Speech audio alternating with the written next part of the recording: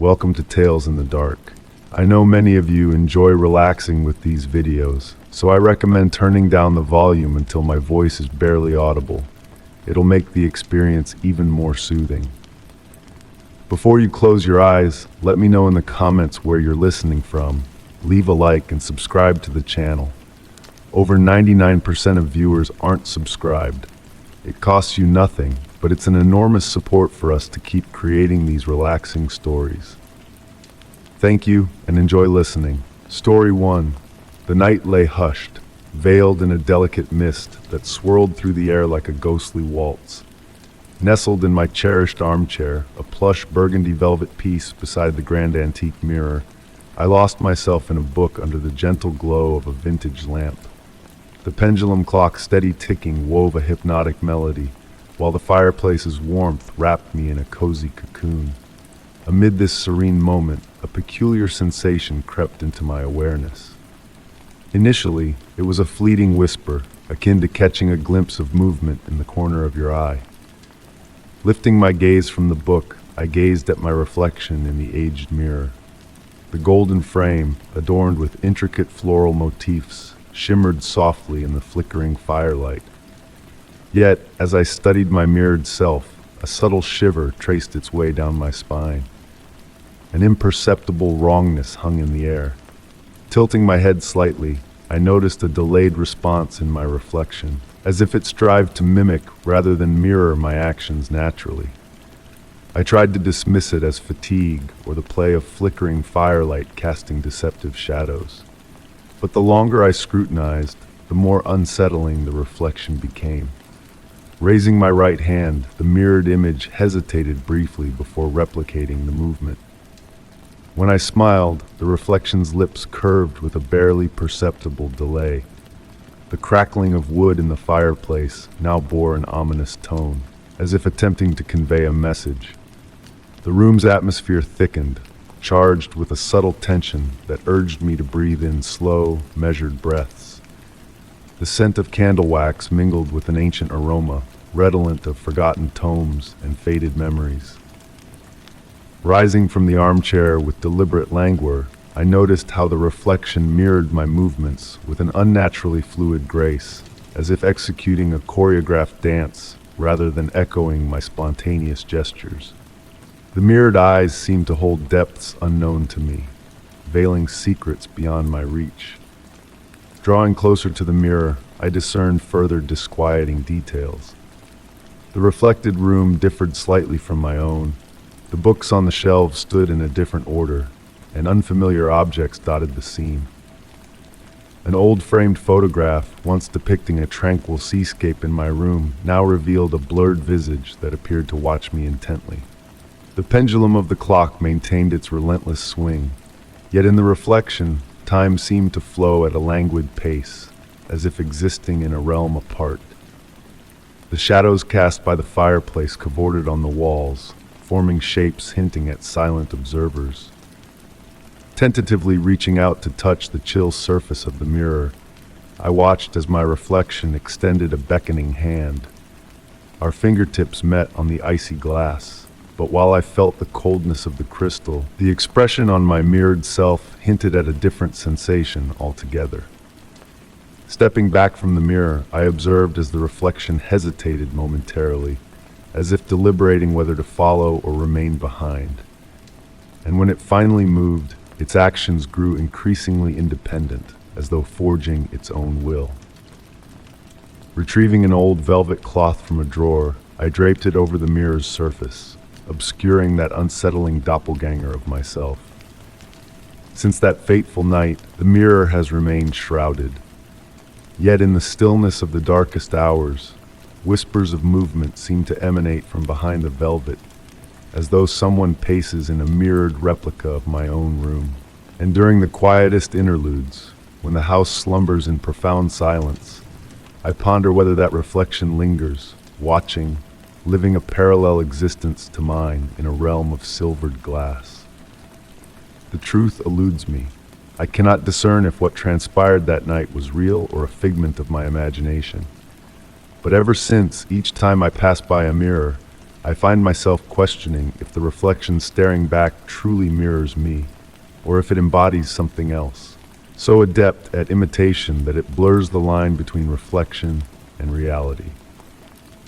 Story 2. The stillness hung heavy on that autumn night. Walking along the gravel path leading to the ancestral home, my footsteps echoed loudly in the shroud of darkness.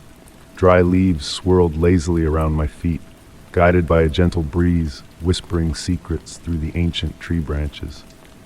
The house had stood empty since Aunt Mary's departure, and it was my duty to ensure all was as it should be. With a metallic click, the antique key turned in the lock, resonating through the vacant porch. A distinct fragrance lingered in the air, a blend of aged wood and a hint of nostalgia that transported me back to carefree childhood days spent within these walls. Inside, twilight seeped through delicate lace curtains, casting intricate patterns upon the wooden floor. The silence within was profound, broken only by the steady rhythm of the grandfather clock in the hall. Yet beneath that silence lay a subtle mystery, as if it veiled an unseen presence. My footsteps echoed down the main hallway, their familiar creaks harmonizing with the hardwood floor. Family portraits, long fixtures on the walls, now seemed to regard me with knowing gazes. Pausing before my grandmother's portrait, I detected a subtle shift in her smile, an enigmatic quality previously unseen. It was then, amidst the silence, that I heard it, a faint sound initially mistaken for a figment of my imagination, a distant echo, as though a lullaby drifted from a remote room. The melody, both familiar and elusive, beckoned me to follow its ethereal trail. Ascending the stairs, each step narrated a tale with its characteristic creak. The haunting melody grew clearer, yet just beyond grasp, like a fleeting dream upon waking. Upon reaching the landing, I traced the sound to the old playroom, where childhood memories had been woven into the very fabric of the space. The door stood slightly ajar, allowing a slender ribbon of moonlight to filter through. Pushing it gently, I entered. The room unfolded before me as a relic of bygone days, the rocking horse nestled in the corner, the bookshelf brimming with tales of yore, the weathered toy chest. Amidst the familiar relics sat a mysterious addition, a music box unknown to me, perched on the windowsill. Approaching cautiously, I observed the tarnished brass music box adorned with delicate floral engravings, its silent presence defying the ethereal melody that hung in the air. Strangely, the reflection in the window portrayed the dancer atop the box in motion, a surreal spectacle that vanished with a blink. Recognition dawned, the lullaby my grandmother had sung, a melody long etched in memory. How could her voice resonate so vividly in this room, long after her departure? Retrieving the music box, its warmth seeping into my palms, I discerned a nearly faded engraving on its base, an inscription bearing my grandmother's birth date. The haunting melody began to fade, merging with the house's silence until it dissolved into nothingness. Seated upon the aged toy chest, the music box cradled in my hands, I watched as the moon painted dancing shadows upon the floor. Since that fateful night, the music box has accompanied me on every visit. Though its song remains unheard, on quiet evenings, a distant echo of the lullaby resurfaces, as if the very essence of the house harbors a symphony of memories. Closing the door behind me, I ponder the notion that certain places retain the echoes of love and care bestowed upon them, resonating through time like an eternal refrain. In those fleeting moments, I am reminded that within these walls, nothing truly fades into oblivion, for the essence of all that has been remains, softly reverberating through the corridors of time. Story 3. The soft patter of rain tapping against my bedroom window had been a companion all evening long. I lay snug in bed, straddling the line between consciousness and slumber, when a faint, steady hum cut through the tranquil rhythm of the rainfall. Initially, I dismissed it as the distant murmur of a car on the nearby road, but with each passing minute, the sound refused to fade, an idle engine, its presence lingering close by. The digital clock on my nightstand cast a gentle red hue across the room, signaling the approach of midnight. Intrigued by an unexplainable urge, I rose from my bed and gravitated toward the window. Through the rain-splattered glass, a shadowy sedan sat parked across the street. Its headlights remained dim, yet a subtle bluish light glowed from within, while tendrils of exhaust curled lazily into the misty night air. The scene outside seemed frozen in time. No movement stirred within the vehicle, no shape visible behind the rain-smeared windows. Yet the constant purr of the engine persisted, a presence that felt both ordinary and unsettling amidst the nocturnal quiet.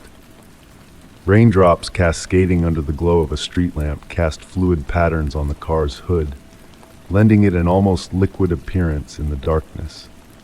My breath misted the window as I observed, framing the enigmatic vehicle in a soft haze. Details drew my attention with dreamlike precision.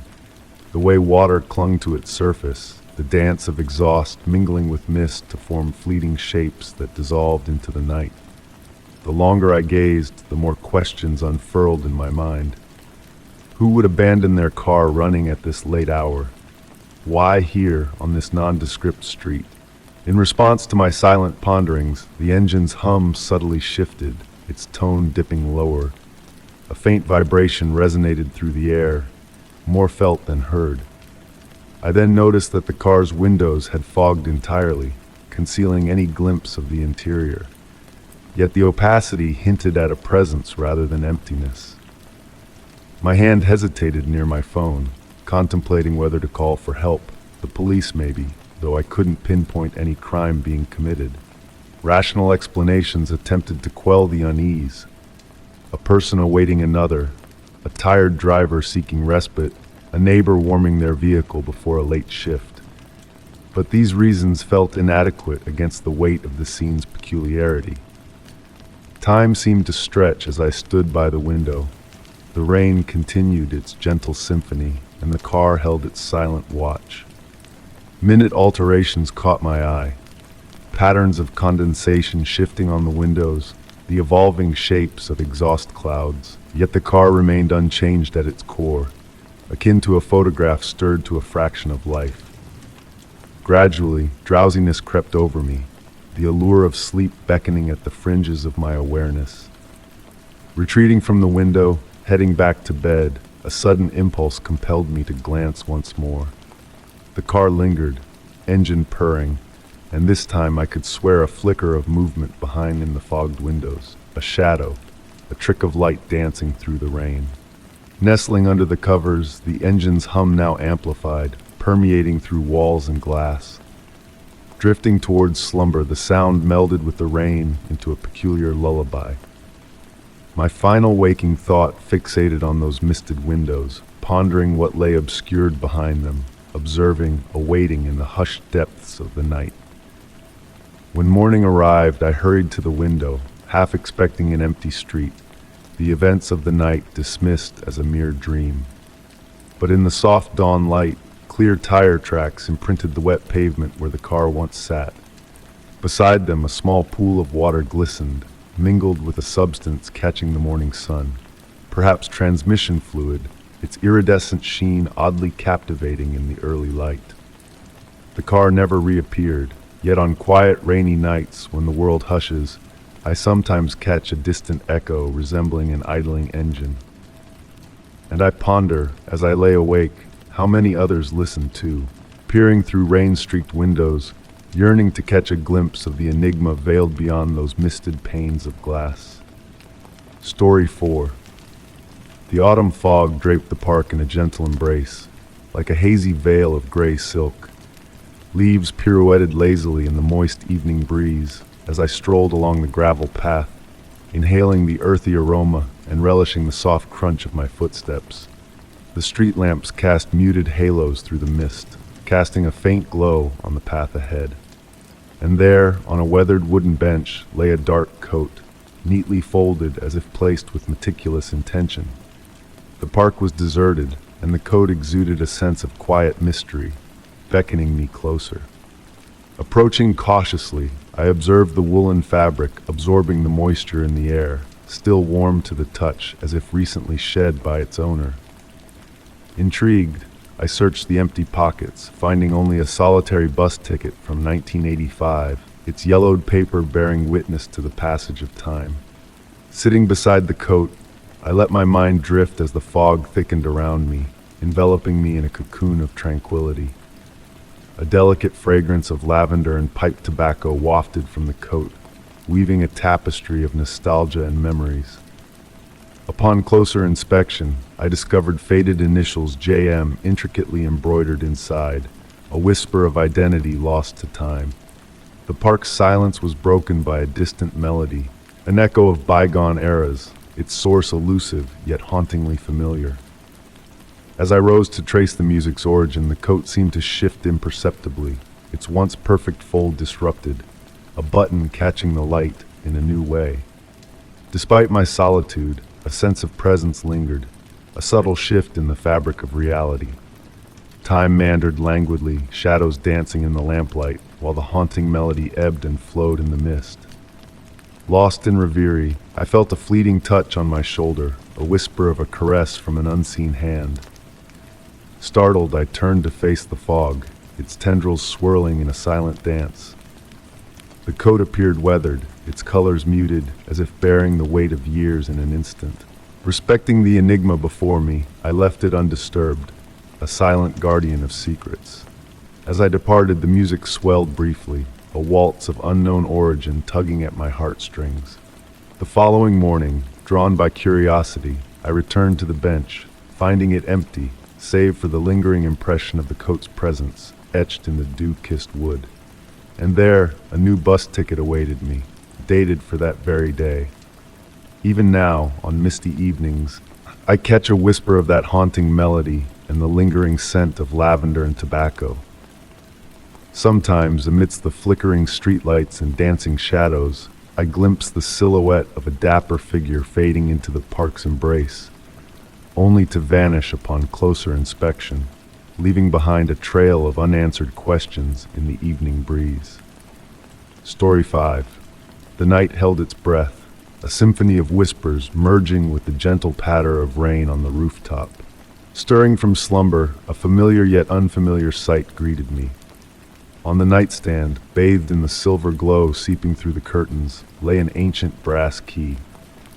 Intricately adorned, it beckoned to me, a silent invitation from a bygone era. Its touch sent a chill down my spine, a weightiness beyond its size, a time-worn patina enveloping its form. As I cradled the key in my palm, its enigmatic design unfolded before me. Unusual, devoid of conventional teeth or grooves, it bore intricate floral patterns intertwined with cryptic symbols of a forgotten tongue. A sudden compulsion seized me, pulling me from the comfort of my bed into the velvety darkness of the night. The key, now emitting a faint azure aura, guided my hesitant steps through the shifting shadows. The house, bathed in moonlight's embrace, felt altered, as if the night had reshaped its familiar contours. Each room, a canvas of mysteries waiting to be unveiled, beckoned me closer. At every wooden threshold, I held the key aloft, its silent hum reverberating through my fingertips, seeking a resonance that eluded my understanding.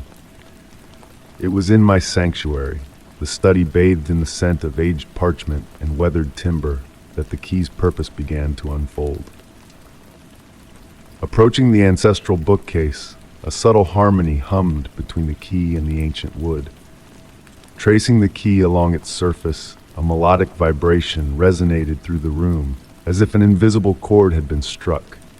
A hidden connection, long dormant, stirred to life as the key hummed with renewed vigor. With a tentative touch, I pressed the key against the bookcase's heart, a place unseen yet undeniably present. The wood responded, a ripple of energy coursing through its grain, unveiling glimpses of a forgotten past in its polished reflection. Morning's light found me, the key clenched in my hand, the night's mysteries lingering like wisps of a dream. The bookcase stood stoic, unchanged in the dawn's embrace, yet a subtle shift had taken root. Days turned into nights, and the key, now devoid of its ethereal glow, remained a silent sentinel of the enigma I had unlocked. In the stillness of midnight's embrace, a faint echo of that ancient resonance lingers, a siren's call from the depths of memory. Yet, I resist its allure, for some doors are best left unopened, their secrets safeguarded by the silence of time. The key rests now in the sanctum of my writing desk, cradled in the velvet embrace of obsidian night. In the hush of twilight, its siren song whispers to me, a question unanswered, a mystery unsolved. Did the key find me, or did I find it, in the dance of shadows and moonlight? And what other secrets lie dormant in a key without a lock, a tale untold in the symphony of night's embrace? Story 6. The rain whispered against the windows of the old establishment, crafting a lulling symphony that intertwined with the gentle clinks of cups and the hushed murmurs of the remaining patrons. Perched at the bar, I observed the dim lights pirouetting on the polished surface of the mahogany counter. Jack, the bartender, polished glasses with deliberate, almost mesmerizing motions. That evening, a new enigma lingered in his gaze, a depth I had never before glimpsed during my habitual visits. Behind his dark eyes swirled profound musings as he brewed my customary lavender tea. His hands executed their tasks with customary precision, yet a subtle tremor betrayed him as he placed the cup before me. Lavender wafted through the air, mingling with coffee and the aged wood scent that saturated the room. Jack stole furtive glances toward a secluded table in the farthest corner, where a solitary figure sat motionless, blending in with the furniture. Approaching me to refill my cup, Jack's movements exuded controlled grace, though a tension tinged his voice when he inquired if I desired more. In that moment, I discerned a disquieting detail. A faint reddish stain marred the cuff of his otherwise pristine white shirt, barely perceptible in the dim ambience. Time drifted languidly, the rain maintaining its hypnotic cadence outside. Patrons departed one by one, abandoning vacant chairs and half-drunk cups. Solemnly, the mysterious figure lingered at their table, as if anticipating an event, or a person. Jack meticulously organized the counter, his meticulous actions betraying escalating disquiet, while the pendulum clock unrelentingly ticked away the minutes. A new detail caught my eye. Nestled among the bottles beneath the counter rested a weathered notebook. During Jack's absence attending to the final customer, I perused the aged pages. The minuscule handwriting, organized and precise, chronicled names, dates, and places in methodical succession. However, the final entries seized my attention. Cryptic annotations, nonsensical numbers, and meticulously drawn symbols. Footsteps interrupted my perusal. The enigmatic figure finally stirred from their seat, striding towards the exit. A passing glance laden with tension transpired between them and Jack at the counter, a fleeting yet palpable exchange. The bartender offered an imperceptible nod, and the stranger vanished into the rainy night. Jack resumed his tasks, but a shift in his demeanor was palpable. His usually firm hands now trembled as he stowed the glasses, his gaze adrift in contemplation, as if grappling with a profound memory or a haunting regret. As I readied to depart, Jack halted me with a gentle gesture. In a soft, measured tone, he confided, "There are sights and sounds a bartender collects, secrets best left cocooned within these walls. But at times, the burden of these mysteries becomes too weighty to bear alone." A pregnant pause hung in the air as he deliberated his next words. Facing him, I observed the flickering lamplight casting playful shadows on his fatigued visage. The notebook, partially concealed among the bottles, stood as a silent sentinel of untold truths. Jack offered a wan smile, devoid of its usual warmth. "Return tomorrow," he murmured. "Perhaps a tale shall be shared, or perhaps not." Stepping into the obsidian night, rain persisting its soft descent, I glanced back through the window of the bar. Jack resumed his meticulous chores, a facade of precision masking deeper currents. Yet now I recognized a concealed narrative beneath his routine. a mystery destined to elude complete comprehension.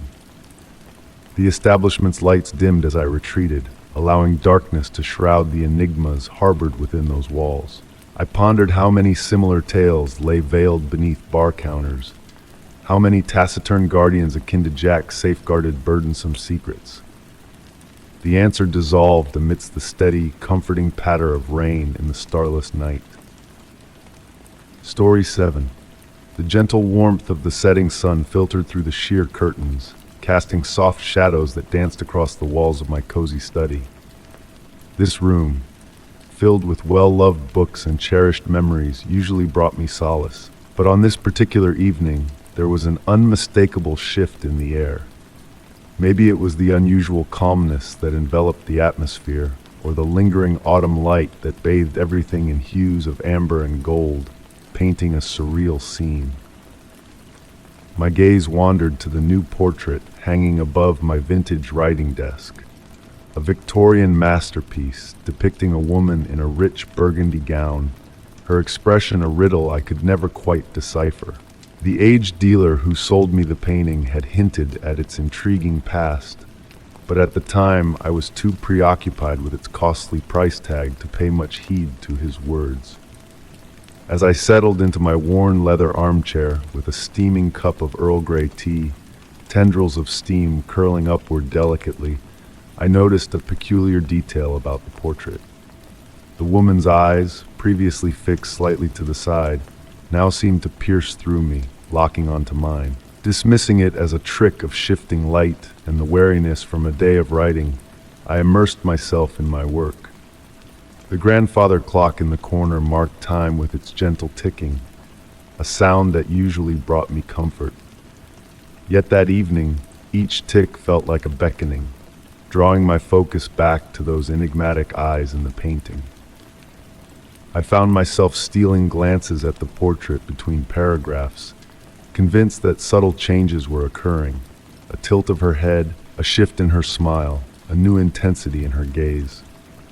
As night descended and I ignited the antique brass lamp on my desk, the portrait underwent a transformation. Shadows caressed its surface, lending depth to the painted layers of her gown. The background, once a simple room setting, now appeared to stretch into infinite darkness. The warm glow of the lamp reflected off the gilded frame, creating shimmering patterns that almost seemed to animate the painting itself. Gradually, I began noticing other peculiar occurrences in my study. Books I had left closed were mysteriously open to pages detailing tales of vanished art and enigmatic disappearances. My fountain pen would roll across the desk unexplainably, and the room's temperature would fluctuate, growing colder near the portrait and warmer as I distanced myself. On a particularly silent evening, as I prepared to leave my study, a hidden detail in the portrait caught my eye. In the background, partially obscured by the woman's shoulder, I discerned what appeared to be another canvas on an easel. Intrigued, I approached, squinting in the dim light. The painting within the painting depicted a study that bore a striking resemblance to my own. My heart quickened as I leaned in closer, nearly touching the canvas with my nose. Within the miniature study, I could make out a tiny desk, a leather armchair, and what seemed to be a figure seated at the desk, a figure that resembled me, engrossed in studying a painting. The scene grew increasingly familiar, and with a jolt, I realized that it was indeed me, captured in intricate detail, examining a work of art. Retreating, a shiver coursing through me, I noticed a change in the woman's expression. She now appeared knowing, almost amused, her eyes tracking my movements around the room. A faint smile tugged at the corners of her lips, and I could almost hear a whispered laughter, akin to the rustle of aged parchment. That night, I firmly shut the door to my study, yet her gaze seemed to linger, following me through the corridors of the house. Restless in bed, my thoughts drifted to the previous owners of the painting. What tales had they woven? What experiences had they encountered? Had they too felt the weight of those watchful eyes, the subtle shifts in the artwork? Come morning, my study remained unchanged, save for one detail. My journal lay open on the desk, adorned with elegant Victorian script that was not my own. The words inscribed read, "Art is ever changing, dear onlooker." The line between observer and observed blurs more often than you realize, wouldn't you agree? I chose not to remove the portrait from its place on the wall. Perhaps I should have, but the lure of curiosity has always been my downfall. Now, as I pen this narrative in my study, I find myself frequently glancing up to meet her gaze, that enigmatic smile lingering on her lips. In moments of perfect serenity, when the light plays just so and the house falls into a hush, I notice subtle alterations within the painting. New details emerging, the scene evolving imperceptibly. The portrait remains an enigma, one that I have come to welcome. In the tranquil embrace of my study, with the grandfather clock maintaining its steady cadence and the evening shadows dancing, I have come to realize that perhaps we are both, the observer and the observed, intertwined in a timeless waltz of perception and reflection. Story 8, I stir awake, enveloped in a weighty embrace that clings to me like a cloak of lead. The room around me is awash in a gentle luminance, a pearlescent glow that emanates from nowhere in particular. The walls possess an elusive hue, shifting shades each time I avert my gaze. The ceiling soars high above, stretching far beyond the confines of an ordinary bedroom, vanishing into a velvety darkness reminiscent of a sky devoid of stars. The bed beneath me yields luxuriously, the silk sheets whispering against my skin with a mesmerizing rustle as I shift. A sweet, familiar fragrance lingers in the air, evoking memories I cannot quite place. It could be the essence of lavender, or perhaps vanilla, yet each attempt to capture its essence reveals a new scent altogether. In this chamber, time meanders in a peculiar manner. Shadows elongate and recede as if imbued with a life of their own, swaying upon the walls in a lethargic, hypnotic cadence. The silence, though not absolute, is punctuated by a background hum akin to a distant slumbering breath, or the echo of my own heartbeat resonating in the empty expanse. Rising from the bed, my bare feet sink into a plush carpet so thick it feels akin to treading on clouds. Sparse furnishings populate the room, a weathered dark wood desk, a plush burgundy velvet armchair, and an oval mirror framed in gold. The mirror remains perpetually misted, as though veiled by the steam of a recent shower, yet no bathroom materializes within view. Approaching the desk, I find an array of disparate objects awaiting me. A time-worn leather-bound diary, a fountain pen filled with midnight blue ink, and a steaming cup of tea emitting a gentle wisp of vapor. The tea's warmth belies my recollection of its preparation. While the diary's pages remain blank, a faint impression of words seems to linger beneath my touch, as if inscribed in invisible ink. The armchair beckons me, and I acquiesce, sinking into its warm velvet embrace, still radiating residual warmth as if recently vacated. From this vantage point, I discern a curious anomaly in the wall before me. It appears to pulsate faintly, akin to the rhythmic expansion and contraction of slumbering lungs.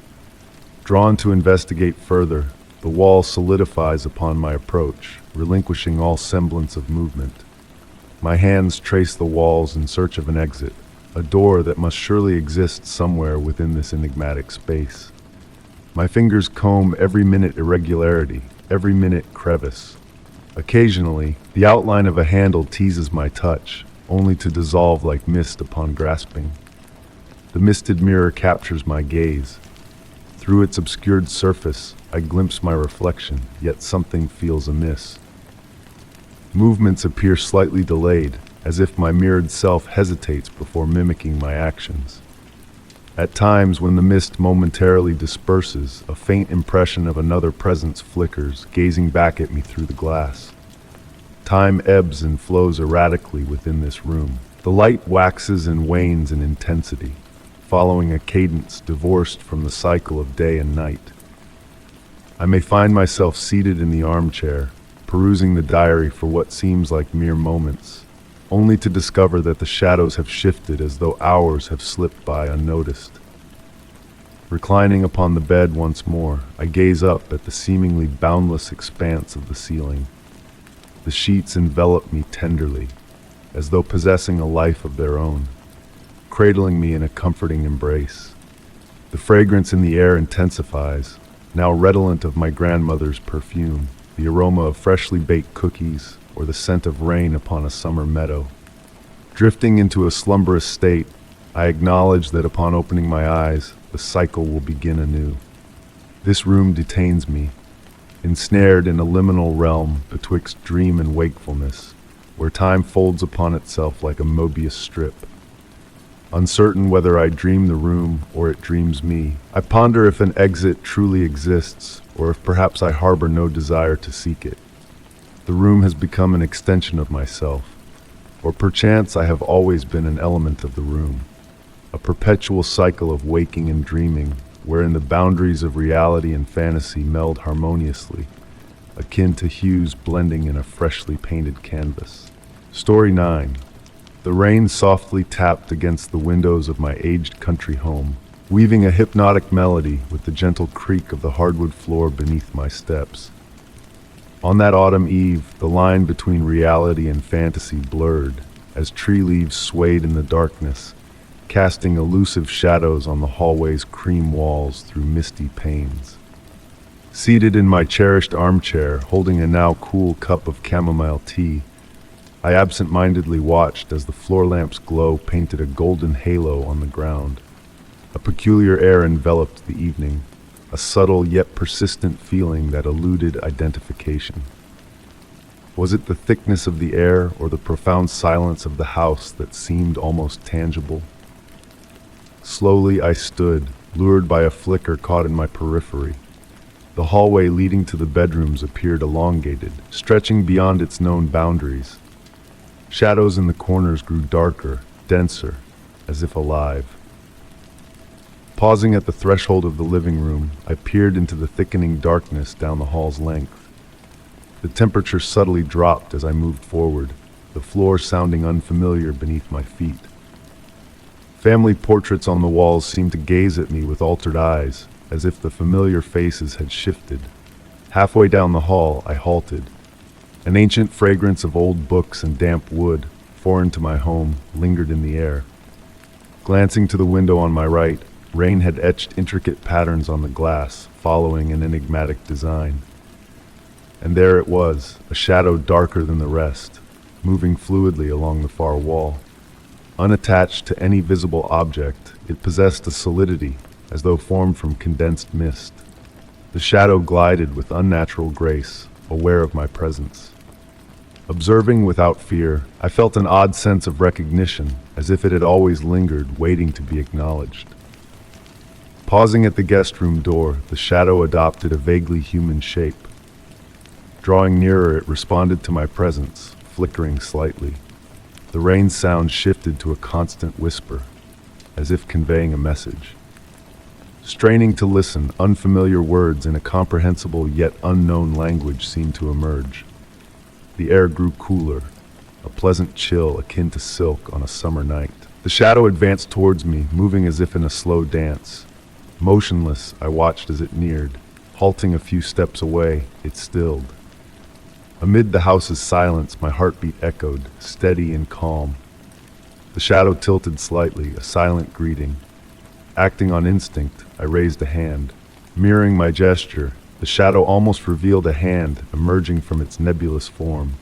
Though no physical touch occurred, warmth lingered where our hands nearly met. With graceful fluidity, the shadow began to dissipate, vanishing like smoke in an unseen breeze, leaving behind a faint scent of jasmine and profound tranquility. Time seemed suspended in that corridor as I stood, listening to the rain's fading melody. Returning to the living room, I found my tea still warm, as if time had paused during our encounter. Since that night, on rainy evenings, I tread the hallway with heightened awareness. Sometimes, I catch a glimpse of that familiar figure, dancing just beyond my sight. The mystery of that shadow remains unsolved, yet its presence left not unease but a realization that some enigmas require no explanation. My house's hallway now cradles this secret, and on silent rainy nights I await with a blend of curiosity and serenity, a new encounter with the shadow that dances beyond. Story 10. The soft, steady cadence of raindrops tapping against my window had woven itself into the fabric of my late-night writing rituals. Each droplet etched shimmering trails down the glass, painting a fluid masterpiece of liquid light. Bathed in the warm embrace of my desk lamp's amber glow, I sat ensconced in a tranquil sphere of illumination, while the rest of the room basked in velvety darkness. It had become a habit of mine to lose myself in the intricate paths of raindrops, seeking out hidden stories within their crystalline journeys. But on this particular night, a subtle shift in their dance captured my attention. The rain seemed to flow in peculiar patterns, as if guided by an unseen force. Initially, I attributed it to mere fatigue-induced illusions. The gentle lullaby of rain had almost lulled me into that blissful realm between consciousness and slumber. Yet, as I observed with a curious gaze, the anomalies in the droplets' movements grew more pronounced. They purposefully avoided certain areas on the glass, creating dry patches that gradually coalesced into the semblance of a figure. Drawing closer to the window, my breath hitched as I beheld the reflection not only of the rain's artistry, but also the dimly lit interior of my room behind me. Within that layered tapestry of glass and water, a peculiar detail caught my eye. My reflection seemed slightly out of sync, mirroring my gestures with a delicate delay. The hushed symphony of raindrops intensified, weaving a melodic veil around me. Mesmerized, I witnessed my mirrored self reach out to touch the glass, a motion my own hand had not initiated. The movement possessed a fluid grace, akin to a dancer following a choreography unknown to me. A gentle warmth enveloped my skin, juxtaposed against the cool breath of the night air seeping through the window. Gradually, the features of my reflection began to shift, undergoing subtle transformations that rendered it simultaneously recognizable and enigmatic. The eyes that met mine held a profound wisdom, a depth that transcended time itself. Motionless, I watched as my reflection continued its ethereal metamorphosis, the countenance evolving into a state beyond gender or age, embodying a timeless essence. The rain wove intricate circles around this enigmatic figure, defying the laws of gravity with each drop's descent. A flicker of my desk lamp briefly dimmed the room, casting a fleeting shadow across the space. In that transient darkness, I sensed a presence beside me, as tender as a mother's caress. As the light steadied once more, my reflection reverted to its synchronous mimicry of my movements. Yet, the rain persisted in its celestial choreography, a silent testament to the extraordinary visitation. Hours slipped away as I remained rooted by the window, contemplating the mystical encounter. The residual essence of that ephemeral presence lingered, akin to the echo of a cherished melody, neither ominous nor intrusive.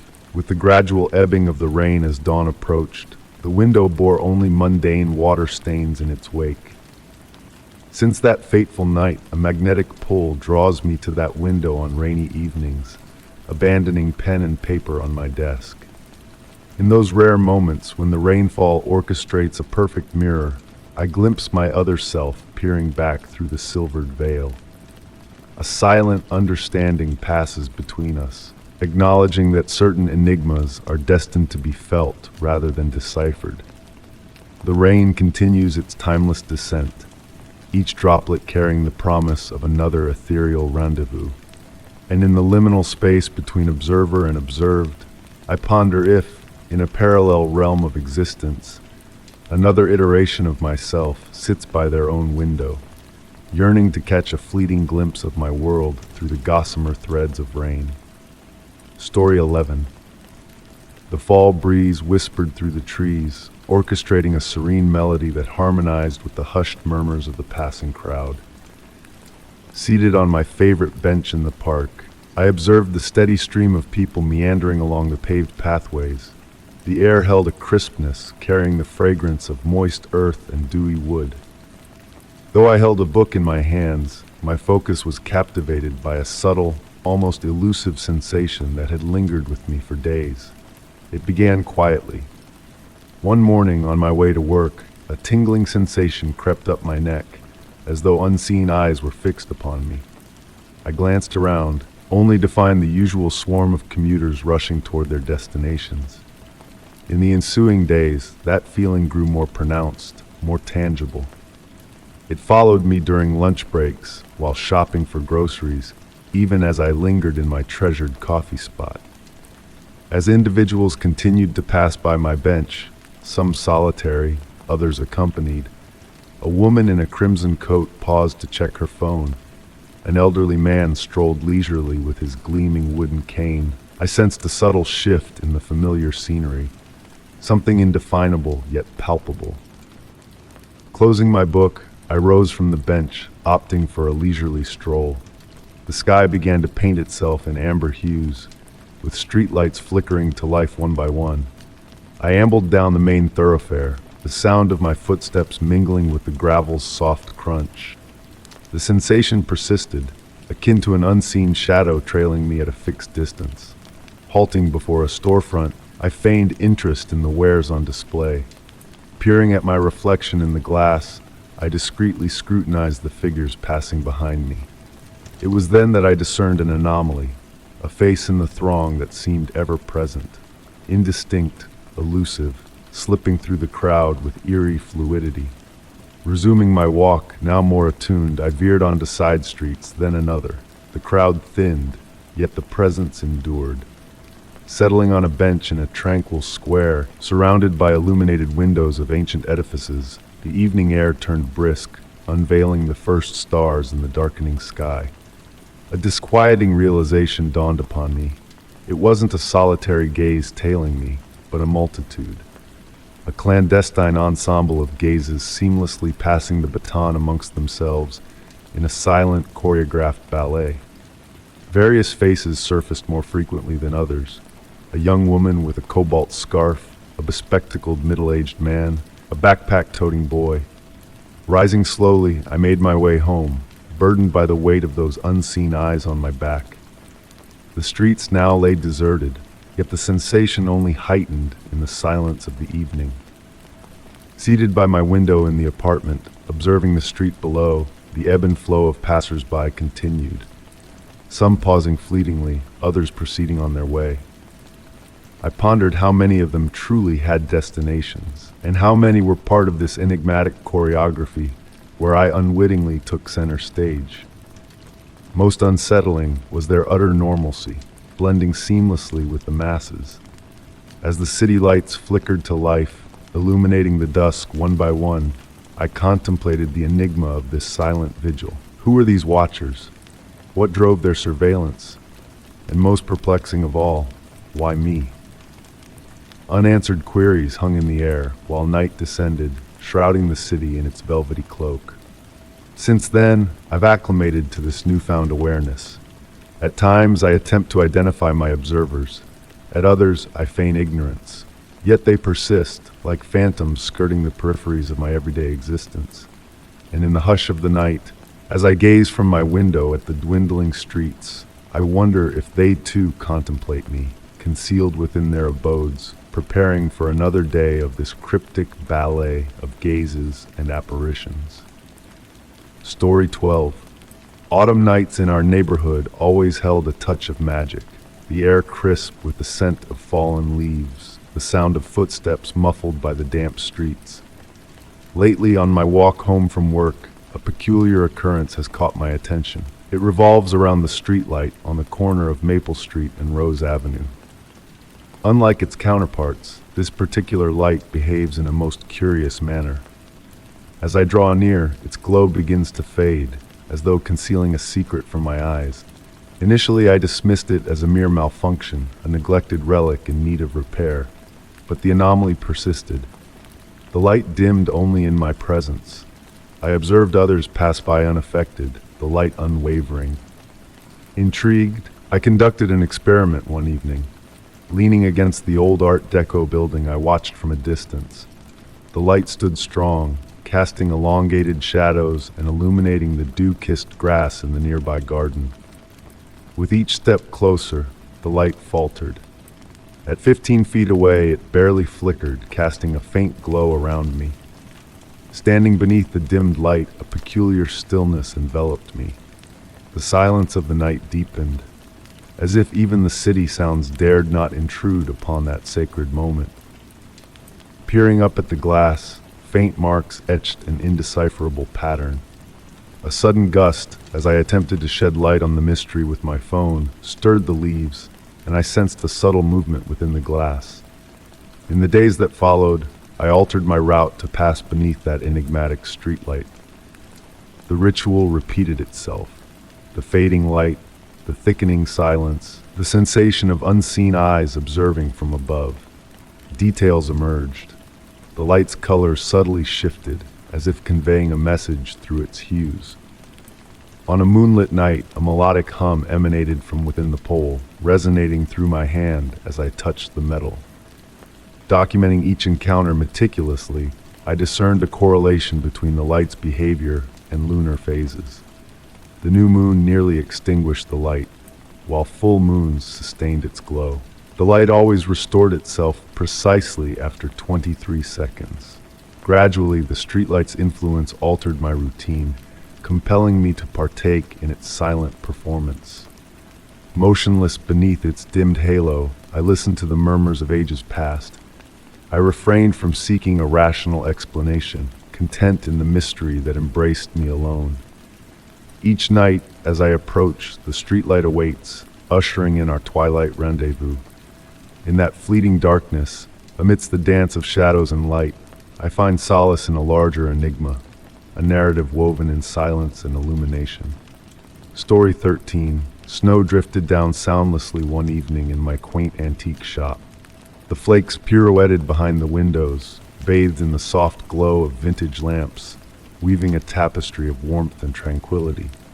The aged wooden shelves murmured tenderly, syncing their whispers with the unhurried sway of the pendulum clock's hands. A blend of musty books and beeswax lingered in the air, an aroma that only artifacts with a rich past could exhale. As I arranged a stack of volumes, the doorbell chimed with crystalline clarity. A rush of frigid air tiptoed into the shop, carrying a sprinkle of snowflakes that dissolved upon the polished wooden floor. Turning to greet the visitor, I was momentarily struck by a tall silhouette standing at the threshold. Draped in a somber coat that seemed to swallow the ambient light, the figure sported a wide-brimmed hat shrouding the upper visage and a gray wool scarf veiling the lower features. "Good evening," I murmured, striving to uphold a professional demeanor despite a subtle shiver caressing my spine. The visitor offered no reply, but glided gracefully amidst the shelves, their gloved hands grazing the curated objects with delicate reverence. An entrancing quality infused their movements, as though they danced to an ethereal melody unfathomable to mortal ears. I found myself ensnared, fixating on their every gesture, noting the peculiar behavior of light around them. Shadows deepened and thickened, assuming a tangible substance of their own. Coming to a pause before an antique mirror from the 18th century, recently added to my collection, the visitor's gloved fingers traced the golden frame with deliberate tenderness. Silence draped the shop like a heavy shroud, broken solely by the languid ticking of the clock, each beat elongating in a surreal cadence. Peering into the mirror, I attempted to catch a glimpse of their reflection, only to recoil in unease as the glass merely mirrored the shelf behind them, as though they existed not. Approaching cautiously, the floor protesting beneath my steps, I inquired in a hushed tone, "May I assist you in finding something specific?" Slowly turning towards me, the customer's obscured countenance revealed naught but shifting shadows beneath the hat. With a fluid motion, they withdrew a yellowed parchment from their coat pocket, unfolding it meticulously on the counter beside the cash register. The list, penned an elegant, antiquated script, detailed enigmatic items, a mirror that remembers, a clock that counts backwards, a key that opens forgotten doors. As I perused the list, a chill seemed to descend upon the shop, my breath materializing in wisps of vapor. Objects on the shelves hummed imperceptibly, as though recognizing a significance in the visitor's presence. "I regret to inform you," I whispered, "that I do not possess these particular items." The customer remained motionless for a protracted moment before nodding slowly. Retrieving the parchment, they slid it back into their coat with the same grace it had been retrieved.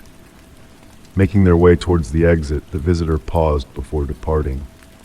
Tilting slightly, a sound more akin to a notion than a voice emanated from beneath the scarf. "You will." It echoed not as a query, but as a proclamation. The doorbell tolled as they exited, its tone altered, resonating from a distance.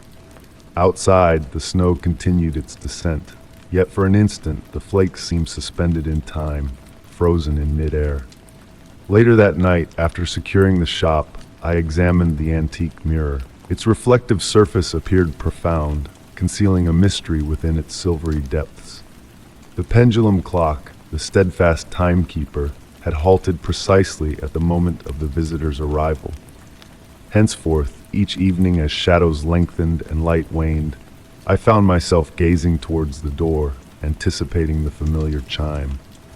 Every object within the shop seemed to share in this vigil, as if cognizant that the enigmatic visitor would someday return. In an antique emporium, every artifact harbors a tale, and perchance, some items await the genesis of their own narrative. Story 14. The quiet of the night was interrupted solely by the rhythmic clatter of the train wheels on the tracks. I found myself in the final car, enveloped in a soft, dim light that gently illuminated the space. The air held a comforting warmth, and the steady movement of the train induced an almost hypnotic trance.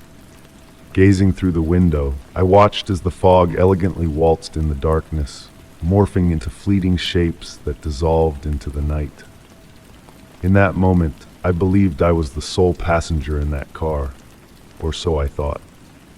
My reflection in the window fused with the obscurity outside, conjuring the illusion of an indistinct presence observing me from the other side.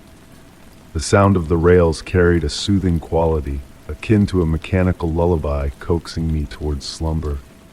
It was then that a peculiar sight caught my eye in the glass reflection. A shadow lingered behind me, a figure seated a few rows back. I had no recollection of anyone boarding the train, yet there they were, a silent companion. The train pressed on through the night, the wheels murmuring ancient tales long forgotten.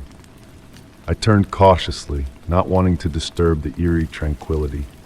The car was bathed in an amber glow, casting elongated shadows over the vacant seats. The enigmatic figure I had glimpsed sat motionless, cloaked in a dark garment, their face concealed beneath a broad-brimmed hat. Time seemed to stretch as I fixated on that silent presence. The atmosphere in the car grew heavy, saturated with memories foreign to me. The passenger remained immobile, wordless, as though an intrinsic part of the train itself. I resolved to rise, feigning a visit to the restroom at the rear of the car. Drawing nearer to the mysterious figure, I noticed that their coats seemed to absorb light, shunning any gleam. An unusual chill enveloped the air surrounding them, carrying a faint scent of lavender and aged books. Passing by the seat occupied by this mysterious traveler, I felt as if time momentarily halted. The rail's clamor faded to a distant echo, as if from another realm. It was then that a disconcerting realization dawned upon me. Beneath the opaque coat, there was no discernible movement, no breath visible. Reaching the end of the car, I hesitated, torn between advancing to the next car or returning to my seat. The corridor stretched endlessly, and the dim lights painted hypnotic patterns on the floor. Upon glancing back, the seat where the mysterious figure sat was vacant. Left behind was solely an aged train ticket, its yellowed paper crackling with age. Trembling, I lifted it, The date imprinted on it traced back 50 years to that very day. The ticket exuded warmth as though freshly held. Retreating to my seat, I clutched the ticket delicately. The train persisted in its nocturnal journey, the rhythmic wheels providing a sense of reassurance. The fog outside thickened, and I fancied discerning other silhouettes pacing alongside the train, as if accompanying it on its midnight voyage. As weariness crept over me, I pondered how many others had crossed paths with that mysterious passenger on the final train of the night. The ticket I held stood as the sole tangible proof of that surreal encounter, yet even it began to wane, like a dream dissipating upon waking. The train continued its nocturnal voyage, bearing its enigmas and its passengers, both seen and unseen. Drifting into slumber, I caught a hint of lavender in the air and the distant echo of footsteps fading down the car's corridor. Story 15. The Night's Whispers. In the hush of the night, my footsteps whispered a tale as they traversed the ancient wooden corridor. Each creak of the floorboards harmonized with the rain's gentle percussion on the window panes, creating a symphony of tranquility. The air held a nostalgic fragrance, a blend of aged wood and weathered paper, enveloping me in memories of bygone eras. Standing before the door at the hallway's end, leading to a room long forgotten, I hesitated. The lock shimmered faintly in the soft glow of the wall lamps, beckoning me with a silent invitation.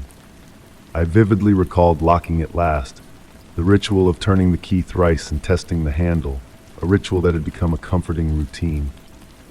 But on this particular evening, an unfamiliar aura lingered around the door, a chill in the air, and a delicate layer of dust veiled the brass handle in intricate patterns, as if whispering secrets of its own.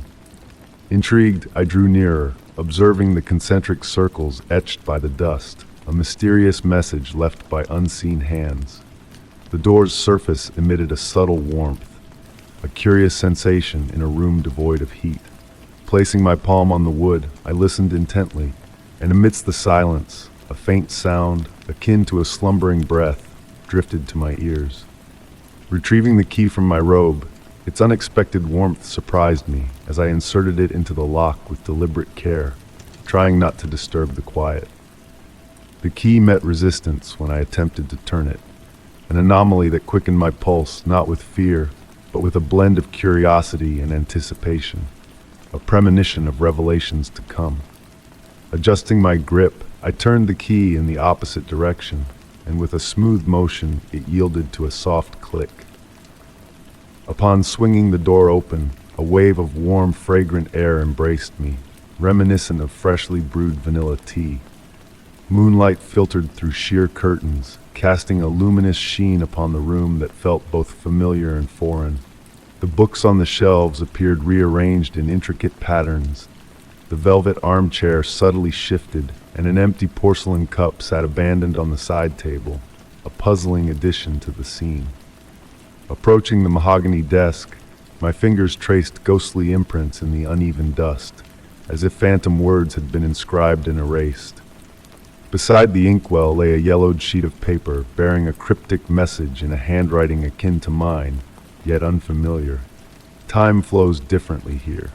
As those words danced before my eyes, I sensed my breath aligning with the rhythmic sway of the curtains, a harmony born of unseen forces. Sinking into the plush velvet of the armchair, I glimpsed the room's reflection in the window, a mirrored world where reality blurred with illusion. A fleeting shadow flitted at the corner of my vision, teasing my senses before vanishing into the night's embrace. Closing my eyes, I surrendered to the room's pulsing silence, where whispers of a hidden realm murmured just beyond reach. Upon reopening my eyes, a subtle shift had occurred, as if the room itself had subtly rearranged its elements. The once cold cup now exuded warmth, tendrils of steam curling towards the ceiling like ethereal tendrils. Rising from the armchair, I carried the weight of the room's enigma as I made my way back to the door, my steps soundless upon the wooden floor. Pausing at the threshold, I cast a final glance. the room seeming to exhale a tranquil sigh, a slumbering entity in repose. Closing the door with a gentle touch, I turned the key in the lock, the soft click echoing like a lullaby in the hallway's stillness. Since that fateful night, a subtle aroma of vanilla tea lingers near the door, accompanied by the ghostly rustle of pages turned by unseen hands.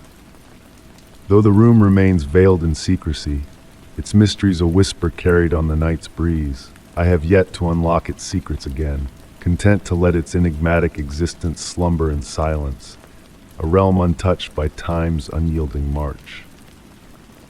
Story 16. The gentle pitter-patter of rain on the rooftop tiles wove a hypnotic melody as I prepared for the night. Droplets cascaded down the window panes, casting playful shadows on the walls of my cozy study. Despite the fireplace being dormant, a lingering aroma of smoldering wood from the previous night lingered, mingling with the soft glow of the desk lamp that enveloped the room in a soothing, warm embrace. In the midst of that serene quietude, a sound pierced through the air, disrupting the tranquility. It was the unmistakable ring of an old-fashioned phone, a sound that should have been impossible since the rotary phone on the shelf had long been disconnected, replaced by a modern cell phone. Yet there it was, resounding crystal clear in the stillness of the room. Setting aside the book I had been engrossed in, I rose from the plush armchair, the soft Persian rug muting my footsteps as I approached the antique phone. Gleaming faintly in the dim light, the black phone, a relic from my grandmother, seemed to beckon me with its eerie allure. Just as I extended my hand to touch it, the ringing abruptly ceased. The receiver, icy to the touch, exuded a faint scent of aged Bakelite, evoking nostalgic memories of watching my grandmother dial numbers with the rotating disc. Dismissing the curious event as a trick of my fatigued mind, I turned to return to my seat, only to have the phone ring once more, this time with a heightened intensity that demanded attention. Turning back to face the phone, a mix of curiosity and unease gripped me. With each ring, the receiver trembled imperceptibly, catching the light in a mesmerizing dance of reflections. Counting the rings in a trance, I found myself captivated. 1, 2, 3, 4, and on the fifth, almost instinctively, I lifted the receiver. The ensuing silence was profound, punctuated only by the steady rhythm of raindrops on the windows.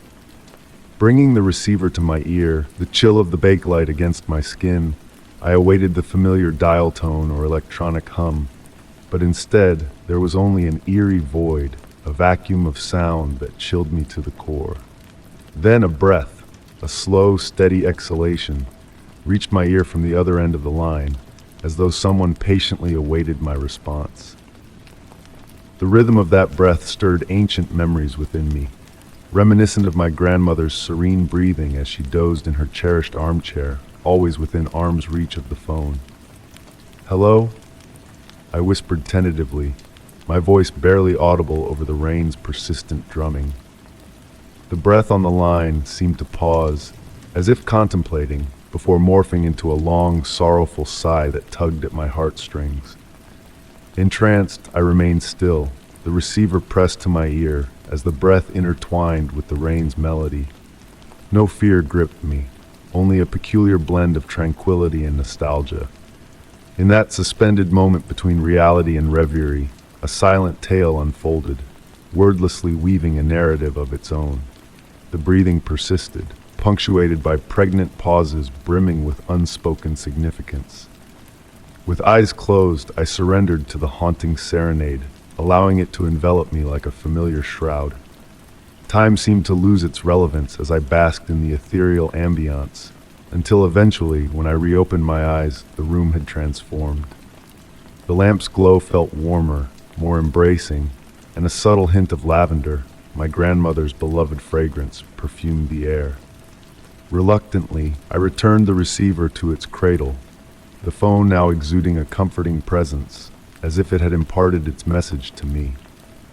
Settling back into the armchair, I gazed at the antique phone in the soft, ambient light. The rain's melody continued, intermingling with memories that danced in the air. Since that enigmatic night, the phone has remained silent. Yet on rainy evenings, when the silence grows profound, a faint breath, a familiar sigh echoing through the ether, seems to brush against my senses. In those fleeting moments, a smile graces my lips, a silent acknowledgement that certain connections transcend mere physical wires and cords.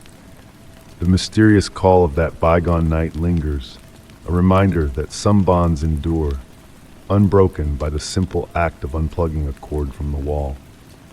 Story 17. The grandfather clock in my study signaled midnight with its familiar deep resonance, each chime echoing through the silent air like gentle ripples on a pond. Nestled in my weathered leather armchair, a well-loved book cradled in my lap, I listened to the soft patter of rain against the window panes. The old house murmured softly, its aged timbers settling into the hush of the night. My gaze wandered to the hallway door, the dark frame illuminated by the warm glow of my reading lamp. Tonight, there was a subtle difference, a shift in the familiar. Perhaps it was the way the brass handle caught the light, or the way the wood grain seemed to dance in the shadows. Despite living here for 15 years, this door now held an air of unfamiliarity. Rising from my chair, marking my page with a delicate silk ribbon, the wooden floor felt cool beneath my slippers. With each step towards the door, the temperature dropped, as if a chill had crept into this solitary corner of my home. My hand reached out to the handle, finding it unexpectedly warm against the cool air, a stark contrast. As the door swung open smoothly, revealing the unaltered hallway beyond, I couldn't shake the sense of something subtly amiss. The faded wallpaper, worn carpet, and framed photographs all remained unchanged. Closing the door, I chided myself for letting my imagination wander. That night, my dreams were filled with doors appearing in impossible places, adorned with the same warm brass handles. Upon awakening, I went about my day as usual, barely sparing a glance at the hallway door. But as evening descended, a peculiar sight caught my eye. The door appeared lighter, as if time had aged it overnight. The brass handle now bore a patina that hadn't been there before. Approaching the door with newfound curiosity, I observed the subtle alterations with a keen eye. The wood had transformed, the hinges taking on a new hue. Yet, upon opening the door, the hallway remained unchanged. Night after night, the door underwent delicate metamorphoses, shifting in appearance with each passing hour. I meticulously documented these changes in a journal, each transformation occurring in the quiet depths of night beyond my watchful gaze. One evening, I resolved to stay awake, to witness the door's mysterious alterations firsthand. Positioned directly in front of it, I watched as the hours slipped by. At 3:17 a.m., a flicker of light and a shift in the air heralded another transformation. The oak door had transformed into rich mahogany, intricate silver powder patterns dancing across its surface. Drawn to these newfound details, I hesitated as my hand reached for the crystal handle. A subtle vibration hummed in the air around the door, and to my surprise, I realized there was no keyhole. This detail had never been absent before, sparking a disquieting realization. As I pondered this newfound revelation, a sense of unease settled within me. Each night, the door unveiled a new guise, offering glimpses of unseen hallways beyond. Yet when opened, it remained steadfastly familiar. Now, as I sit in my study each evening, I find myself captivated by the door's enigmatic transformations. Could it be that I am the one altering my perception, rather than the door itself changing? Perhaps both are true, or neither. What remains certain is the anticipation that stirs within me as midnight approaches. The rain taps against the windows, and I await the unveiling of the next mystery that my door will reveal, or conceal, in the tranquil hours before dawn. Story 18. The snow descended noiselessly on that winter night, draping the windowsill in a soft, velvety white cloak. Nestled in my cherished armchair, I observed the snowflakes pirouette in the lamplight while savoring a cup of chamomile tea. The warmth of the brew enveloped me, a stark contrast to the chill seeping through the ancient wooden window frames. The grandfather clocks ticking orchestrated time with a hypnotic cadence akin to a soothing lullaby. It was in that tranquil moment of hush that I caught sight of something peculiar in the window's reflection. Amidst the swirling snowflakes, a face seemed to materialize, indistinct yet possessing an otherworldly allure, as though sketched by the mist of my breath on the icy glass. The eyes, however, held a peculiar clarity. Profound and shadowed, they gazed at me with an unsettling sense of recognition. Rising slowly from the chair, the floorboards murmured beneath my weight. Drawing nearer to the window, the apparition dissolved, leaving behind a lingering sense of being observed. The fragrance of tea now intertwined with a delicate jasmine scent previously unnoticed, evoking faint memories of a summer twilight long past. Resettling into the chair, my gaze continued to search for that elusive visage in the reflection. The pendulum swung on, its rhythmic ticking now murmuring unintelligible whispers. Retrieving my aged, leather-bound journal from the nearby shelf, I absent-mindedly thumbed through its pages, a photograph slipping from within. Trembling, I lifted it, weathered and time-stained, yet the image remained discernible. A group of individuals smiled at the camera during a summer gathering. A picture unfamiliar to me, yet each face bore a sense of eerie familiarity. One face, in particular, captured my attention. A young lady in the background, slightly blurred, locked eyes with the camera, mirroring the deep, shadowed gaze from the window's reflection. My heart drummed a slow beat as I studied the photo. Clad in a white floral dress, she clutched a bouquet of jasmine in her hands, her smile tender and wistful. Flipping the photo, I sought a date or inscription. Scripted in elegant font on the reverse, it read, "Don't forget me." A gust of wind stirred the curtains, though I was certain all windows were shut. The jasmine scent intensified, enveloping me like a gentle caress. For a moment I closed my eyes, memories fragmenting in my mind, a tinkling laugh, a distant piano melody, the whisper of a white dress among garden foliage. Opening my eyes, the snow cascaded soundlessly outside. The window's reflection had reverted to normal, revealing only my weary countenance. Yet, as I tucked the photo back into the journal, I knew that face would inhabit my dreams. Not a menacing presence, but a tender melancholy, akin to a forgotten tune resurfacing in the mind.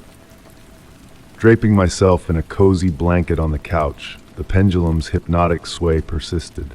The jasmine aroma lingered in the air, dwindling like a fading memory slipping into slumber. Drifting towards sleep, I pondered how many other forgotten recollections lay nestled in the recesses of my mind, patiently awaiting rediscovery. Perhaps, I mused, certain faces are not meant to fade, but rather linger as gentle phantoms, custodians of memories obscured but not erased by time. And as sleep beckoned, the crystalline laugh echoed faintly in the wind, accompanied by the snowflakes' nocturnal dance. Story 19. The soft glow of the candlelight danced gracefully on the ancient stone walls as I descended into the depths of the cellar. Each step I took echoed with the familiar creak of the worn wooden stairs, a sound that had been a constant companion on my journeys to retrieve Grandma's preserves. The air down here was cool and musty, carrying with it the earthy aroma of old wood that never failed to transport me back to my childhood days. But on this particular evening, a subtle shift in the atmosphere caught my attention. The candle flame flickered gently, unaffected by any drafts, while a thin layer of dust seemed to cloak every surface, despite my visit just the day before.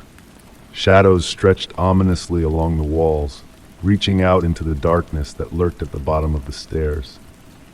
Halfway down, a peculiar sensation gripped me, halting my descent. The wooden shelves, which usually ended after a short distance, now appeared to stretch endlessly into the depths. The candle's light struggled to reach the far ends, as if the corridor itself was expanding before my very eyes. The silence enveloped me like a heavy veil, broken only by the rhythmic beat of my own heart and the distant trickle of water seeping through the ancient stones. Driven by a curiosity that overshadowed my apprehension, I pressed forward. The jars of preserves lined the shelves, their labels bearing dates far older than I had ever seen before. 1980, 1960, 1940. Some labels had faded beyond recognition.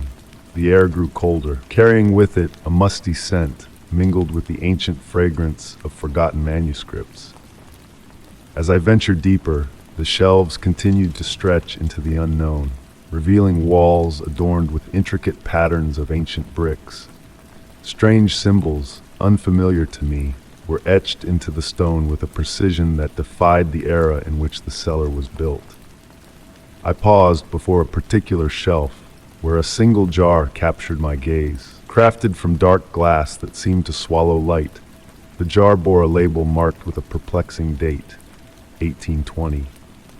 Trembling slightly, I lifted the jar for a closer inspection. In the cellar's profound silence, a faint, indiscernible sound brushed against my ears, a whisper composed not of words, but of the fluid passage of time itself, like the rustle of ancient pages stirred by a phantom wind. Slowly turning, I caught a fleeting glimpse of blurred figures moving in the shadows, as though memories sought to materialize before my eyes. Sensing a shift in the air, I knew it was time to retreat. Yet as I turned to ascend the stairs, a disconcerting realization dawned upon me. The distance I had traversed seemed to have multiplied, the light from above now a mere speck in the vast darkness below. With a calm resolve, I began the ascent, counting each step in a familiar ritual from my youth. As I climbed, the shelves around me shifted once more, gradually returning to their familiar state. The dates on the jars became more recent, and the intricate brick patterns gave way to rough stone. The jar from 1820 remained in my grasp, a tangible reminder that what I had experienced was not a mere figment of my imagination.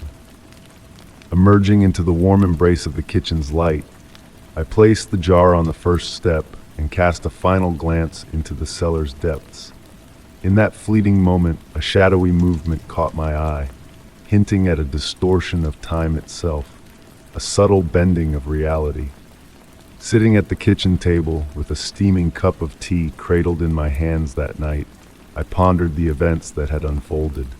The jar, now labeled Blackberry Jam 2023, appeared ordinary, yet when I uncorked it, a fragrance unlike any other wafted forth. A scent redolent of time itself, both sweet and ancient, akin to a cherished childhood memory. Since that enigmatic evening, each descent into the cellar has been tinged with a sense of anticipation. Though the stairs remain unaltered and the shelves stocked with familiar preserves, there are moments when the dim light and profound silence hint at the cellar's hidden depths, as if it is on the brink of revealing more of its temporal mysteries. And perhaps, one day, I will summon the courage to venture once more into that infinite corridor, to unravel the enigma that lies at the furthest reaches where time loses its grasp, beckoning me to explore the unknown and discover the secrets that lie beyond. Story 20. The rain descended softly that evening, draping a shimmering veil over the pavement, reflecting the glow of the streetlights. I strolled homeward after a taxing day at work, relishing the moist fragrance in the air and the soothing patter of raindrops on the rooftops. And then there it was, a petite book with a somber cover, forsaken on the sidewalk. The rain hadn't marred it, almost as if it had been left mere moments ago. Stooping down, I picked it up, noting its supple texture and the high-quality leather enveloping it. Devoid of any markings, no name or hint, just a black satin ribbon serving as a bookmark, nestled midway through the yellowed pages.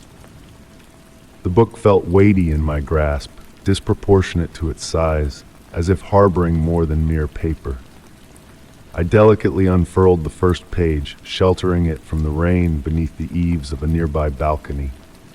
The script was elegant and precise, penned in black ink that seemed freshly laid on the paper.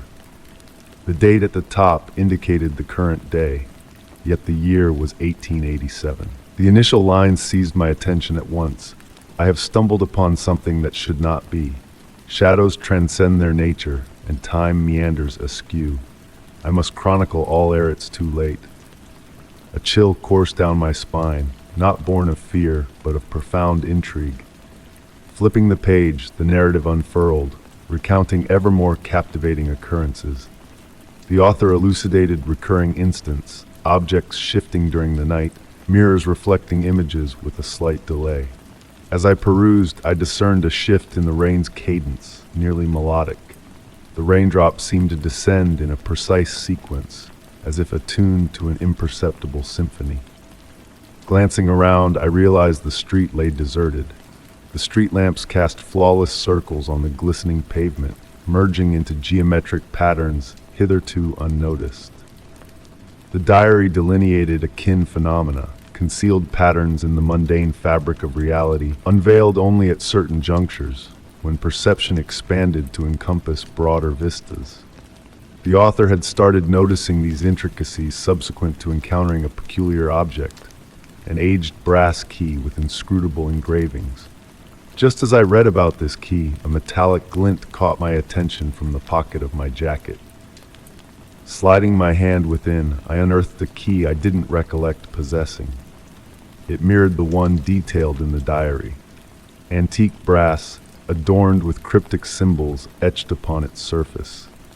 My heart beat steadily, albeit languidly, as I scrutinized it in the lamplight.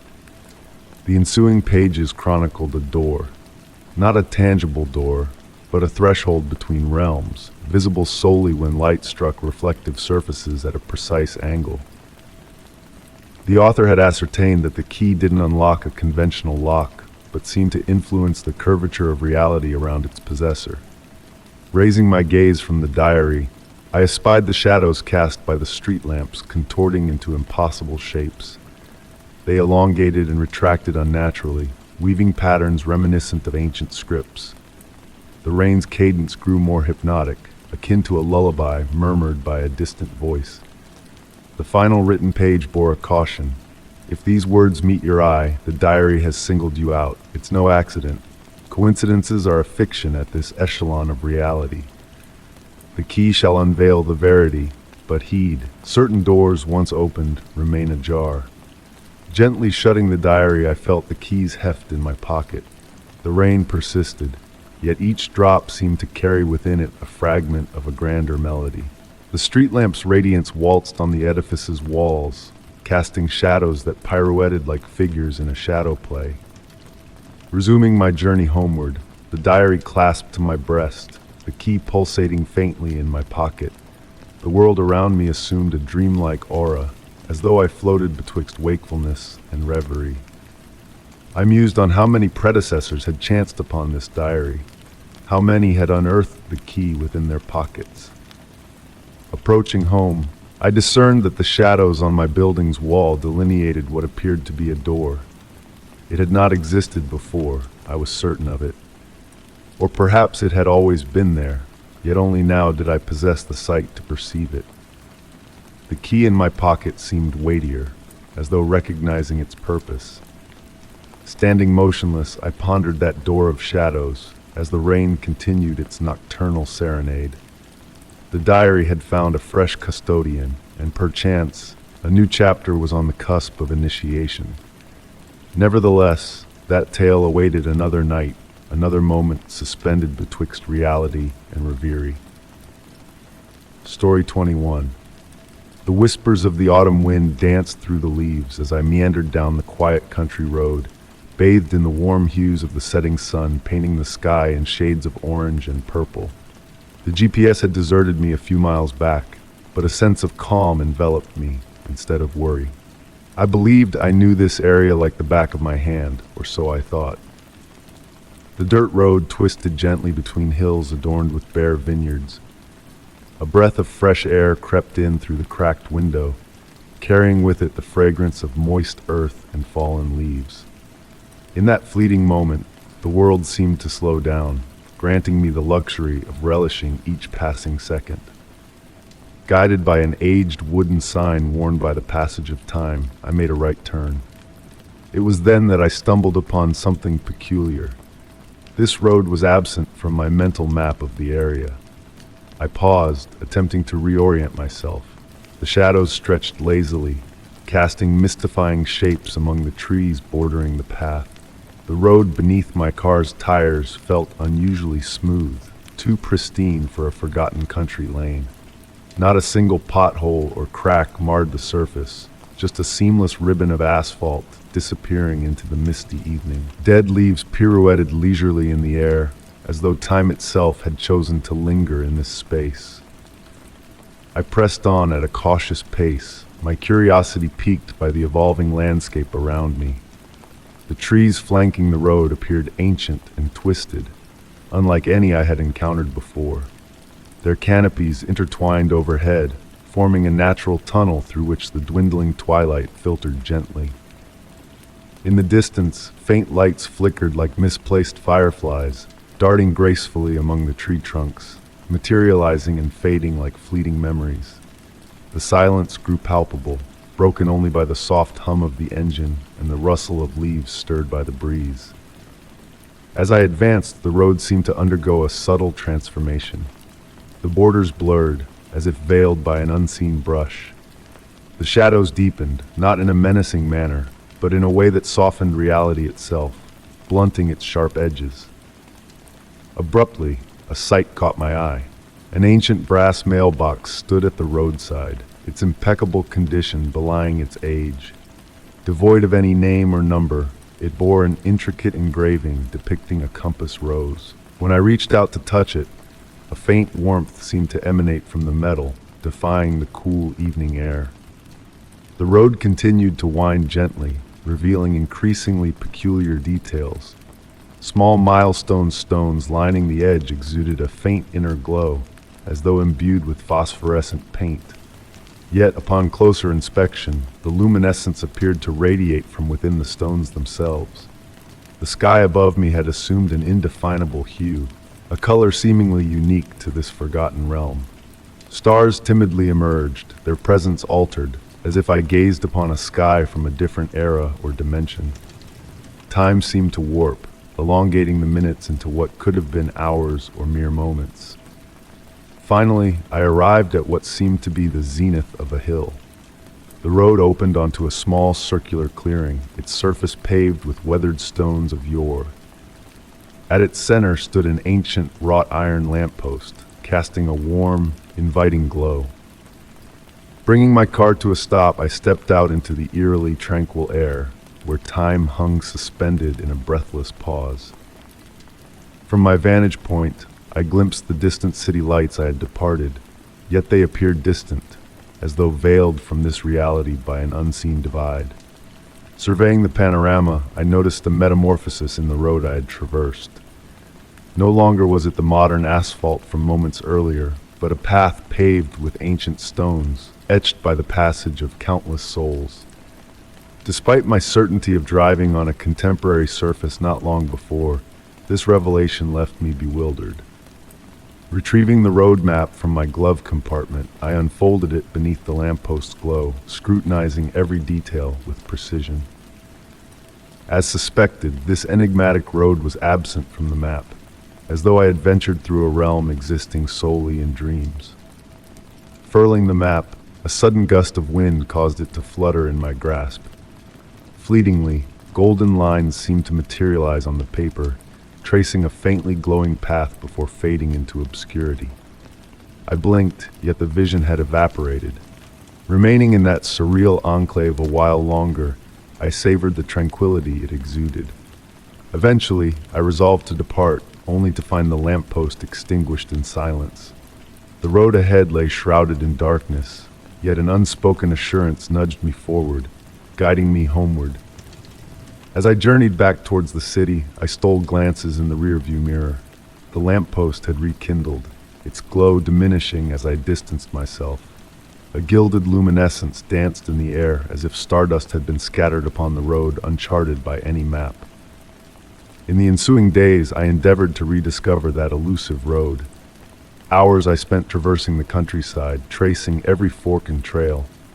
Yet that peculiar road, with its solitary lamppost and luminous stones, had vanished like a dream upon waking. A slender golden trace on my aged map remained as the sole testament to my sojourn, visible only when illuminated in a particular manner, akin to a clandestine secret yearning to be unearthed. Story 22. The gentle patter of autumn rain whispered against my office window, a soothing lullaby as I immersed myself in my study. On evenings like this, the world seemed to hush, cocooned in a symphony of raindrops that played a hypnotic tune. The soft glow of my desk lamp draped a golden veil over the aged paper of historical manuscripts I painstakingly cataloged for the city's archives. And then she appeared. A solitary figure glided across the square below, sheltered beneath a scarlet-red umbrella, a vibrant stroke amidst the canvas of autumnal grays and browns. Her movements held a peculiar grace, a rhythmic dance that harmonized with the rain's gentle cadence. Each evening, without fail, the woman with the red umbrella traversed the square. Her presence became a part of my nightly ritual, a moment tinged with growing intrigue. Her face remained veiled by the shadow of her umbrella and the misty rain that enveloped her like a shroud. Yet one night, as she paused in the square's heart, she turned towards my window. In that fleeting instant, I thought I glimpsed a ghost of a smile on her pallid face, bathed in the dim glow of the streetlights. My heart stuttered, captivated by the enigma she presented, before she resumed her ethereal journey into the evening fog. In the following days, subtle disturbances began to manifest. Water stains bloomed on the documents I handled, as if rain-kissed fingertips had brushed against them. The delicate fragrance of antique roses lingered in my study during twilight hours, defying the closed windows. And then, one evening, I found an unfamiliar black and white photograph resting on my desk. It depicted the square as it stood 50 years past, and amidst the crowd, a figure with a red umbrella stood out vividly against the faded backdrop. On the photo's reverse, a date was elegantly inscribed, October 15, 1973. Delving into the archives, I unraveled the tale of Sarah Thompson, a young librarian who once treaded the same halls as I did half a century ago. She was renowned for her scarlet umbrella and her fervor for ancient tomes. Tragically, her life met its end in that very square on a rainy night, much like the ones we now shared. As I delved deeper into Sarah's story, the scent of roses intensified, and the rain's melody seemed to evolve into a tender hum, akin to a forgotten lullaby. The pages of the documents I perused fluttered gently, as if stirred by an unseen breeze. Raising my gaze to the window, I beheld her presence, closer than ever before. The red umbrella was folded now, revealing her visage to me. Her eyes exuded warmth, her smile radiated peace. No fear gripped me, only a profound melancholy and a sense of communion. From that moment onward, the woman with the red umbrella ceased her nightly crossings of the square. Yet on rainy nights, when the archive lay shrouded in silence and shadows waltzed along the walls, I could still sense the echo of her footsteps and the faint perfume of antique roses. Occasionally, as I thumbed through aged documents, I discovered fresh water droplets on the pages, as though someone had just grazed the paper with rain-dampened fingers.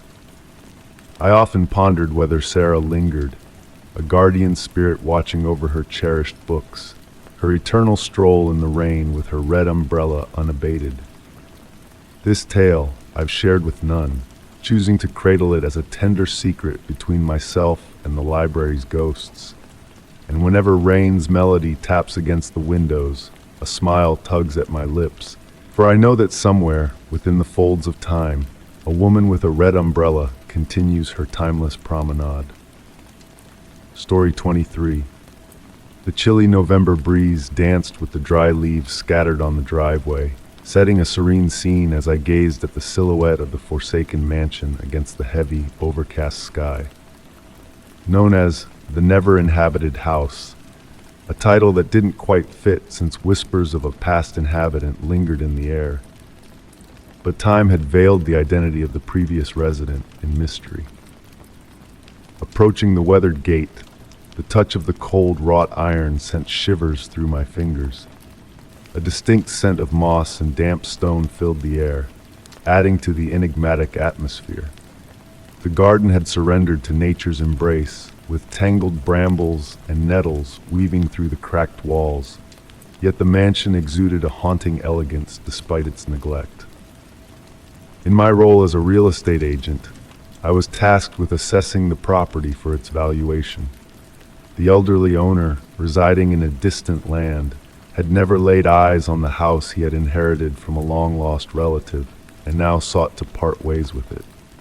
As I ventured through the unkempt garden, a peculiar sight caught my attention. Recent traces of pathways amidst the overgrowth hinted at a mysterious visitor, though the neighbors swore that no one dared to trespass on the property. With a soft creak, the front door yielded to my touch, revealing an interior veiled in a bluish haze filtering through the closed shutters. The stagnant air bore the weight of ages, carrying a faint fragrance of ancient timber. Each step I took echoed through the main salon, where the furniture lay draped in yellowed sheets, casting ghostly shapes in the dim light. The colossal veiled mirrors on the walls played tricks with the light, casting dancing shadows that seemed to breathe life into the stillness. Ascending the stairs, the polished wooden handrail guided me along a corridor lined with closed doors, each concealing empty spaces, save for a few shrouded pieces of furniture. It was in the final room that a subtle disturbance caught my eye. A bedroom, perhaps belonging to a woman, lay cloaked in a thin layer of dust that appeared slightly unsettled, as if disturbed by a recent touch. A silver brush sat on the dresser, accompanied by strands of dark, fresh hair untouched by the dust that coated the room. A sense of unease crept over me as I noticed the faint indentation on the neatly made bed, as though someone had sat there moments before. Just as I turned to leave, a fleeting movement in the mirror caught my eye, a fleeting glimpse of a female figure seated on the bed. Startled, I wheeled around, only to find the room empty, though the lingering sensation of a presence lingered like a whisper in the air. Descending the stairs with a newfound urgency, the shifting afternoon light painted deeper shadows across the salon, lending an eerie ambiance to the mirrored walls that seemed to watch my every move. A soft, haunting melody drifted down from upstairs, a melancholic tune that tugged at my senses. Was it merely the wind whispering through the shutters, or had my imagination woven a spectral presence in the empty rooms? With a lingering sense of disquiet, I made my way to the exit, the sound of the humming fading into the silence as I closed the door behind me. Outside, the tranquility of the garden enveloped me, the once whispering wind now hushed to a stillness. Glancing back at the mansion, a flicker of movement caught my eye, a pale glow behind an upstairs window, vanishing as quickly as it had appeared. In the days that followed, I meticulously compiled my report on the property, detailing its condition, required renovations, and potential value. Omitting the peculiar findings within the mansion, I left a cryptic note. The property possesses a unique allure that may captivate a discerning buyer. Despite lingering on the market, the house remained unsold, a silent sentinel of secrets and shadows.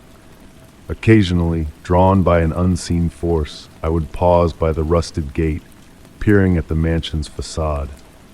Each time, a phantom figure, ethereal and fleeting, seemed to drift through the upstairs rooms, as if waiting for a long-lost companion. Perhaps the true mystery of the never-inhabited house lay not in its empty halls, but in the spirit that refused to depart, forever tethered to its melancholic abode. Story 24. The grandfather clock in the hallway chimed the midnight hour, its deep resonance weaving through the old house like a soothing lullaby. Nestled in my favorite armchair, cocooned in a cozy wool blanket, I savored the soft whispers of the winter wind dancing through the window crevices. The warm glow of my reading lamp enveloped me in a gentle embrace, casting a luminous sanctuary while the room's edges melted into comforting shadows. Engulfed in my nightly ritual of quiet reading, these winter evenings held a special allure, a sacred communion with solitude amid the hushed symphony of the house settling into its nocturnal rhythms. But tonight, an unspoken shift lingered in the air, a subtle nuance that stirred my senses from their tranquil repose. A delicate chill permeated, reminiscent of the impending stillness before the first snowfall, though the night sky outside remained clear and starlit. Eyes drawn to the partially ajar hallway door, allowing the grandfather clock's chimes to serenade me, I noticed a peculiar anomaly within the slice of darkness beyond. It seemed to possess a weightiness, a density that defied the laws of mere absence of light. Like layers of silk billowing in an unseen breeze, the shadow beckoned my gaze, revealing a depth that transcended the ordinary. The radiator's gentle hum caressed the room with warmth, yet it conspicuously avoided that corner, as if honoring an unseen presence. Leaning forward in curiosity rather than fear, I observed as the shadow responded to my unwavering attention, evolving into a form both defined and elusive, like a half-remembered dream hovering at the edge of consciousness. Setting my book aside with a silk bookmark, I remained transfixed in my chair, attuned to the dance between light and shadow. The darkness behind the door exhibited a subtle undulation, akin to curtains swaying in a phantom breeze, despite the room's stillness. Syncopated with the grandfather clock's cadence, the shadow pulsed with a life of its own, drawing me into a tranquil rhythm that slowed my breath to match its ethereal cadence. With a mesmerizing grace, the shadow swayed as if breathing, casting intricate patterns that mesmerized like sunlight dappling through tranquil waters. An inexplicable warmth suffused the room, distinct from the radiator's mechanical heat, akin to the comforting presence of a slumbering feline. Its movements, deliberate and enigmatic, communicated in a language beyond words, a silent dialogue of mutual observation and understanding. Time ebbed and flowed in this nocturnal reverie, stretching and contracting like honey stirred in warm tea. The shadow's manifestations unfolded in a delicate ballet of darkness, offering enigmatic shapes and patterns that defied conventional perception. These ephemeral spectacles felt not ominous, but rather like whispered secrets shared in the profound dialect of shadow and silence. As the grandfather clock tolled one, a subtle shift rippled through the air, signaling the shadow's gradual retreat. It didn't vanish entirely, but faded into the ordinary darkness, leaving behind a reverberating sense of tranquility and completion. The room, unchanged physically, resonated with a newfound significance, as if touched by a benevolent presence that had graced this ephemeral encounter. Resuming my contemplative position, I cradled the book in my hands, its pages untouched as I basked in the residual peace bestowed by the shadow's visitation. Surrendering to the encroaching tendrils of sleep, I welcomed its embrace, knowing that my dreams would be imbued with the memory of that enigmatic darkness, fluid and familiar, a companion in the realm of shadows. Since that ethereal night, I habitually leave my door ajar, inviting the mysterious darkness to weave its silent symphony once more. On quiet evenings, a spectral presence lingers behind the door, a gentle reminder of that timeless communion between light and shadow. And in those tranquil moments, I smile, settling deeper into my chair, prepared to share another sacred hour with my nocturnal visitor from the depths of the unknown. Story 25, The Night of Whispers. Time seemed to linger in the air on that autumn evening, where the rain tapped gently on the roof of the ancestral family abode. Nestled in the embrace of my beloved armchair, I observed the gentle glow emanating from the floor lamp that once belonged to my grandfather. This lamp held a certain enchantment, adorned with a stained glass lampshade that wove playful patterns of light across the room. Amidst the tranquility of that evening, a peculiar sight captured my gaze. The shadows cast by the lamp seemed to sway in a dance of their own, unveiling intricate shapes and forms that had eluded me until that moment. Initially dismissing it as a trick of wariness playing with the light, I soon realized there was an otherworldly quality to the shadows' movements. When a breeze caused the lampshade to waver, the shadows did not mimic its motion, but instead followed an enigmatic rhythm of their own. Intrigued, I rose from my seat, drawn closer to the lamp by an invisible thread of curiosity. The warmth emitted by the colored glass felt alive, pulsating with a hidden secret nestled within its geometric design. Running my fingertips along the lampshade, I discovered a subtle detail previously unnoticed. A faint symbol etched onto the metal base, shimmering softly in the light. As the shadows continued their silent ballet, I discerned clearer forms taking shape. Graceful figures, swaying trees, and ethereal beings that flickered in and out of existence like fleeting dreams. It was as though the lamp was not casting shadows, but weaving tales of bygone eras through the language of light and darkness. Seated cross-legged on the floor, I became entranced by the surreal spectacle unfolding before me. The shadows seemed to respond to my presence, drawing nearer as I leaned in and receding when I pulled back. Occasionally, a distant melody, a whisper of music, accompanied their mysterious dance, enveloping me in a tranquil aura of contemplation rather than fear. As the night deepened, the projected images grew more elaborate, blending scenes of reality with realms of fantasy. Everyday moments morphed into whimsical fantasies. A child at play transformed into a soaring bird. A seamstress became a fluttering butterfly. The lamp spoke a visual language that transcended the boundaries of the tangible, narrating stories that straddled the realms of wakefulness and dreams. Then a revelation struck me. Amidst the shifting shadows, fragments of my own childhood materialized. Forgotten memories resurfaced, painting vivid vignettes of bygone days on the walls of the room. I witnessed myself as a child, frolicking in the very garden outside, my grandfather unveiling the secrets of the lamp for the first time, and a myriad of cherished moments long buried in the recesses of my mind. Outside, the rain continued its gentle serenade, harmonizing with the shadow play like a symphony of nature. Time ceased to hold sway as I surrendered to a state of tranquil reverie, captivated by the enigmatic performance unfolding in the quietude of the night.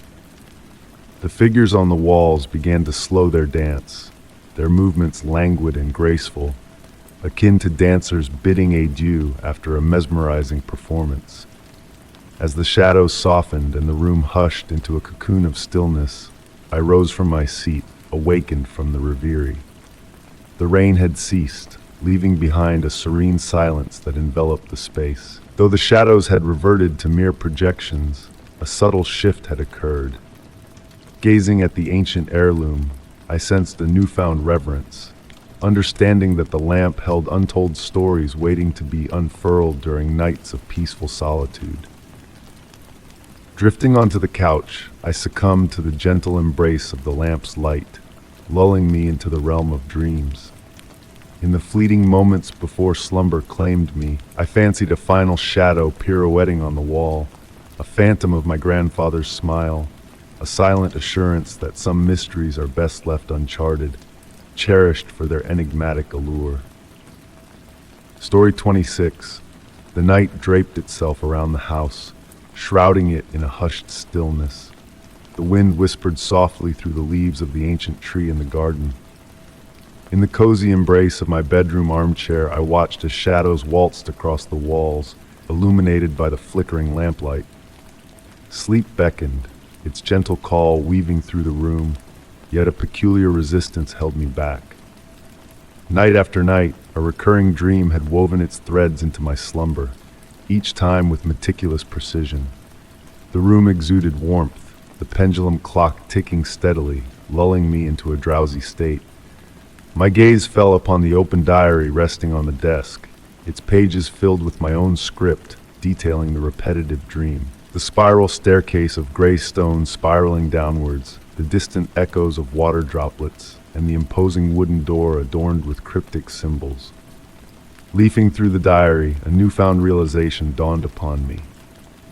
With each descent down the stairs in the dream, the temperature plummeted gradually. The touch of the cold stone beneath my fingers, my breath turning to mist in the frigid air. Yet, what truly set this dream apart was the uncanny sense of familiarity that clung to me, as though the staircase led to a place I intimately knew, despite never setting foot there in reality.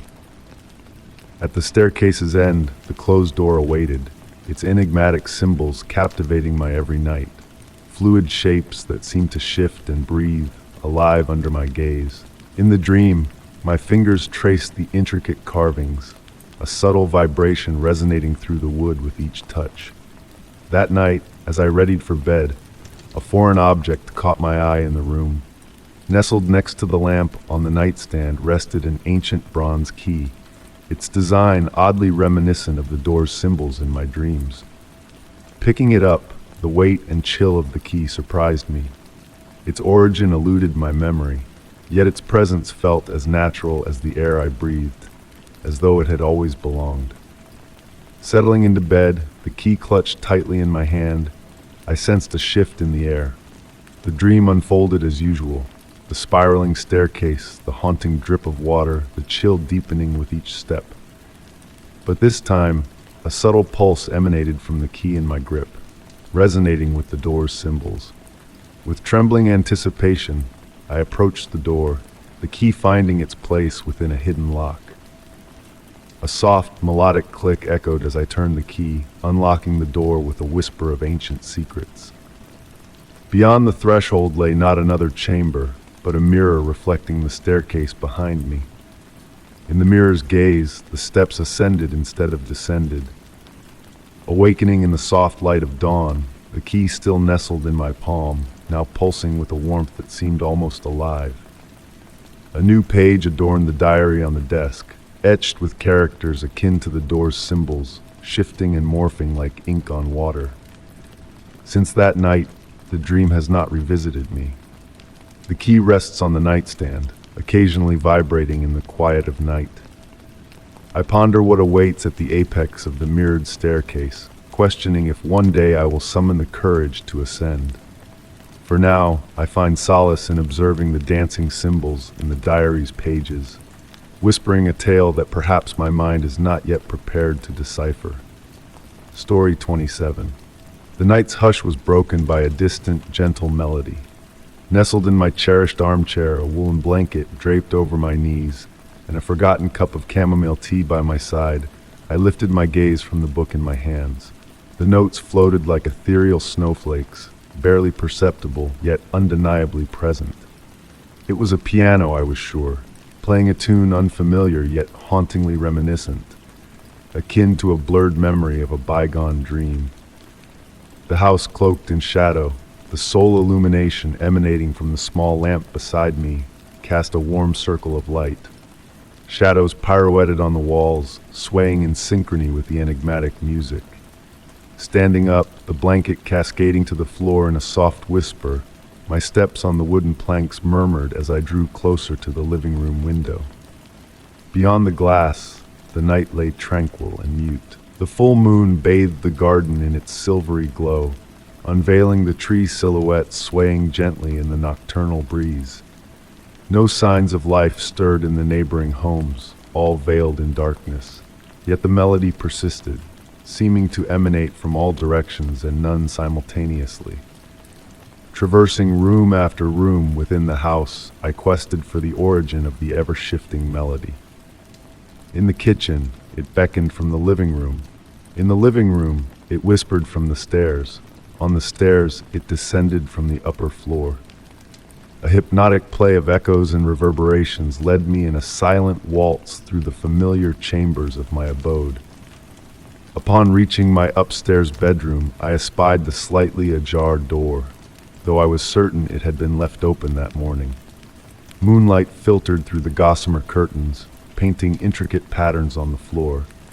The music now resonated clearer, more distinct, as if its source was finally within reach. Pausing at the threshold, I surveyed the room attentively. My aged music box, a keepsake for my grandmother resting on the bedside table, gleamed in the dimness. Unopened for years under the assumption of being broken, its diminutive ballerina twirled slowly, casting a dancing shadow on the wall. The melody mirrored that which had drawn me there, amplified as if the entire house had become a resonant vessel. Approaching cautiously, my heart beating in time with the music, I noticed the music box seemed to emit its own faint light, its surface unexpectedly warm. The ballerina continued her pirouette, her once plain porcelain visage now bearing the familiar features of my grandmother, her gentle smile a replica of my childhood memories. As the tiny figure's eyes briefly locked with mine, the melody shifted subtly, morphing into the lullaby my grandmother had crooned to me as a young child. Motionless, I allowed the music to enfold me in a comforting embrace. Fearless, I felt only profound peace and wistful nostalgia. The notes lingered, filling the room until they ebbed away like receding waves. As the music dwindled into silence, the music box closed with a soft click. A new kind of silence enveloped the house, pregnant with significance. Retreating to my armchair downstairs, retrieving the blanket from the floor, I enveloped myself once more in its comforting embrace. Though the book lay open, my thoughts lingered on the music box and my grandmother. I pondered how many melodies remained ensnared within its silent mechanisms, awaiting the opportune moment for release. Since that night, on rare occasions when the house is steeped in profound quiet and the full moon casts its glow upon the garden, a familiar, sweet melody wafts through the rooms. No longer do I seek its origin. I merely close my eyes and listen, understanding that some enigmas require no unraveling to be comprehended. Story 28. The rain cascaded down with a mesmerizing cadence upon the roof of the house, orchestrating a natural symphony that harmonized with the tranquility of the night. Nestled in my cherished armchair, cradling a cup of now cool chamomile tea in my hands, I found myself lost in the soothing melody of the raindrops. Amidst this peaceful ambiance, a peculiar sound drifted into my awareness, a subtle, nearly imperceptible noise intertwining with the rain's rhythm, delicate footsteps echoing from the depths of the basement. Initially, I dismissed it as the routine settling of the aged house. Every old abode possesses a unique voice, communicating through gentle creaks and whispers, especially on damp nights when the wooden structure swells with humidity. Yet there was an uncanny quality to the way these sounds manifested, as if choreographed in a deliberate pattern, a cadence that strangely resembled human footsteps. With deliberate movements, I rose from my seat, setting the cup down on the tiny table beside me. The floor beneath my feet radiated a residual warmth, a lingering embrace from the day's fading heat. As I approached the basement door, a chill crept into the air, as though an icy breath ascended from the stairwell. The brass handle yielded a surprising coldness under my touch, and as I turned it, a solitary click resonated through the silent house. Descending the stairs, each step cloaked in darkness, punctuated by a faint bluish glow filtering through the skylight, I tread cautiously. The familiar scent of the basement, a blend of aged wood, damp earth, and an indefinable essence, intensified with each descent. Within the basement's confines, shadows pirouetted across the walls in tandem with the lightning's intermittent flickers. The shelves adorned with ancient artifacts cast contorted silhouettes that appeared to sway in sync with the rainfall's cadence. Amidst this eerie spectacle, I discerned an anomaly: faint, moisture-laden footprints etched upon the dusty floor. These were no ordinary imprints. They resembled wispy trails of dampness, as though someone with sodden feet had traced circles at the room's center. Intrigued, I approached the enigmatic marks, pondering their origin. The skylight remained unscathed, devoid of any signs of water seepage. While scrutinizing the enigmatic footprints, a subtle movement in the shadowed recesses seized my attention. Nestled in the darkest corner, where light dared not trespass, a presence seemed to stir languidly. My heartbeat quickened, not out of dread, but a blend of curiosity and an inexplicable sense of recognition. Drawn to the obscure corner, I traversed the frigid air that enveloped me. The phantom footsteps once heard from above now encircled the chamber, as if an unseen entity traversed every corner simultaneously. A revelation dawned upon me. The footprints on the floor formed a meticulous design, a spiraling path converging towards the room's heart. The freshest imprints, nearest to the epicenter, glistened with moisture, as though freshly imprinted. Motionless, I stood transfixed, observing the vanishing traces as they dissolved into the chill basement atmosphere. The phantom footsteps dwindled, melding seamlessly with the rain's relentless cadence. Ascending the stairs once more, a profound serenity enveloped me, as if I had borne witness to an ancient, enigmatic ritual entrenched in the house's depths. That night, as I readied for slumber, the rain's lullaby assumed a new resonance. No longer a mere downpour, it echoed the rhythmic footsteps resonating from the basement. Drifting into dreams, the enigma of those footprints lingered, beckoning me to ponder. Would the footsteps return under the cloak of night, and would I find the courage to confront the elusive entity, orchestrating this spectral dance in the dusty confines below? Story 29. On that night, the snow descended softly from the dark sky, draping every corner in a cloak of pure white that sparkled under the faint glow of the street lamps. As the night watchman of the old museum, I traversed the echoing halls, enveloped in the serene beauty of the falling snow. The ancient wooden floors sighed beneath my weight, harmonizing with the gentle hum of the heating system. Pausing by a towering window on the second floor, I watched as delicate snowflakes pirouetted in the air before alighting on the ground below. Amid this tranquil scene, my gaze was drawn to a peculiar sight in the museum's inner courtyard, a figure moving among the skeletal trees. Yet, it was not the presence of this mysterious figure that intrigued me, but rather the absence of any trace left in the fresh snow in its wake. Driven by curiosity, I made my way to the control room, where a multitude of screens cast a bluish hue across the walls. With a sense of unease, I scrutinized the footage, searching for the elusive figure that defied the natural order. Finally, on one monitor displaying the courtyard, I glimpsed the blurry image of the enigmatic presence once more.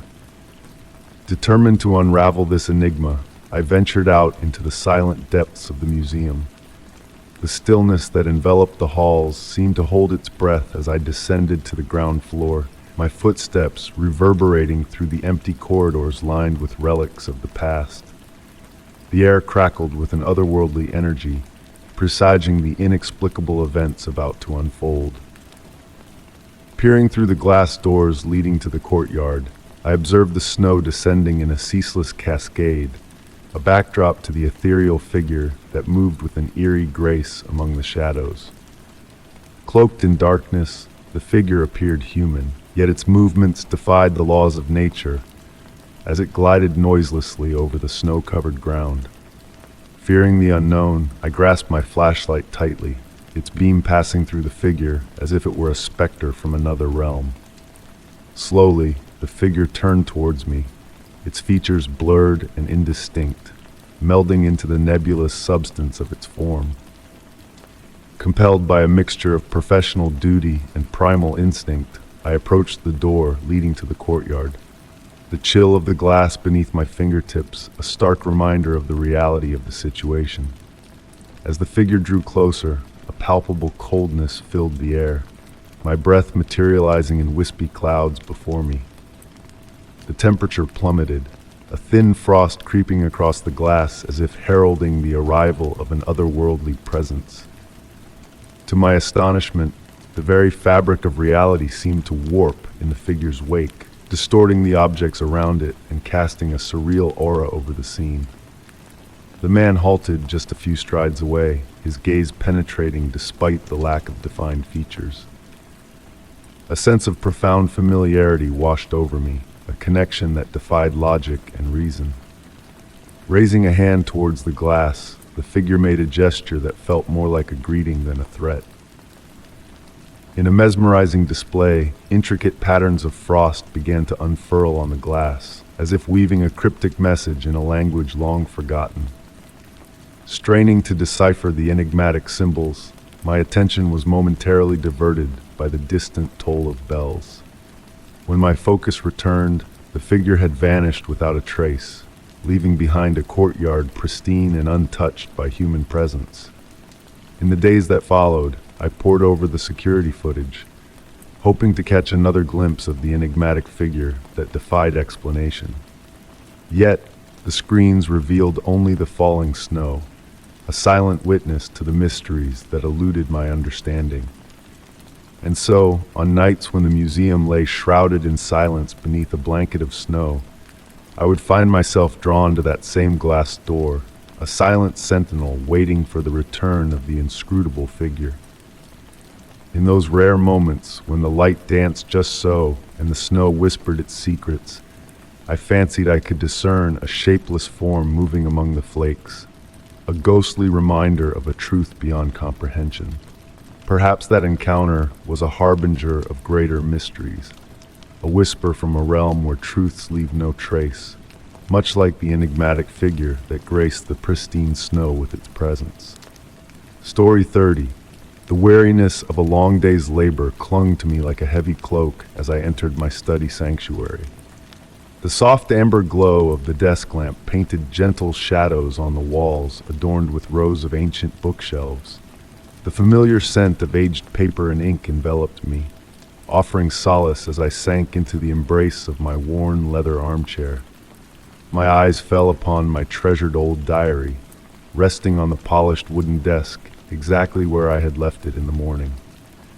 A cherished gift from my grandmother, its weathered brown cover and yellowed pages held the secrets of my soul. As I reached out to thumb through its pages, a peculiar sight caught my attention. The last page I had penned was no longer blank. In a hand distinct from mine, elegant words sprawled across the page, words I had no recollection of writing. The ink appeared fresh, as though just laid down by an unseen hand. Intrigued, I drew nearer, my breath slowing to a tranquil rhythm. The narrative depicted an autumn evening in intricate detail, mirroring the very room I found myself in. The gentle patter of rain against the window pane wove a hypnotic melody that harmonized with the soft rustle of pages being turned by an ethereal breeze. The lamp flickered, casting playful shadows that danced upon the walls. Enthralled, I delved deeper into the mysterious prose that seemed to anticipate my every thought.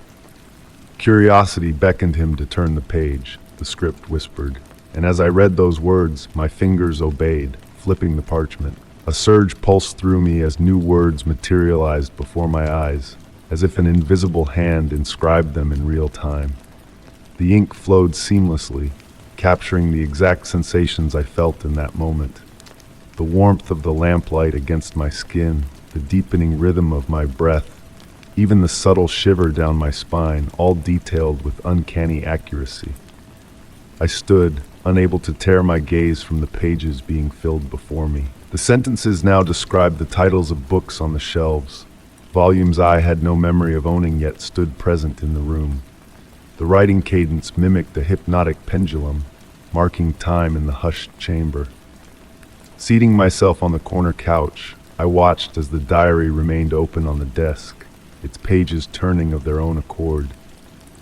The rain's crescendo enveloped me, cocooning me in a barrier of sound that isolated me from the outside world. The room exuded a warmth, a welcoming aura born of the enigma unfolding. Closing my eyes, I surrendered to the rain's lullaby, feeling its gentle caress. When I reopened my eyes, the diary beckoned, its words now whispering of memories long buried, moments unshared with any soul. With measured steps, I approached the desk, the words evolving into a poignant dialogue, a conversation with my own past. Each word seemed a step toward a profound understanding, a journey of self-discovery. As midnight chimed on the pendulum clock, I realized hours had slipped by, lost in this silent communion with the diary. The final words appeared, simple yet laden with mystery.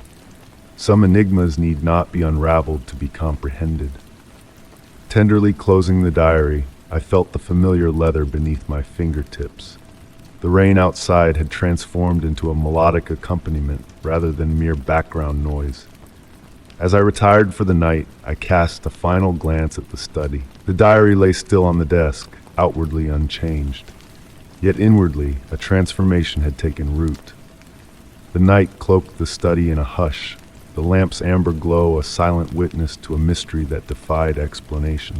And as I shut the door, a thought lingered. Perhaps some mysteries are more precious when left unsolved. Story 31. The Night of Whispers. Silence draped the narrow streets of the quaint hillside town like a velvety shroud. It was an autumn evening, painted with the scents of crackling wood fires and moist leaves, as wisps of fog slithered through the alleys like a stealthy phantom. From my perch on the third floor, I gazed out at the windows of neighboring houses, each aglow with a soft, amber hue. It struck me as peculiar to see so many lights ablaze at this late hour, yet behind the misty windows, not a soul stirred. The church bell chimed 10 times as the night deepened, its toll echoing with an eerie hollowness, as though the sound itself was swathed in a cloak of cotton. Though I had only recently settled in this town 3 weeks prior, I had never witnessed its streets so deserted. Typically, even at this hour, a lone figure would amble with their canine companion, or young voices from the nearby tavern would linger under the flickering street lamp. Perched in my favorite armchair, cradling a cup of chamomile tea, I observed the absence of even the usual stray cat that frequented Mrs. Miller's windowsill. The tendrils of steam rising from my cup waltzed in the air, crafting fleeting shapes that dissolved into the room's darkness.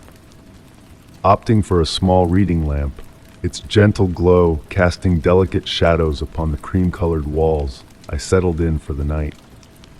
A sudden rustling seized my attention, emanating from the corridor leading to the bedroom. Intrigued rather than alarmed, I turned towards the source of the soft, rhythmic sound, akin to a whispering breeze caressing a parchment. Rising from my seat, I gingerly placed the cup upon the wooden side table before venturing towards the hallway. The air had grown chillier, not the harsh bite of winter, but a coolness reminiscent of stepping into an ancient cathedral. The aged floorboards murmured faintly beneath my steps, a familiar sound that oddly comforted me. As I reached the threshold of the bedroom, I paused. The door stood slightly ajar, a sliver of bluish light seeping through, unlike any illumination within my abode.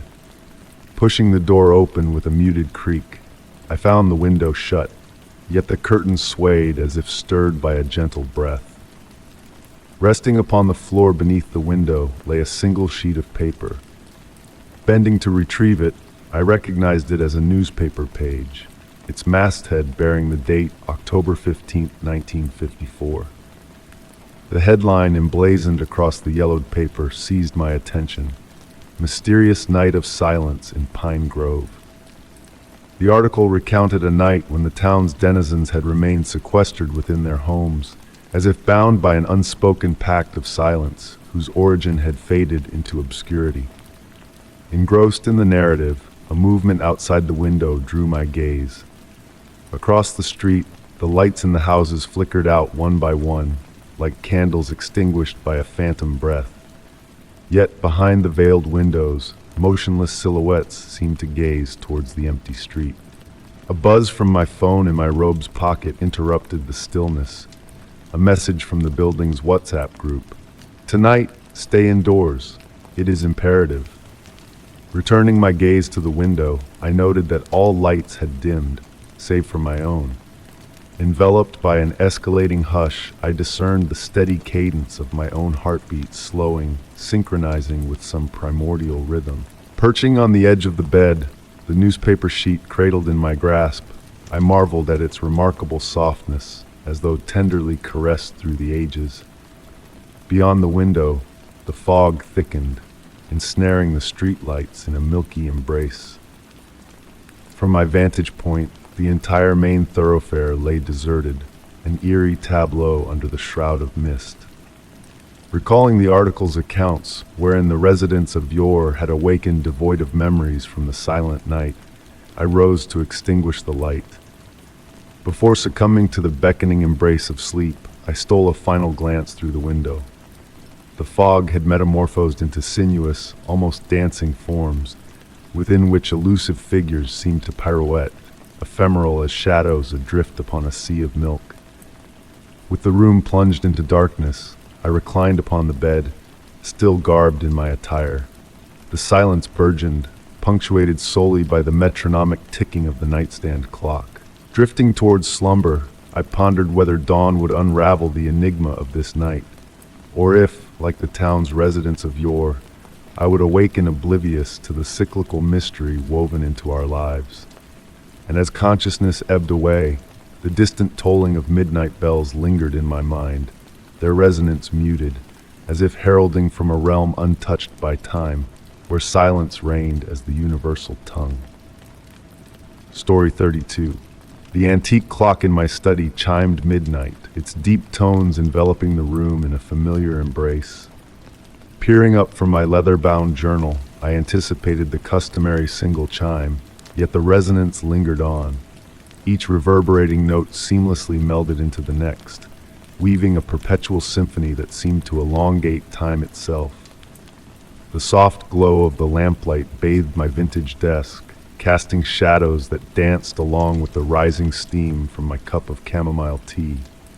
A subtle shift in the atmosphere whispered of a night unlike any other, not foreboding, but rather a gentle tilt of reality, akin to a painting slightly askew on the wall. The darkness beyond the window appeared denser, almost tangible, as if it could seep through the glass at a mere thought. Intrigued, I rose from my seat, drawn to the peculiar quality of the night outside. The aged wooden floor creaked beneath my wool-socked feet, the grains smooth against my steps. Approaching the window, my reflection in the glass grew conspicuous, yet something seemed awry. The mirrored image of myself lagged slightly behind my movements, as if time itself struggled to keep pace with my presence. A fragrance of night-blooming jasmine wafted through the air, though no such blooms adorned my study. Its sweet, intoxicating scent teased at the edges of memory, evoking summer evenings from a distant past that eluded my grasp.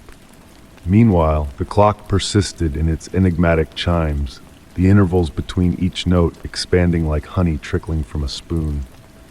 Turning away, I intended to record these peculiar occurrences in my journal, only to find the ink on its pages morphing fluidly. Dark tendrils of script meandered across the paper, weaving patterns and narratives I had not penned. Among them, I stumbled upon accounts of this very night inscribed in my own hand, depicting a future yet to unfold. The room's temperature subtly fluctuated, not discomforting, but in gentle undulations synchronized with my breath. Each exhale brought a whisper of warmth, each inhale a cool caress upon my skin. The shadows in the room's corners seemed to ebb and flow in harmony with my breathing, a hypnotic ballet of darkness. When I reached for my teacup, its porcelain surface was both warm and cool to the touch, the liquid inside shimmering under the lamplight in mesmerizing patterns reminiscent of celestial constellations.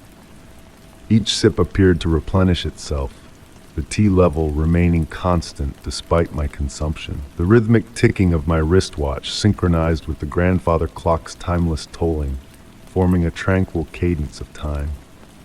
I observed as the watch hands moved in opposing directions, the hour hand advancing while the minute hand retraced its path, a paradox that felt oddly natural, revealing the essence of time beyond its linear facade. Unbidden words materialized on the journal's pages. Time is not a river, but an ocean. In that moment, the verity of those words resonated within me. This night was not unending due to its duration, but because it transcended all moments concurrently, akin to a dream encompassing past, present, and future in a single breath. The darkness beyond the window transformed into a welcoming void, not menacing but inviting, like a gentle embrace waiting to enfold the world. Through its depths, glimpses of alternate versions of my study, other instances of this eternal night, flickered in parallel existence. My reflection in the window glass moved independently, selecting different tomes, penning different verses, savoring tea at disparate intervals. An exhibition of the infinite possibilities within this singular night. A serene acknowledgement passed between us, two voyagers sharing the same space across divergent times. Settling back into my chair, a profound tranquility enveloped me. The clock's chimes stretched so far apart that each resonation felt like a lifetime, encapsulating worlds of experience within the silence. The night enfolded me like a cocoon of infinite moments, each one pristine and whole. It dawned upon me that this night would never truly cease, not because time stood still, but because it had expanded to unveil its essence. Somewhere, I perpetually sat in this study, witnessing the pulsating darkness, listening to the eternal tolling of the clock, existing in this perfect moment that encompassed all moments. And so I abide in this unending night, transcribing these eternal words, sipping tea that never cools, beholding time unfurl not as a sequence of instances, but as an infinite waltz of the present. The darkness outside continues to throb with potential. The clock's chimes weave their eternal melody, and I reside in this everlasting moment, serenely at peace within the infinite night. Story 33. The autumn garden lay veiled in a delicate shroud of mist that morning as I gathered the fallen leaves. The crisp air embraced my cheeks, carrying the earthy fragrance of moist soil and chrysanthemums I had planted not long ago. Silence enveloped me, broken only by the soft rustle of dried leaves underfoot and the occasional bird song. Amidst the old stone bench, while raking, a faint glimmer among the leaves caught my eye. A shimmering reflection, like a dewdrop capturing a sunbeam. Kneeling down, I brushed away the damp foliage to reveal an antique necklace. A finely detailed piece, an oval pendant adorned with intricate floral motifs and a small azure gem at its heart, captivating light in a mesmerizing dance. Holding the necklace, feeling its weightlessness and icy touch against my skin, I knew it belonged to none I knew. For over 2 decades, I had dwelled alone in that house, never encountering such adornment among my neighbors. The blue gem radiated a unique luminosity, as though possessing its own inner glow. That night, after tenderly cleaning the necklace, I placed it on the nightstand by my bed. Falling asleep, the moon's gentle beams filtered through the window, casting dancing shadows as they reflected off the metallic surface. Throughout the night, I awakened sporadically, sensing a distant melody, akin to a music box playing somewhere within the house. A sweet, melancholic tune, nearly imperceptible, dissipating when I strained to capture it. Dawn revealed the necklace had shifted on the nightstand, as if moved during the night. The blue gem appeared dimmer in daylight, yet upon touch, a faint warmth emanated from the metal, contrasting the previous coldness. Curiosity piqued, I delved into its origins. Days passed, marked by subtle household alterations. Kitchen table items seemed rearranged each morning, family portraits askew, and the nocturnal melody growing clearer yet elusive. One evening, reading in my armchair with the necklace nearby, I distinctly heard light footsteps from upstairs, graceful, like a child tiptoeing. Ascending quietly, I found no one but stumbled upon an unfamiliar wooden box in the guest room, adorned with matching floral patterns. Nestled inside on faded velvet lay a time-worn photograph. A young woman, adorned in an identical necklace, gazed back at me. The photograph bore a date and a cryptic inscription, to remember the happy days in the garden. From that night forth, the music box melody echoed more frequently, no longer unsettling but soothing. The house seemed to sing a lullaby, a tender tune that filled the quiet night hours. Sometimes, in the autumn garden's embrace, a hazy figure flitted among the trees, a memory on the verge of materialization. The woman in the photograph remained a mystery, as did the necklace's origin. I embraced this enigma in my life, akin to seasons changing or time passing. The necklace still adorns my nightstand, and on tranquil nights, beneath a full moon and whispering wind, distant laughter mingles with the music box melody, an echo of forgotten, joyous days. Story 34. Night had draped the ancient countryside dwelling in a cloak of profound calm. Nestled in my cherished armchair beside the crackling fireplace, I observed the shadows waltz across the walls while the flames leisurely devoured the logs. The warmth embraced me like a snug blanket, as outside, the autumn breeze tenderly brushed the tree leaves. In that moment of utter serenity, a peculiar sound caught my attention, a pure, childlike laughter resonating from the upper floor of the house, a laughter as delicate as silver bells. Pausing to listen, I let the sound intertwine with the fire's gentle crackle. There was no hint of menace in it. Instead, it was a joyous laughter, almost melodic. Yet, having resided alone in this abode for over 2 decades, I had never entertained children. Curiosity began to trickle through me like a tranquil stream, slowly replacing the drowsiness that had nearly overtaken me. With deliberate movements, I rose from the armchair, relishing the sensation of my feet meeting the vintage Persian rug. The floorboards murmured softly under my weight as I made my way towards the staircase. The glow from the candles flickering in the living room cast a cozy and inviting ambiance, projecting my silhouette on the walls in a silent ballet. Ascending the stairs, I noticed the air growing cooler with each step. It was not a biting chill, but rather a caress on the skin, akin to the breeze near the ocean. The laughter echoed once more, closer this time, emanating from the guest room. A room seldom used, adorned with antique furniture veiled in white sheets that swayed gently, moved by an unseen breath. The door stood slightly ajar, emitting a silvery light unlike any other in the house. Not moonlight, too warm for that, nor the glow of electric lamps. It was something else, pulsating softly like a quiet heartbeat. As I pushed the door, the ancient wood sang a familiar tune. The room unfolded before me, bathed in that ethereal luminescence.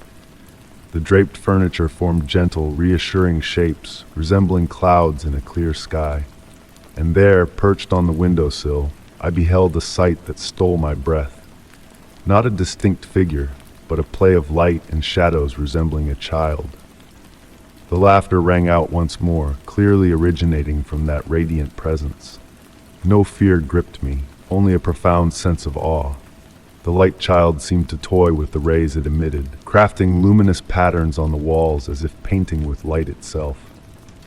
Drawing near, I noticed a familiarity in its fluid movements. In its gestures, I glimpsed echoes of my own childhood play. The recognition washed over me with the sweetness of a forgotten memory. That laughter, so clear and pure, belonged to my childhood self. Time seemed to stretch as I gazed at that surreal spectacle. The light child continued its silent play, occasionally punctuated by that melodious laughter, now echoing like a reverberation from the past. I refrained from speaking or interfering, fearing to shatter the spell of tranquility and nostalgia. Slowly, the silvery light began to wane, akin to the sun setting on a winter evening. The child's form grew increasingly transient until only a faint glow lingered. The final laughter I heard was a mere whisper, a tender farewell before dissolving into darkness entirely. I lingered in the room for what felt like an eternity, enveloped in a soothing silence. The draped furniture ceased its sway, and the air reverted to its usual temperature. Yet, something had shifted. The guest room, once a repository of dusty memories, now held a precious secret.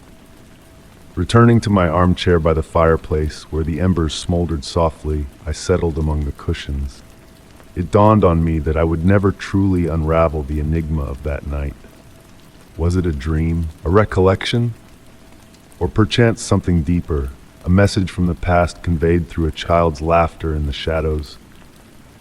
Since that night, whenever I passed by the guest room, I paused to listen. On the stillest nights, I catch a faint echo of that crystalline laughter, akin to a tender lullaby guiding me towards slumber.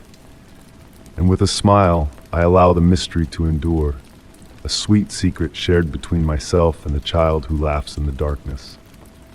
Story 35. The night held a unique essence, the flavor of autumn seeping into your very being, whispering about nights growing longer and longer. Seated in the plush armchair of my study, I savored the gentle touch of the wind outside, its caress on the leaves creating a serene natural symphony. Amid this tranquility, a faint noise stirred from the depths of the basement, a sound akin to the rustling of aged paper. Initially, I dismissed it as the usual settling of the house, the soft murmurs every structure makes as twilight approaches. Intrigued rather than alarmed, I rose from my seat. The warm glow of the desk lamp enveloped me in a golden embrace as I made my way to the basement door. Each wooden step groaned softly under my weight, as if sharing ancient secrets with me. The air grew cooler with each descent, carrying hints of damp earth and musty books. In the basement, shadows waltzed on the walls to the flickering rhythm of the light bulb. The space, familiar and filled with neatly arranged boxes and shrouded furniture resembling slumbering spirits, felt different that evening. My gaze fixated on a detail previously unnoticed.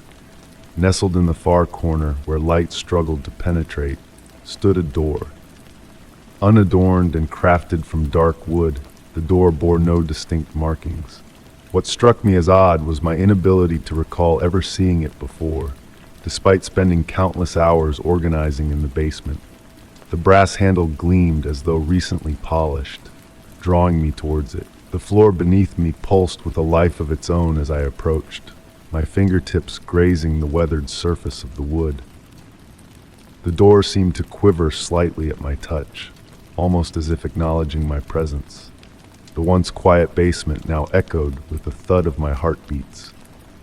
With a sense of trepidation mingled with curiosity, I laid my hand on the handle. Surprisingly warm against the chill of the air, it turned smoothly, revealing a surreal sight.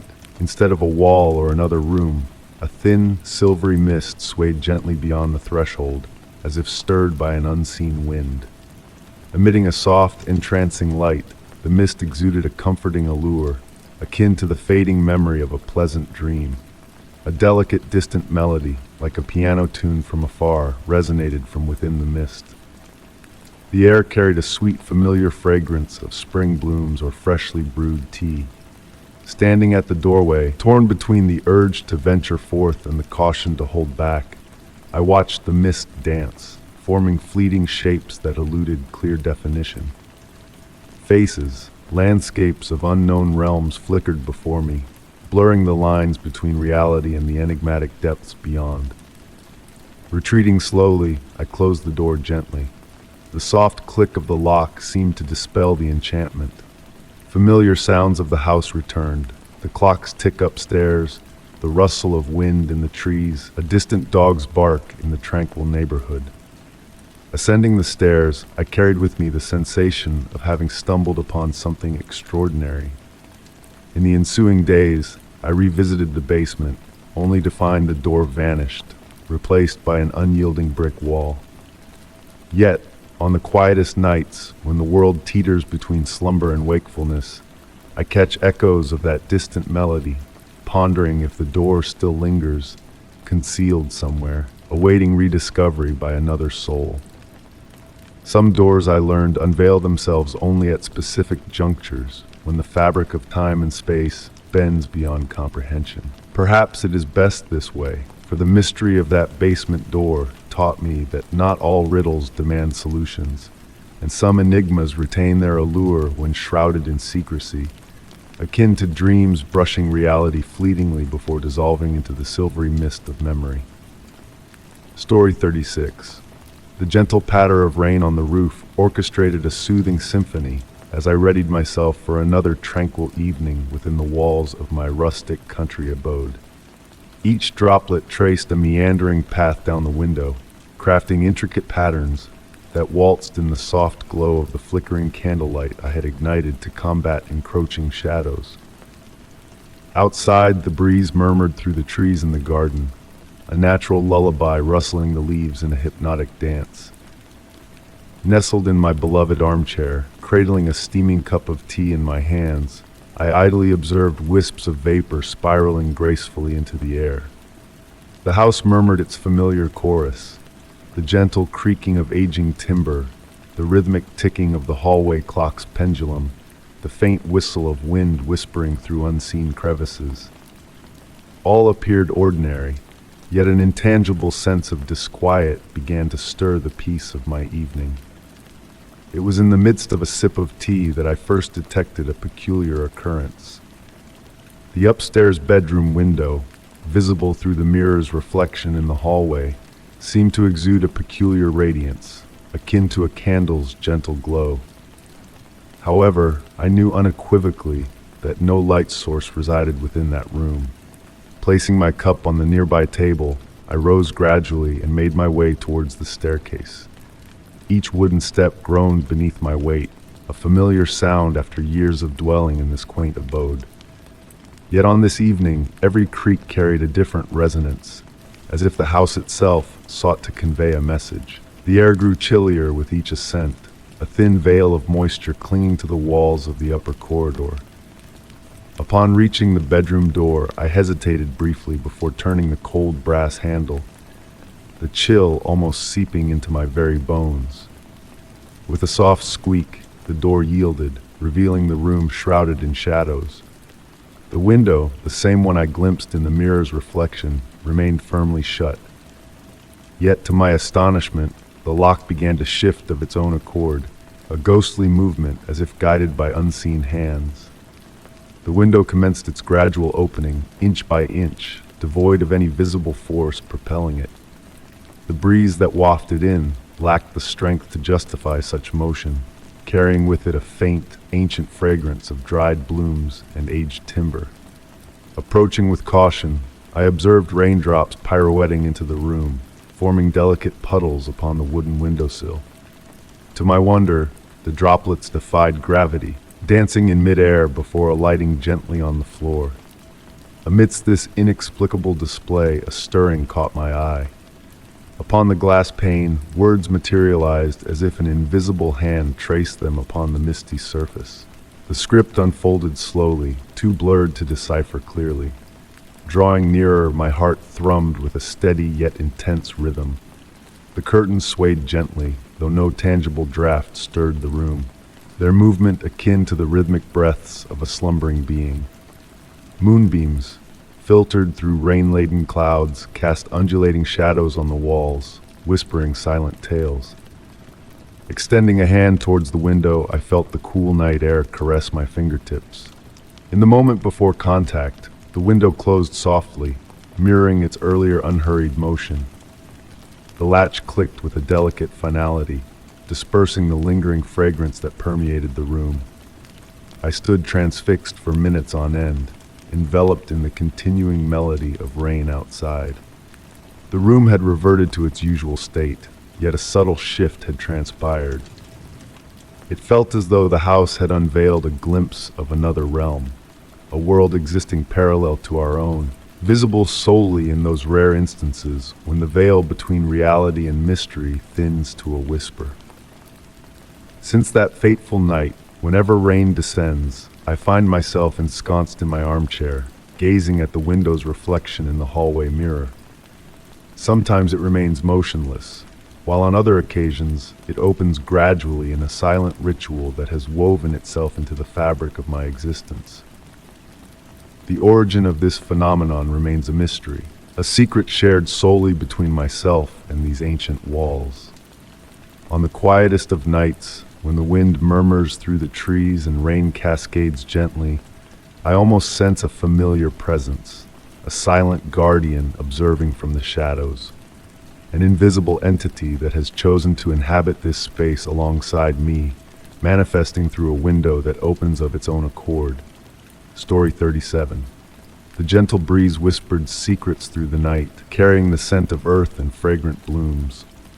Nestled in my cherished armchair, I tuned into the rhythmic breath of the ancient house enveloping me. The aged wooden beams emitted soft creaks, as though harboring tales of yore within their very fibers. It was during this tranquil interlude that I caught a faint sound, a measured, steady thump resonating from the upper corridor. A beat akin to a door knocker swayed by the wind, yet oddly precise, almost hypnotic. The warm glow of the reading lamp painted playful shadows on the wallpaper, conjuring spectral figures that danced in the dimness. Setting aside my book, I remained motionless, fixated on that persistent rhythm. Far from irksome, it held a melody of its own in its unbroken cadence. Rising languidly, my slippers sinking into the plush rug, I gravitated towards the stairwell. Ascending the time-worn steps, each one uttered a gentle groan, as if the edifice itself responded to my inquisitiveness. The beat persisted, unwavering in its tempo, leading me along the shadow-kissed hallway where moonbeams filtered through tall panes. The air grew cooler upstairs, imbued with the delicate aroma of aged timber and beeswax. Pursuing the sound, I reached the entrance to the antiquated library. Shut tight as usual, yet the brass knocker continued its rhythmic dance against the sturdy oak door. No breeze stirred. All windows along the corridor remained shut. Mesmerized, I observed the weighty knocker sway autonomously, as though an unseen force guided it with infinite patience. Drawn closer, almost entranced by its regular motion, the sound now clearer, its rhythm subtly shifting as if tracing an enigmatic musical pattern. Reaching for the brass handle, I felt the chill of the metal beneath my fingertips, smoothed by countless hands of the past. The door yielded to my touch, not locked, yet something on the other side seemed to gently impede its opening. The knocker persisted, indifferent to my presence, executing an ancient ritual of its own accord. Seating myself on the floor, leaning against the adjacent wall, I surrendered to the lulling beat. Time lost its grip as I lingered there, absorbing the wordless narrative woven by the sound. Eyelids drooping, my thoughts meandered through misty recollections of forgotten tomes and ancient libraries. The heartbeat of the night intertwined with my own, a seamless blend of rhythms. Awakening to the blush of dawn painting the hallway in ethereal hues, the knocker lay still, its song silenced as if never sung. Rising slowly, limbs numb from the hours spent on the floor, I reached for the handle once more. This time, the door swung open effortlessly. The library stood unchanged, every tome in its appointed place, dust hanging motionless in the morning light. Yet on the antique desk, bathed in the first sunbeam, lay an open book I did not recall placing there. Its pages pristine, beckoning as if awaiting the birth of a new tale. The brass knocker has remained still since that night, yet on the stillest of evenings, a faint echo of that rhythm seems to whisper in the house, a ghostly remembrance of a forgotten melody. Story 38. The hushed radiance of my reading light painted delicate shadows over the rich mahogany shelves of my personal library. Raindrops performed a gentle melody on the window panes, a comforting cadence that lulled me into a nightly trance. Nestled in my cherished leather armchair, I inhaled the beloved fragrance of ancient paper and polished wood that filled the air. A subtle shift in the atmosphere caught my attention that evening, a subtle alteration that eluded immediate recognition.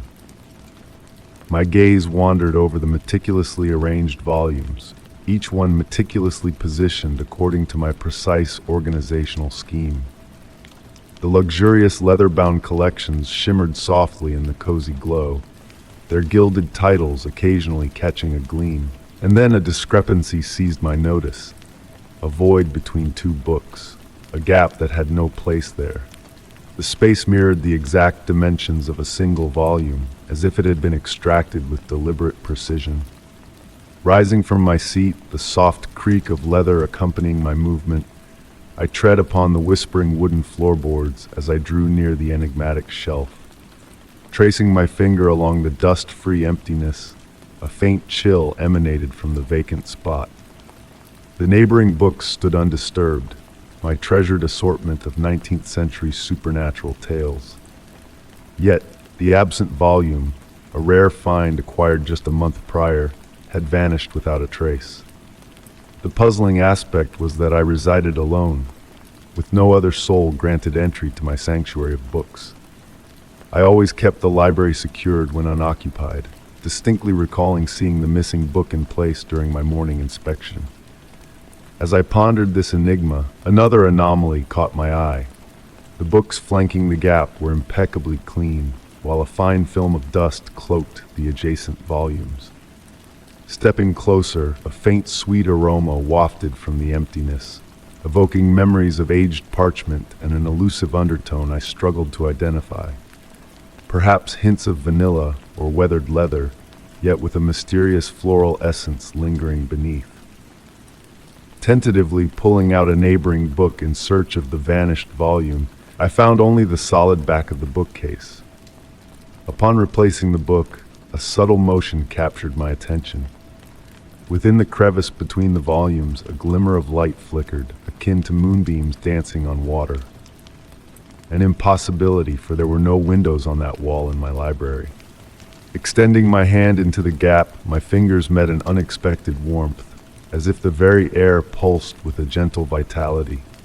The rain persisted in its rhythmic tap against the windows, now seeming to form a pattern, akin to whispered words in an unfamiliar tongue.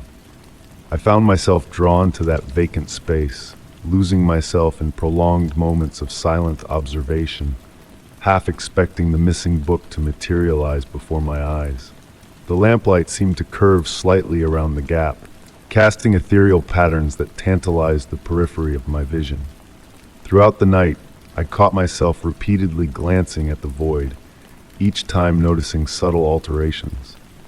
At times, it appeared deeper than physical constraints allowed, as though extending into dimensions beyond the shelf. Occasionally, I could swear I glimpsed tiny specks of light drifting out from the crevice, evaporating into nothing upon closer focus. Hours slipped away as I sat in my chair, oscillating between reading and fixating on the peculiar vacancy. The rain gradually softened to a misty drizzle, and the night grew deeper. Heavy lids signaled my impending slumber, and as I struggled to stay awake, I observed the shadows in the room shifting, despite the stationary reading lamp. They seemed to converge towards the empty space, a liquid movement akin to water finding its level, yet so gradual that I questioned the reality of my perception. When the time came to retire for the night, I carried out my customary routine of securing each window and door. As I reached to extinguish the reading lamp, a pause gripped me. Within the gap between the books, a single page materialized as if conjured. Not from the missing volume. The parchment appeared ancient, its edges softly aglow in the dim light. The script, penned in an unfamiliar elegance, eluded my recognition. Before I could decipher the words, they faded like mist at dawn, leaving behind blank, antiquated paper that dissolved into the ether. The missing volume remained elusive, yet I persist in my nightly search. When rain descends and shadows elongate, I find myself seated in my chair, fixated on that vacant space amidst the books. During tranquil evenings, I almost perceive the rustle of pages turning, though the gap remains barren. And on occasion, a faint waft of that peculiar sweet fragrance drifts through my library, a reminder that certain mysteries prefer to remain unsolved, residing within the realms between our knowledge and our fantasies. The void endures, resisting all efforts to fill it with another book. Any tome I place there inevitably returns to my desk by morning, as if the space awaits the return of its rightful occupant. I've grown to embrace this enigmatic riddle, this small enclave of uncertainty within my meticulously ordered library. Perhaps some books are destined to wander, carrying their tales to realms beyond our reach, leaving behind only queries and a faint scent of possibilities. Story 39. The rain softly tapped against the windows of my study, creating a soothing melody that intertwined with the crackling of the fireplace. Nestled in my beloved armchair, I idly gazed at the recent addition adorning the wall, an aged painting portraying an autumn scene. Discovered in a quaint antique store, its warm hues and enigmatic aura had drawn me in. The golden frame, weathered by time, shimmered in the flickering firelight, casting dancing reflections around the room. As the storm outside grew in intensity, a peculiar occurrence caught my eye within the painting. The painted leaves appeared to sway gently, as if touched by an unseen breeze. Initially, I attributed it to the shadows cast by the fire, but upon closer inspection, a subtle difference emerged. The colors seemed richer, more profound than before. The path within the painting, once obscured by trees, now appeared elongated and twisted, extending beyond the canvas's confines. Rising from my seat, I approached the painting. A chill lingered in the air surrounding it, contrasting sharply with the room's warmth. Running my fingers over the canvas, a strange smoothness met my touch, almost silky instead of the anticipated roughness of an oil painting. A faint scent of damp earth and wet leaves wafted from the frame, so lifelike that it played tricks on my senses. While pondering these oddities, movement in the painting's upper corner drew my attention.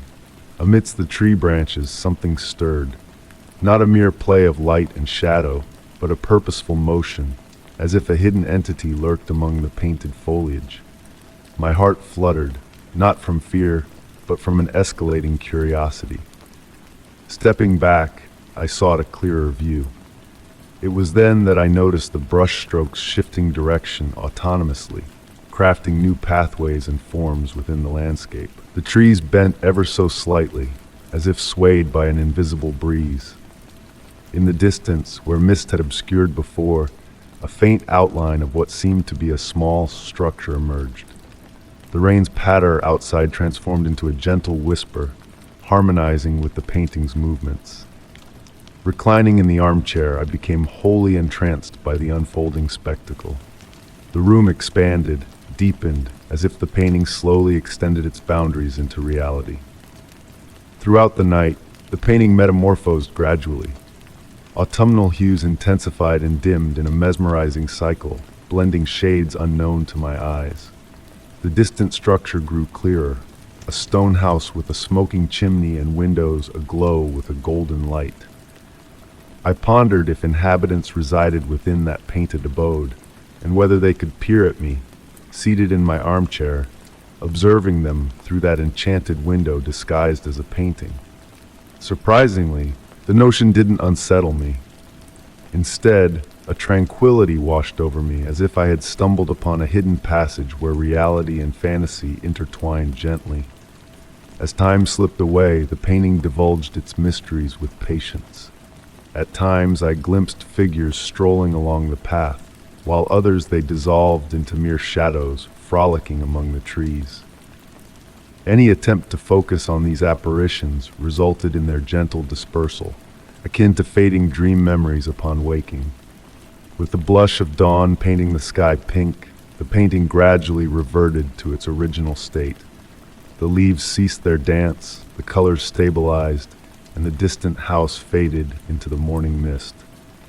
Only the lingering fragrance of damp leaves remained in the room, a solitary testament to the nocturnal revelations.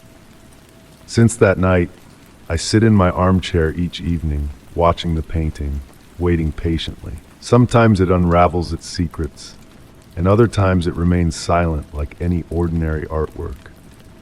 But I'm aware that behind that canvas lies a world of its own, one that awakens when the world slumbers, and only for those patient enough to observe.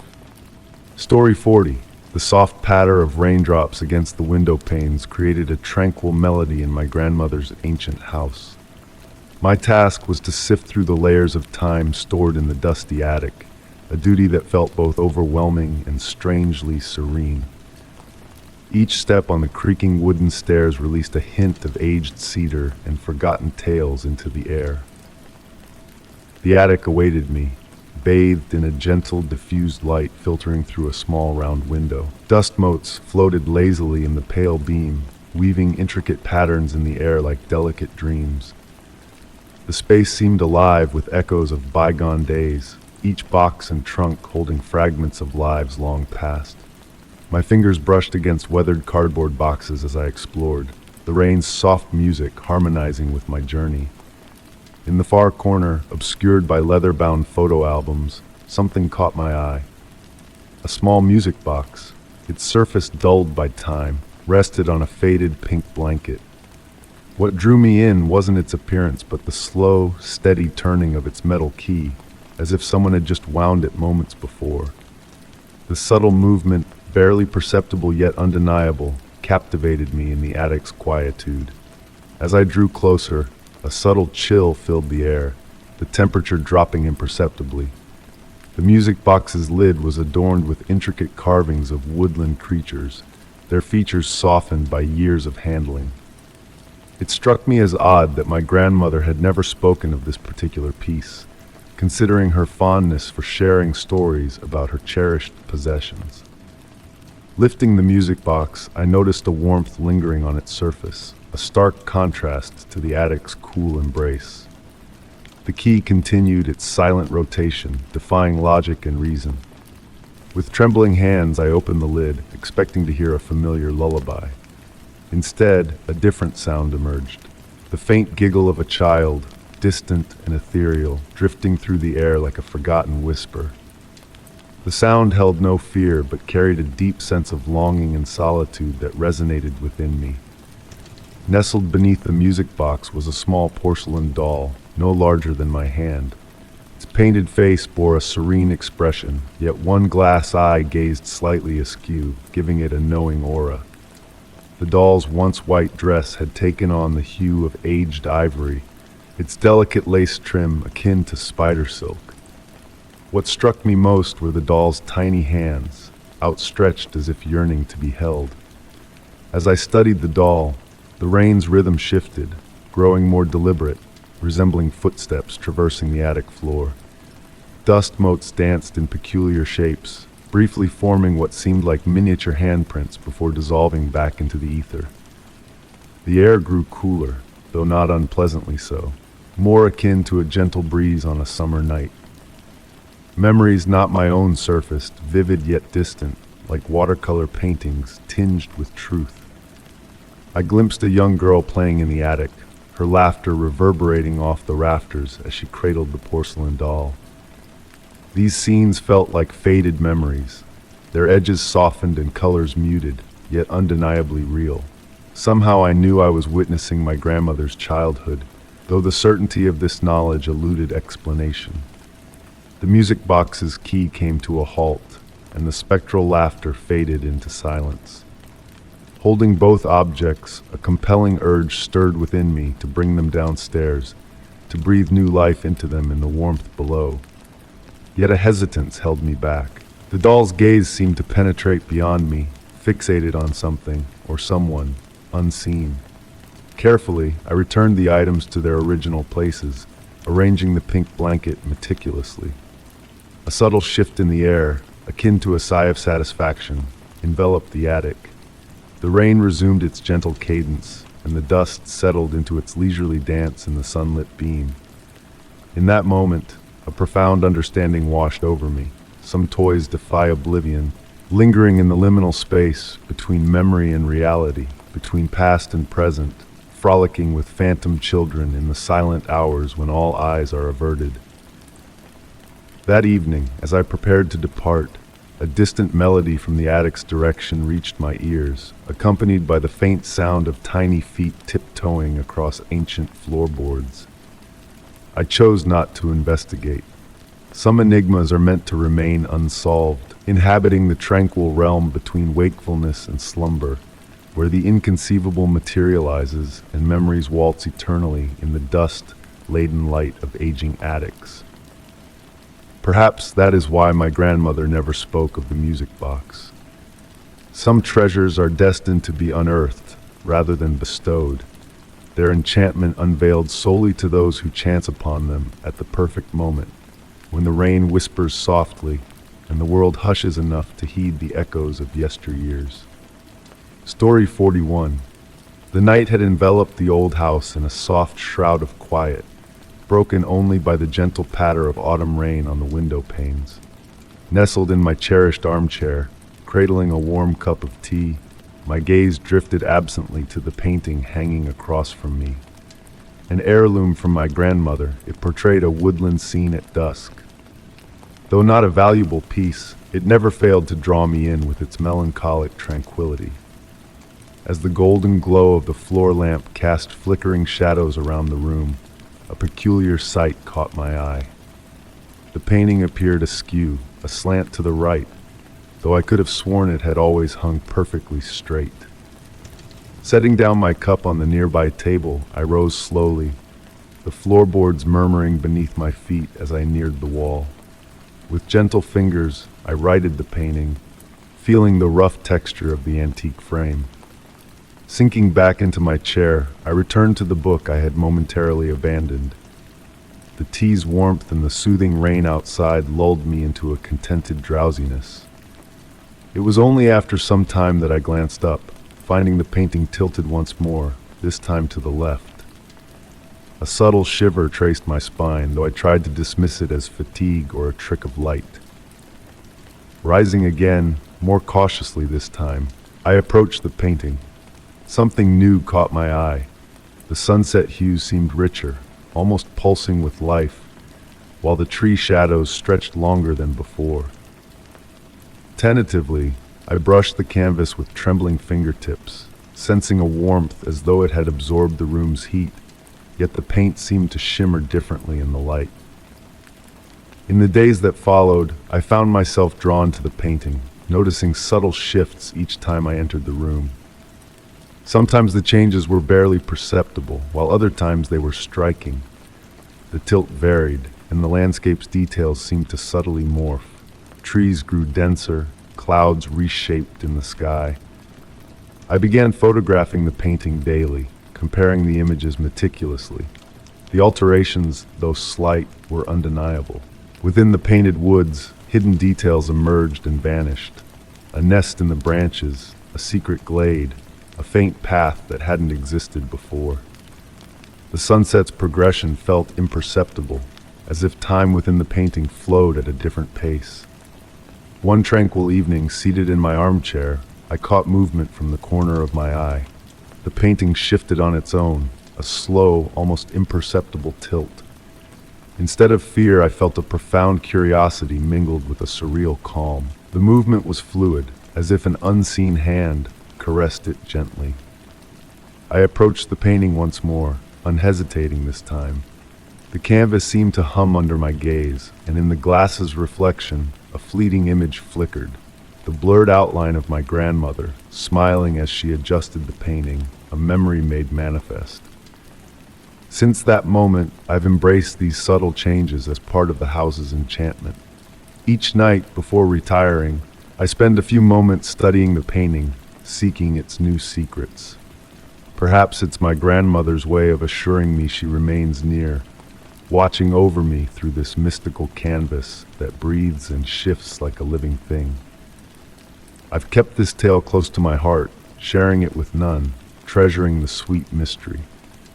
The painting still moves, but less frequently now, as if it has found a delicate balance between revealing itself and holding its secrets.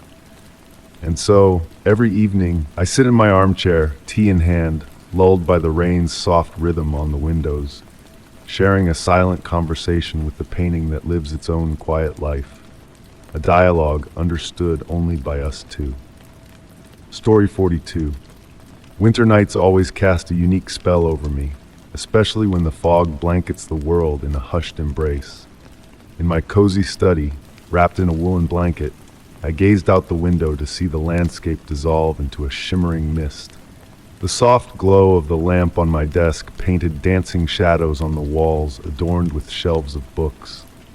Amid this tranquil scene, a peculiar object caught my eye in the glass reflection. A small, dark wooden box, intricately carved with ever-shifting patterns that beckoned my gaze. Though unfamiliar, it carried a sense of déjà vu, as if it had been part of my life all along. The box sat perched on the edge of my desk, its grain pulsing faintly in the dim light, as if whispering secrets of its own existence. Intrigued, I rose from my chair, the blanket slipping to the floor with a gentle rustle, blending with the soft creak of the wooden floor beneath my feet. A nostalgic scent of aged wood and beeswax enveloped me, stirring up forgotten memories from my youth. My fingertips grazed the warm surface of the box, tracing the intricate carvings that seemed to morph with each passing glance, an ever-changing narrative of moonlit forests, stormy seas, and starlit skies. As I sat back down, drawn closer to the enigmatic box by the pool of warm light cast by the lamp, a realization dawned upon me. This box, with its shifting carvings, had been a recurring presence in my dreams, each time shrouded in mystery, yet strangely familiar. In the stillness of the room, the ticking of the grandfather clock slowed to a whisper, as if time itself held its breath in anticipation. The shadows danced on the walls, their forms growing increasingly intricate in the soft glow of the lamp. With a sense of curiosity mingled with trepidation, I lifted the box, surprised by its weight, and felt an inexplicable certainty that something of significance lay hidden within. As I examined it, the carvings converged toward the lid's center, forming a pattern unknown to me, the wood pulsating subtly under my touch, responding to my presence. The blend of beeswax and an elusive fragrance filled the air, and a faint, melodic hum emanated from within the box, lulling me into a peaceful drowsiness. The lamp's light pulsed in harmony with the hypnotic hum, and I succumbed to a deep slumber. Hours later, I awoke at my desk, the fog outside having lifted to reveal a star-studded night sky. The box had vanished, leaving behind a ghostly imprint on the wooden surface, as if it had stood there for ages. Puzzled, I inspected my hand and discovered a faintly glowing carving resembling those on the box, a mark of the mysterious encounter. Since that fateful night, the box continued to visit me in my dreams, evolving its message with each encounter. Every morning, the carving on my hand seemed to evolve, as if gradually unveiling a hidden truth. I pondered whether others shared this enigmatic connection with the box in their dreams, bearing unseen marks of a reality that transcended the waking world. The line between dream and reality blurred, and the box emerged as a conduit between realms closer than we perceive. As I pen these words, the scent of beeswax lingers in the air, signaling that tonight, in the realm of dreams, the box awaits, brimming with untold secrets waiting to be unfurled. Story 43. The aged journal materialized on my nightstand one frosty morning, its deep red cover gleaming under the soft winter light seeping through my window. It sat there, a silent enigma, beckoning with an allure that tugged at a distant memory within me. The air carried a hint of frost, mingling with the distant melody of wind chimes dancing in the breeze. My fingertips grazed the intricate patterns etched into the weathered leather, feeling the stories woven into each groove and curve. The leather yielded beneath my touch, a testament to the countless hands that had caressed it over time, though how I knew this remained a mystery. Upon opening the journal, a delicate fragrance of lavender and aged paper wafted up, stirring elusive recollections in the depths of my mind. The initial pages lay blank, pristine and expectant. Yet as I turned them, elegant script seemed to shimmer into view, basking in the morning glow. It was my handwriting, unmistakably so, detailing events that I had no memory of transcribing. Dates that were yet to unfold adorned each entry, drawing me deeper into the mystery that unfolded within those pages. Day after day, I found myself drawn back to the journal. reading my own words foretelling happenings that defied the constraints of time. Simple encounters blossomed into reality, lost treasures resurfaced, and the subtle sounds of the night came alive in vivid detail. Each prediction unfolded with a serene accuracy, like whispers carried across a tranquil pond.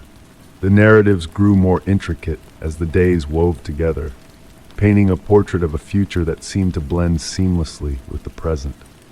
Conversations unfolded verbatim, sunsets mirrored the descriptions penned within, and the touch of rain mirrored the sensations captured on those aged pages. Yet there was a gentle mystique to it all, a soft dream unfurling with each passing day. A mention of the aroma of freshly baked bread heralded an unexpected delivery of warm rolls at my doorstep, a phantom baker leaving only traces of their presence behind.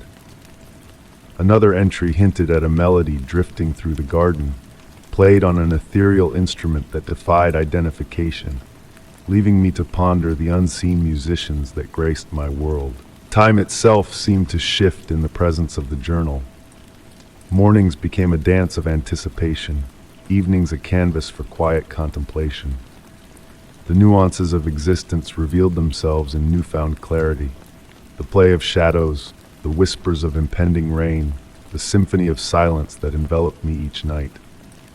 Pressed flowers, remnants of futures not yet lived, found their way between the pages, their vibrant hues a testament to the magic that dwelled within those cream-colored sheets.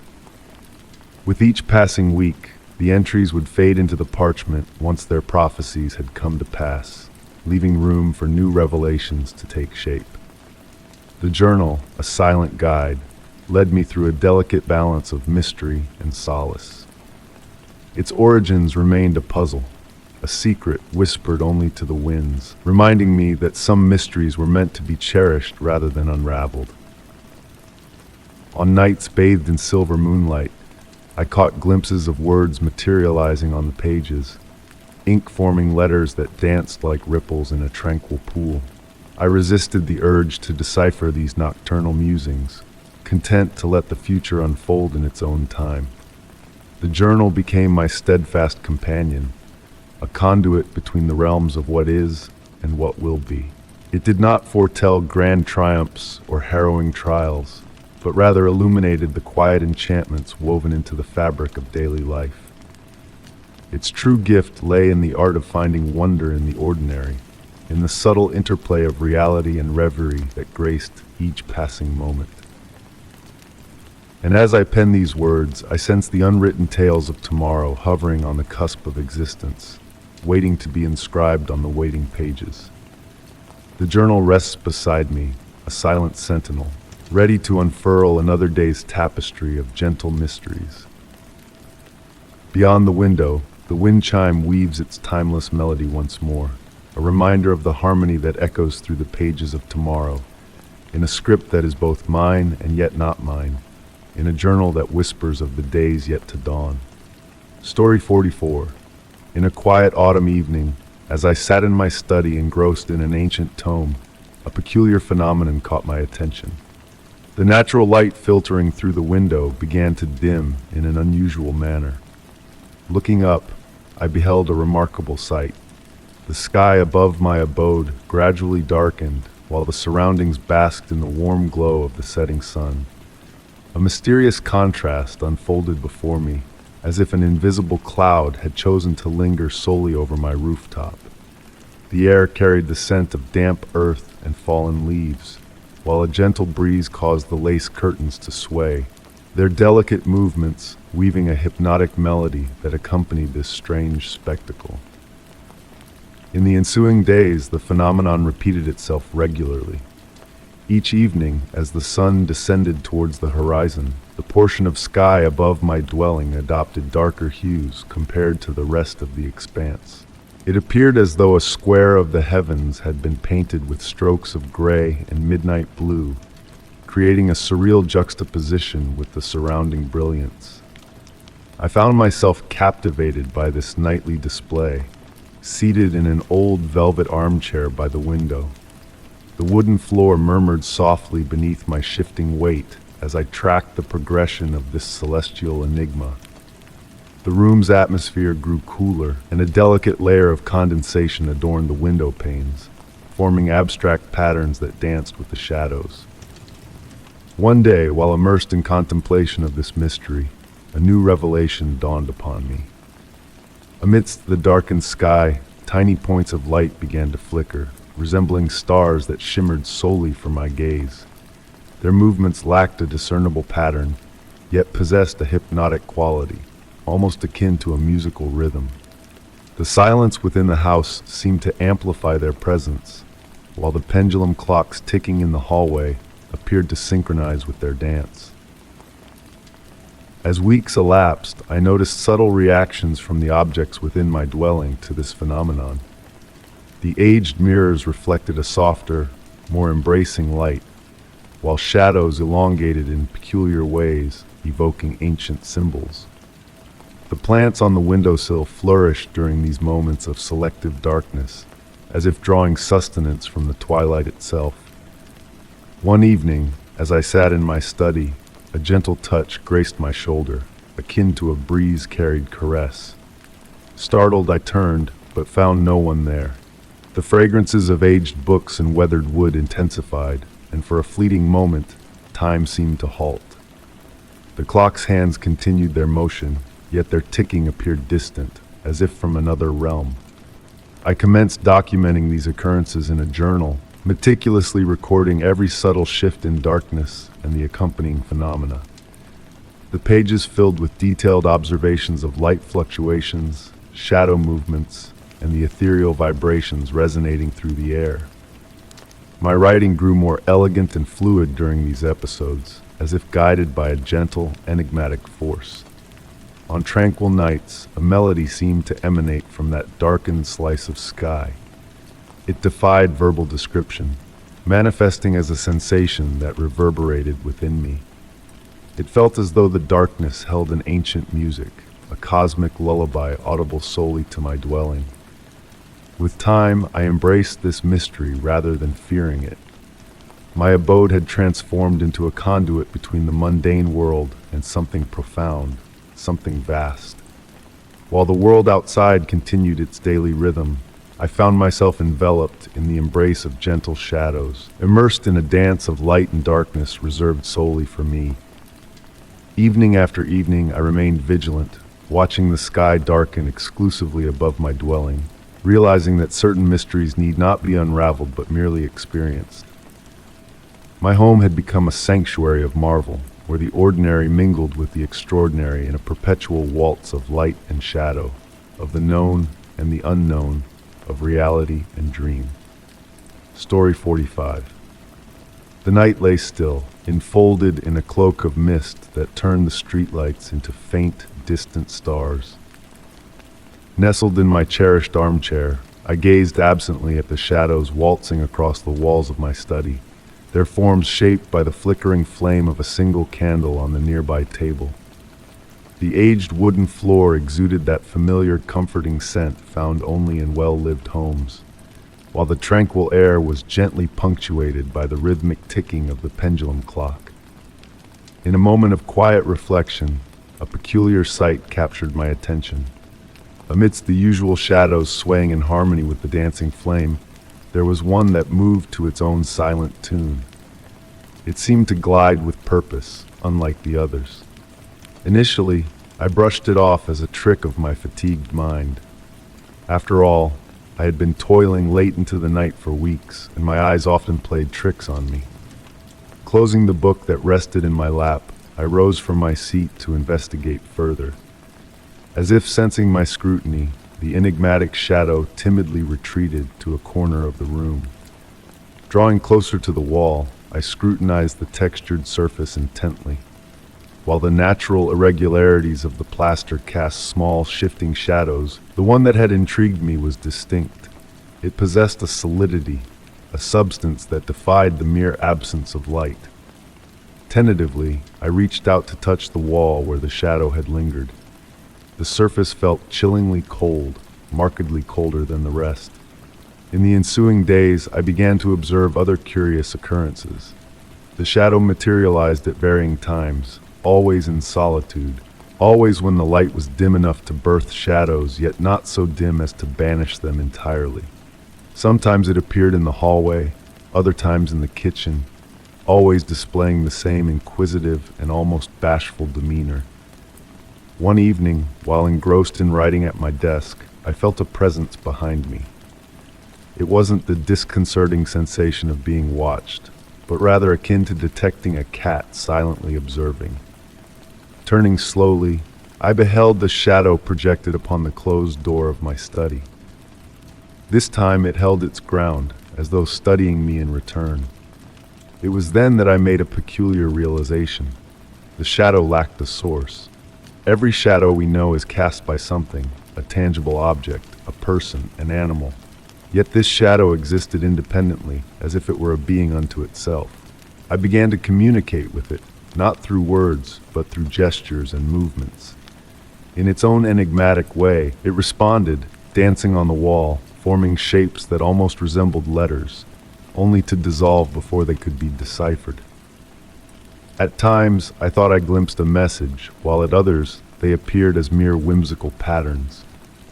With the passage of time, its presence became a comforting presence, a silent companion during restless nights. When sleep eluded me, I sought out its familiar movements among the ordinary shadows, akin to having a nocturnal guardian. I never unearthed its origin or true nature. I delved into research, perused ancient tomes, even sought counsel from experts on the paranormal, yet no explanation could wholly capture the essence of its existence. Now, seated in my armchair penning these words, I observe the shadow's gentle movements in the periphery of my vision. It has integrated into my daily routine, a mystery I've embraced without fully comprehending. Often, I ponder if it too contemplates my essence, if to it, I am as much an enigma as it is to me. The candle on the table flickers, its flame dwindling. Soon the shadow will dissolve into the encompassing darkness, awaiting the emergence of a new light to grant it existence once more.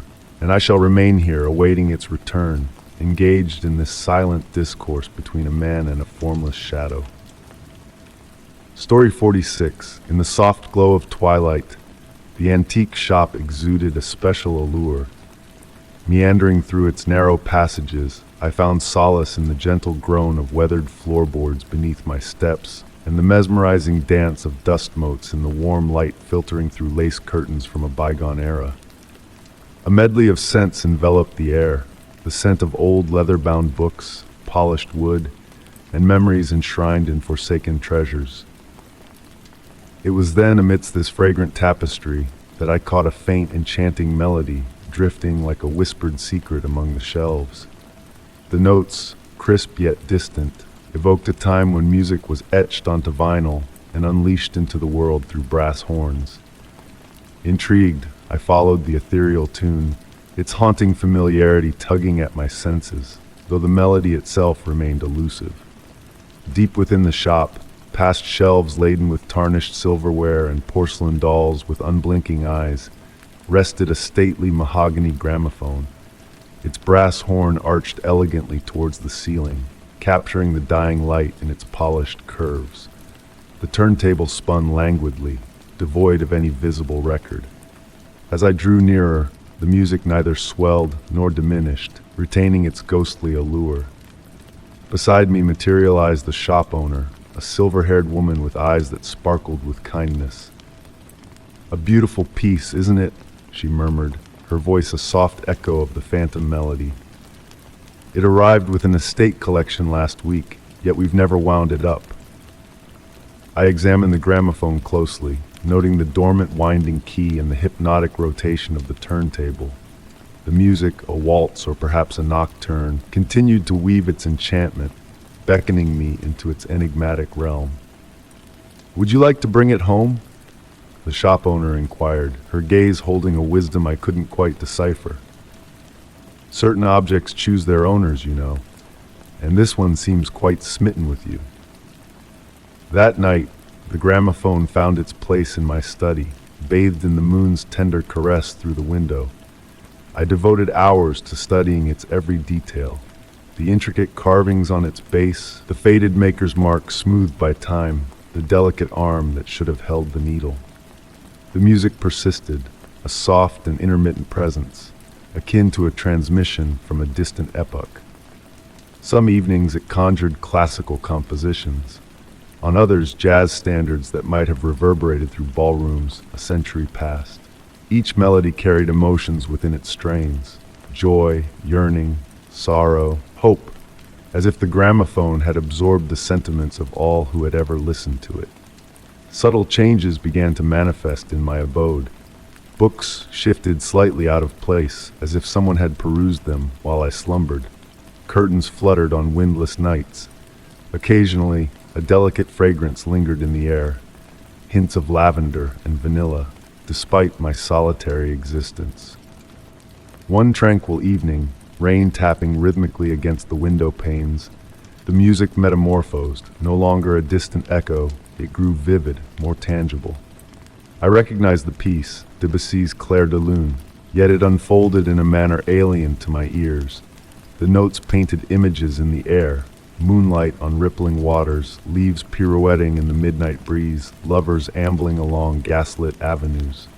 As I closed my eyes, surrendering to the music's embrace, I sensed a gentle pressure on the cushion beside me, as though a companion had settled in to listen in harmony. The fragrance intensified, and the atmosphere acquired a weighty anticipation, akin to the hush preceding a snowfall. When I reopened my eyes, the ghostly presence lingered, though my gaze only met the interplay of shadows upon the furniture. The music softened, reverting to its customary distant allure, yet a transformation had transpired. The gramophone ceased to be a mere relic. It burgeoned into a conduit between realms, a custodian of tales yearning to be heard. Each night, I now sit in my study as darkness enfolds, sometimes engrossed in reading, other times simply absorbing the melodic mysteries unfurled by the gramophone.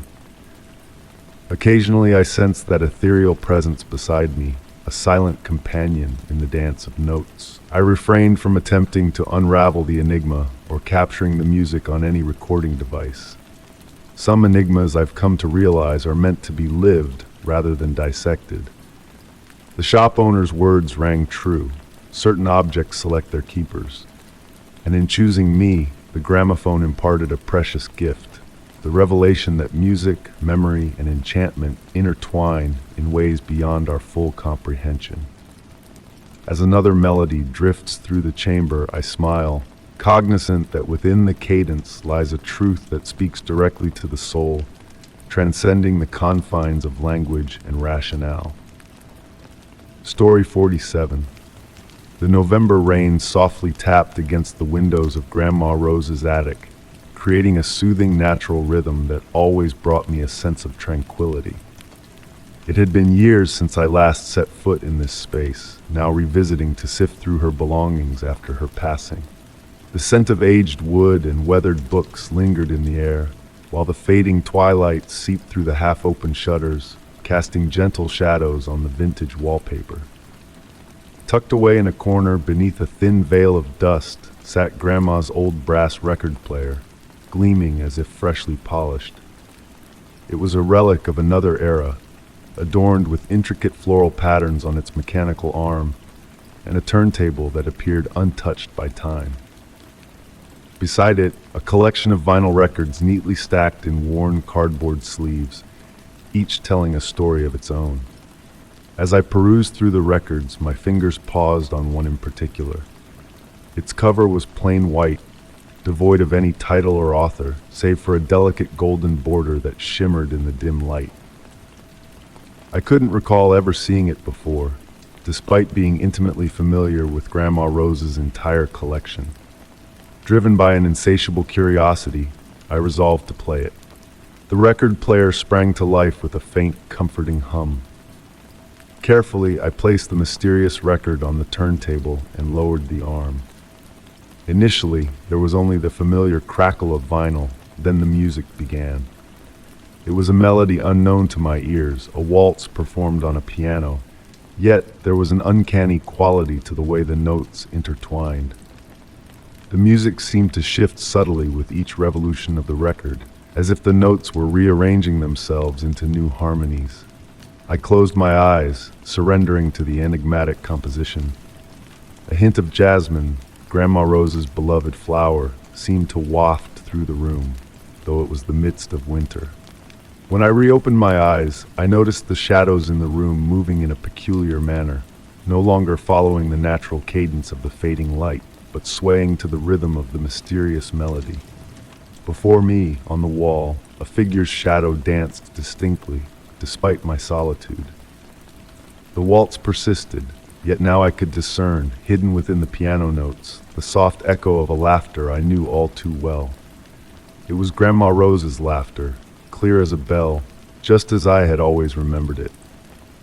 A shiver of nostalgia and wonder coursed through me, not of fear, but of a peculiar longing. Rising from the armchair, I approached the window. In the glass's reflection, I caught a glimpse of the room behind me, where, for an instant, Grandma Rose appeared, youthful and radiant in her favorite dancing gown, twirling gracefully in the heart of the attic. When I turned around, she vanished, leaving only the echo of the music in the air. The record spun on until its final note dissipated into silence, leaving the room subtly transformed. It now felt warmer, more vibrant, as if that fleeting musical interlude had awakened dormant memories within the very walls of the house. That night, as I carefully returned the enigmatic record to its white sleeve, I noticed something I had overlooked earlier. Inscribed on the inner rim, in Grandma Rose's elegant handwriting, was a date, her wedding day. Beneath it, in nearly imperceptible script, a message: music is the key to our most cherished memories. Since then, whenever I revisit the attic, I search for that particular record. Sometimes it reveals itself instantly, while other times it seems to hide amidst the other vinyls. Each time I play it, the melody carries subtle variations, as if holding endless iterations of the same memory. I've never quite grasped if it was a special gift from Grandma Rose or something more mystifying. Yet one thing remains certain: on those rainy evenings, when the record player spins that peculiar melody, the attic fills with an ethereal enchantment, blurring the lines between present and past, reality and memory. The boundary becomes as delicate as the paper of an old photograph. Perhaps, in those fleeting moments, Grandma Rose still dances, eternally youthful, eternally joyful, in an everlasting waltz. Story 48, the autumn mist draped the streets in a softer, gray embrace, transforming each streetlight into a hazy halo in the depths of the night. It was after a grueling shift that I set out for home and encountered it. A pair of headlights cutting through the mist, trailing steadily behind me. What caught my attention was not just the sight of those lights, but a whisper in my mind hinting at the peculiar nature of their unwavering proximity, round every twist and turn. The hum of the engine trailing me felt like a patient breath, syncing seamlessly with the cadence of my journey. A deceleration on my part was mirrored by the mysterious vehicle, an acceleration met with the same response. In the rearview mirror, all I could discern was a dark outline, a sedan, perhaps, its headlights resembling vigilant eyes never breaking their gaze upon me. The road snaked through the quiet neighborhood, the peaceful houses flanking the street, exuding a sense of serenity that clashed with the unease creeping up within me. Curiosity sparked. I decided to deviate from my usual route, embarking on a longer path. The enigmatic car followed suit, maintaining that hypnotic distance that now felt oddly familiar. The pitter-patter of rain on the windshield birthed a soothing melody, a stark contrast to the unfolding scenario. Raindrops painted intricate patterns on the glass, further obscuring the view of the persistent presence behind me. I made a series of turns onto side streets, the mysterious vehicle mirroring my every move, connected by an invisible thread. The headlights trailed me patiently, never encroaching too closely, never lagging behind. While the neighborhood slumbered in blissful ignorance, our nocturnal tango persisted. Coming to a halt at a red light, I caught a glimpse, through the rain-splattered windshield, of something more within the car behind me, a motionless figure in the driver's seat, resembling a statue. Upon deciding to head home, the car remained faithful, a shadow in my wake. Pulling into the driveway and cutting the engine, a silence enveloped me, punctuated only by the rain's soft tap on the car roof and the rhythm of my heartbeat. Peering through the rearview mirror, I watched the car ease to a stop several yards away, its headlights casting an unwavering glow as if in anticipation. Minutes stretched into eternity, the headlights eventually dimming. In the shroud of darkness, the silhouette of the vehicle lingered, unmoving. Summoning my courage, I stepped out into the rain, shielded by my jacket, only to find an empty street when I turned to investigate further. No trace remained of the car that had trailed me through the night. Since that fateful encounter, each nocturnal drive is accompanied by frequent glances in the rearview mirror. On fog-laden nights, those familiar headlights seem to materialize in the distance, patient, watchful. I often ponder whether that enigmatic car still prowls the night, trailing another unsuspecting soul, or if it bides its time, waiting for the opportune moment to resume our dance through the city's nocturnal labyrinth. Story 49. In the corner of my cozy study, the grandfather clock stood tall and proud, a steadfast guardian of time. Its rhythmic ticking, usually a soothing presence, seemed to carry a mysterious weight that morning. As I pored over old documents at my desk, a sense of unease crept over me. The seconds stretched out, elongating into a strange dance that defied the natural order of things. The sunlight filtered through the curtains, painting the room in a warm, golden hue, yet a subtle shift had taken hold. My pocket watch felt heavy in my hand, its hands frozen in an impossible hesitation. Dust motes hung suspended in midair, caught in a silent waltz. The world outside my window seemed to hold its breath, frozen in a timeless tableau. As I ventured closer to the window, the scene before me was like a dream captured in a single frame. A bird hovered motionless in the sky, wings outstretched in a display of frozen grace. Leaves hung suspended in mid-descent, creating a tapestry of fall colors frozen in time. Even the neighbor's cat perched on the garden wall, tail arched in a perpetual curve. It was a moment of eerie tranquility, a pause in the rhythm of life that held me captive in its spell. Exploring my home, I marveled at the frozen details that usually slipped by unnoticed. Water droplets hung in the air, forming delicate orbs of liquid light.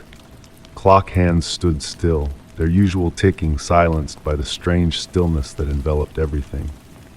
In the kitchen, the morning newspaper lay open, its headlines rendered irrelevant by the suspension of time. In this timeless state, the constraints of schedules and deadlines seemed like distant echoes from another world. Returning to my study, I was drawn to the old mirror above the fireplace, its surface beckoning me with an otherworldly allure. My reflection, though mirroring my movements, held a curious depth that hinted at a reality beyond my own. There was a knowing glint in its eyes, a smile that danced independently of my own features. The mirror felt warm to the touch, a portal to a realm where time danced to a different tune. Hours may have passed, or mere moments. Time held no sway in this suspended reality. Seated once more at my desk, I pondered the enigma of existence without the ticking of the clock. The world around me began to stir, subtle tremors signaling the return of time's flow. The dust motes quivered, the steam from my forgotten tea dissipated, and life gradually resumed its steady march forward. The grandfather clock's pendulum swung back into motion, its heartbeat echoing through the room. The bird outside my window completed its flight, the cat on the garden wall stretched to its full length, and the autumn leaves drifted gently to the ground. Normalcy returned, but the memory of that timeless interlude lingered like a whisper in the air. The mirror, ever mysterious, still held secrets within its depths, a glimpse into a world where time stood still. and as I catch sight of my reflection in its surface, I wonder if, in some distant dimension, another version of me is still lost in that tranquil moment, where every second is a precious gem in the crown of eternity. Story 50. The soft rustle of paper sliding through my fingertips reverberated in the tranquil atmosphere of the attic. Sunlight, filtered through a small, dusty window, painted the air with golden hues that pirouetted in the calm stillness. Amidst the assortment of aged family documents, my eyes caught sight of a yellowed envelope sealed with faded red wax. A name, unfamiliar yet elegantly inscribed, beckoned my attention on the weathered surface. Settling onto a worn wooden chair that groaned beneath me, I inhaled the scent of antiquity, of aged books and time-worn wood, while a gentle breeze stirred the leaves of a grand tree outside the window. Cradling the weighty envelope in my hands, I sensed a gravity beyond mere paper and ink. With delicate care, I broke the seal, the crackle of wax a solitary echo in the hush of the room. Within, delicate pages, thin as gossamer, bore the same graceful handwriting. The date atop the sheets marked a day half a century past, long before my own existence. The opening lines seized my focus instantly. My dear future grandchild. As I delved into the script, the room gradually dimmed, yet I made no move to illuminate the space. The words seemed to emit a subtle radiance of their own. The letter unfolded the tale of a woman, my grandmother unknown to me, who spoke of a unique family legacy, a gift that manifested rarely and only under specific circumstances. She painted a picture of nights cloaked in full moons and winds from the north, where select kin could glimpse faintly through the veils of time. Not with clarity, but through whispers of sensation and blurred visions, akin to reflections on rippling waters. My grandmother detailed how she had foreseen my presence, envisioned me in that very attic, reading her missive. A shiver danced down my spine as I continued, her words weaving a tapestry of intimacy and legacy. She recounted her attempts to wield this gift for the family's protection, to navigate through trials and tribulations. Yet, with each glimpse beyond time's curtain, she divulged, a fragment of her essence ebbed away. In the attic silence, time seemed suspended, shadows stretching across walls, entwined with memories etched on those yellowed pages. The letter unfurled prophecies, some already realized, others yet unfolding. The penmanship subtly shifted as I progressed, each word bearing the weight of greater effort. The final page, a challenge to decipher, foretold of a crucial juncture in my life, when the gift would stir within me as well. Pausing, I raised my gaze to the window, the night sky now draped in darkness, with the full moon peeking through veils of clouds. A gust of wind rattled the panes, carrying the scent of imminent rain. Returning to the last page, her final sentiments gleamed as if freshly penned. "When you hear the call," the letter concluded, "you will know what to do. The gift is not a burden, but a duty. Just as I have done for you, you must craft a letter. A missive never to be sent, yet destined to find its recipient when the time is ripe." With reverence, I folded the pages, tucking them back into the envelope. The wind now howled louder, the floorboards groaning beneath its force. Rising from my seat, I drifted toward the window. In its reflection, my visage intertwined with the moon's glow, casting an illusion that gave me pause.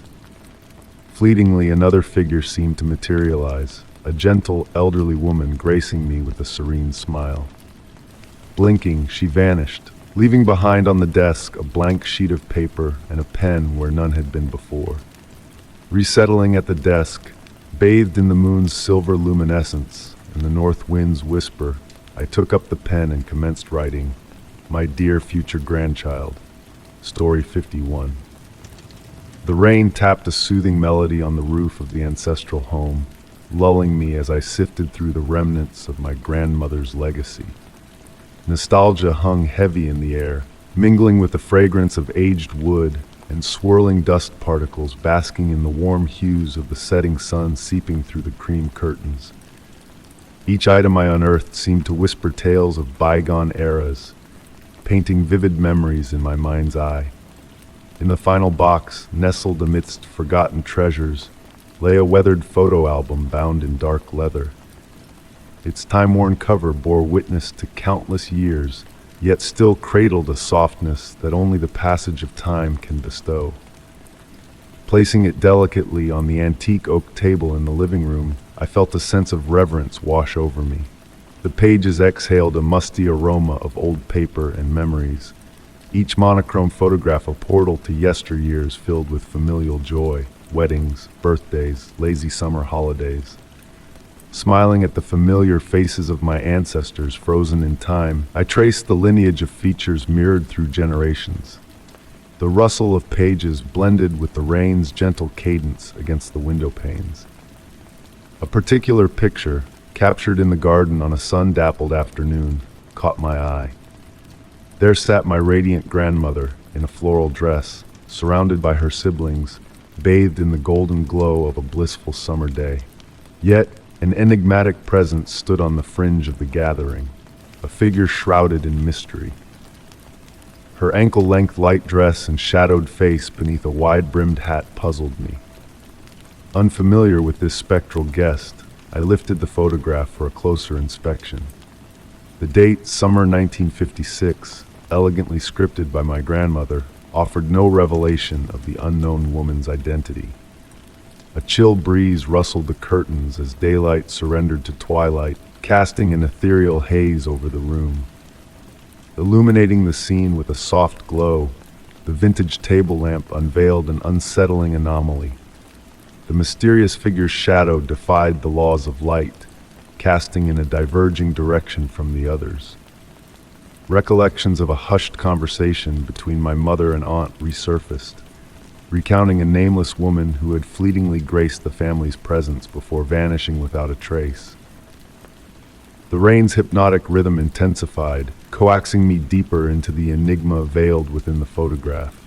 The figure seemed to sharpen in focus, beckoning me with an unspoken tale, a clandestine message yearning to be deciphered. Turning the picture, a faint inscription emerged in the corner, barely perceptible under the lamplight. She always sees. Returning the photograph to its rightful place, I found myself unable to shut the album, a silent urging compelling me to unveil the secrets veiled within its pages. How many untold narratives lay concealed within these walls? How many riddles had been immortalized by the click of a camera, ensnared in the hush of time? As night enveloped the homestead in tranquility, I sank into an armchair by the window, the open album cradled in my lap. Lost in contemplation, questions swirled in my mind. Who was she truly? What secrets had she witnessed? And most hauntingly, did her gaze still linger among us?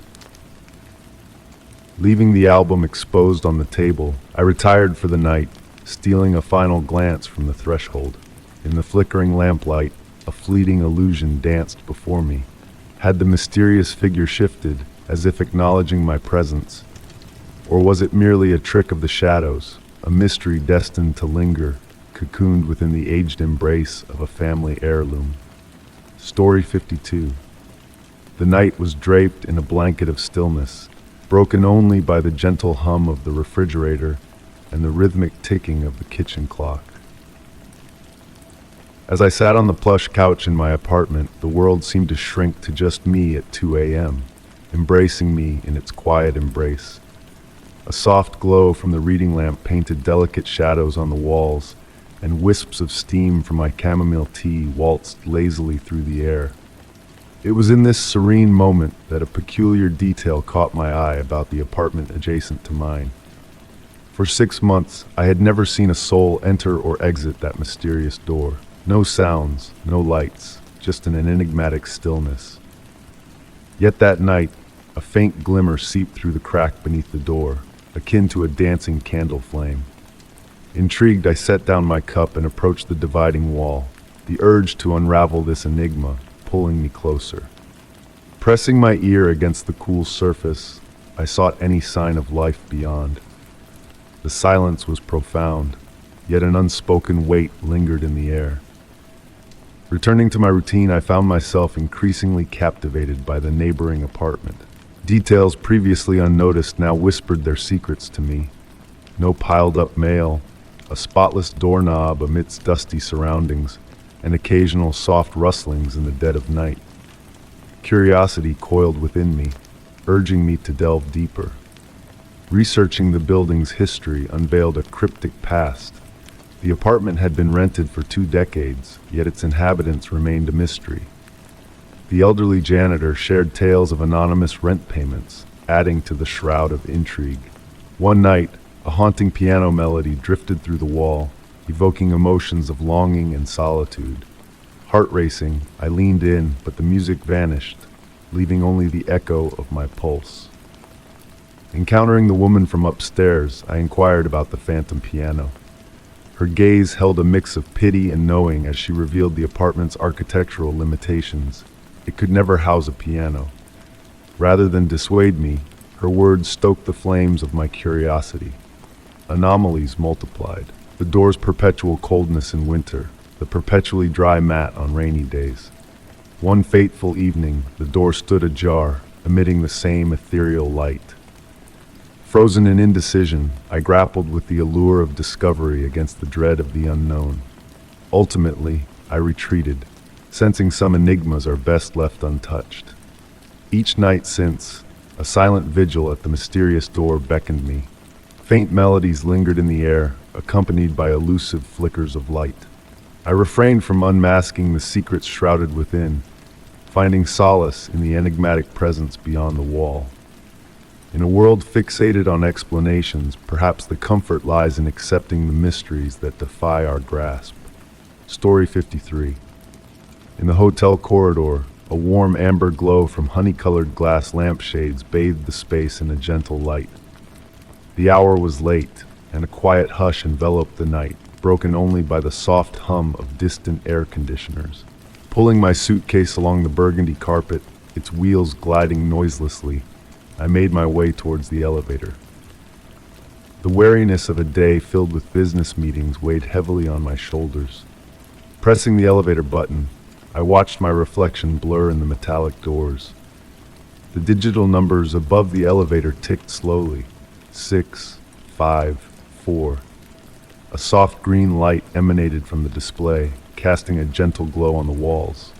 With a soft chime, the doors slid open, and I stepped into the small chamber adorned with mirrors and dark wood.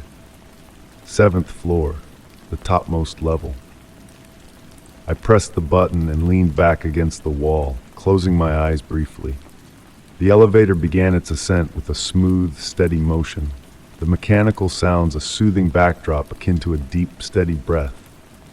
When I opened my eyes again, a peculiar sight greeted me in the mirror's reflection before me. It seemed as though my image lagged slightly behind my movements, a fleeting illusion that I attributed to fatigue. The elevator came to a gentle stop, and the doors parted ways. Stepping into the hallway, a sense of unease crept over me.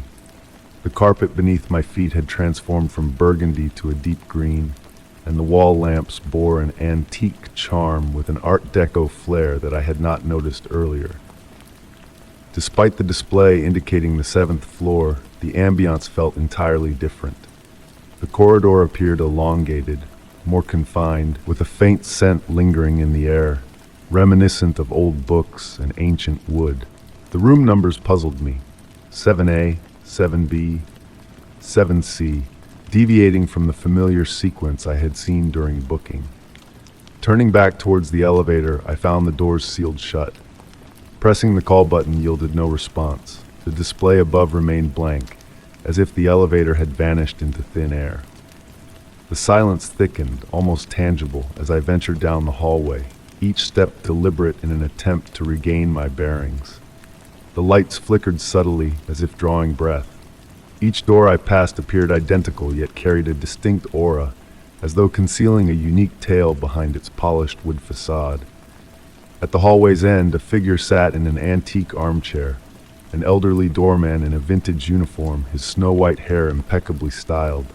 Raising his gaze from the book he perused, he offered a kind smile. "Are you lost?" he inquired in a soothing, familiar tone, as though anticipating my arrival. "I believe so," I responded. "I intended for the 7th floor, but this place—" "Ah, but you are on the 7th floor," he interjected with a cryptic grin. "Just not the one you sought. This elevator possesses a quirk. At times, it transports weary travelers where they need to be, rather than where they think they wish to go." Surveying my surroundings anew, intricate details emerged. Gilded frames adorned the walls, enclosing monochrome photographs of joyous faces clad in bygone attire, while a clock displayed an unfathomable hour, its hands moving counterclockwise. "Fret not," the doorman reassured, closing his book gently. "The elevator shall return when the timing aligns. For now, why not rest? Time is of no essence here." Settling into the adjacent armchair, the weariness that had burdened me slowly dissipated. The once unsettling silence now cradled me in a warm embrace, comforting and serene. The doorman resumed his reading, and I found solace in watching shadows pirouette across the walls, weaving hypnotic patterns. Time lost its grip on me as minutes melded seamlessly into hours. The backward ticking of the clock crafted a soothing melody, akin to a lullaby. At a certain juncture, the familiar chime of the elevator resonated through the corridor. "There," the doorman remarked without lifting his gaze from the book. "I believe you can return to your designated floor now." Rising to my feet, a strange sense of rejuvenation washed over me. Approaching the elevator, I turned to express gratitude, but the armchair sat empty. A well-worn book lingered on the armrest, its leather cover gleaming faintly in the soft light. The elevator doors whispered open, and as I stepped inside, the journey proved brief.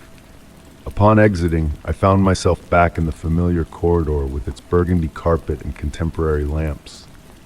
Reaching my room, I slid the key into the lock. Before entering, I cast a final glance towards the elevator. For a fleeting moment, the digital display flickered, revealing not a number but an unfamiliar symbol. Just as swiftly, it returned to normalcy, displaying a simple 7. Since that peculiar night, whenever I ride an elevator in a hotel, I ponder whether it will transport me to my desired destination or where I truly ought to be. And on the stillest of nights, a whisper of rustling pages echoes, a phantom turning an ancient tome's leaves in a corridor that exists betwixt one floor and the next. Story 54. The ancient house had always murmured its secrets to me, but on that frosty winter night, a new chapter of whispers unfolded. The snow descended gracefully outside, each delicate flake illuminated by the ethereal moonlight before melting into a blanket of white. Nestled in my cozy reading chair, cocooned in a threadbare woolen throw, I savored the soft crackling of the fireplace, a constant companion in the old house. The familiar creaks and settling noises of the aged structure usually brought me solace, yet on this night, they carried an elusive undertone, a whisper of hidden narratives waiting to be unraveled. At first, the murmurs were a mere whisper on the wind, a faint echo weaving through the time-worn walls. I set aside my book, a hush falling over the room as I strained to decipher the enigmatic voices. Like distant conversations veiled behind heavy drapes, the words eluded my grasp, their essence tantalizingly human. Tracing the rough texture of the vintage wallpaper with my fingertips, I detected a subtle vibration, akin to a slumbering cat's gentle purr. Against the wintry chill, the wall exuded an unexpected warmth, a sensation that stirred a curious unease within me. Pressing my ear against the wall, I surrendered to the mysterious cadence resonating within. The voices ebbed and flowed, meandering through the labyrinthine corridors like subterranean streams, their origins shrouded in enigma. Unobtrusive and benign, they carried no hint of malice, rather evoking a familial gathering steeped in late-night confidences. Driven by an inexplicable compulsion, I embarked on a silent journey through the house, guided by the ethereal whispers that beckoned from room to room. My footsteps, noiseless against the ancient carpets, led me to the kitchen, where the voices seemed to emanate from behind the copper cookware adorning the walls. In the dimly lit hallway, they reverberated beneath the faded landscapes depicted in forgotten paintings. Each time I neared comprehension, the elusive words metamorphosed, slipping through my grasp like elusive dreams at dawn.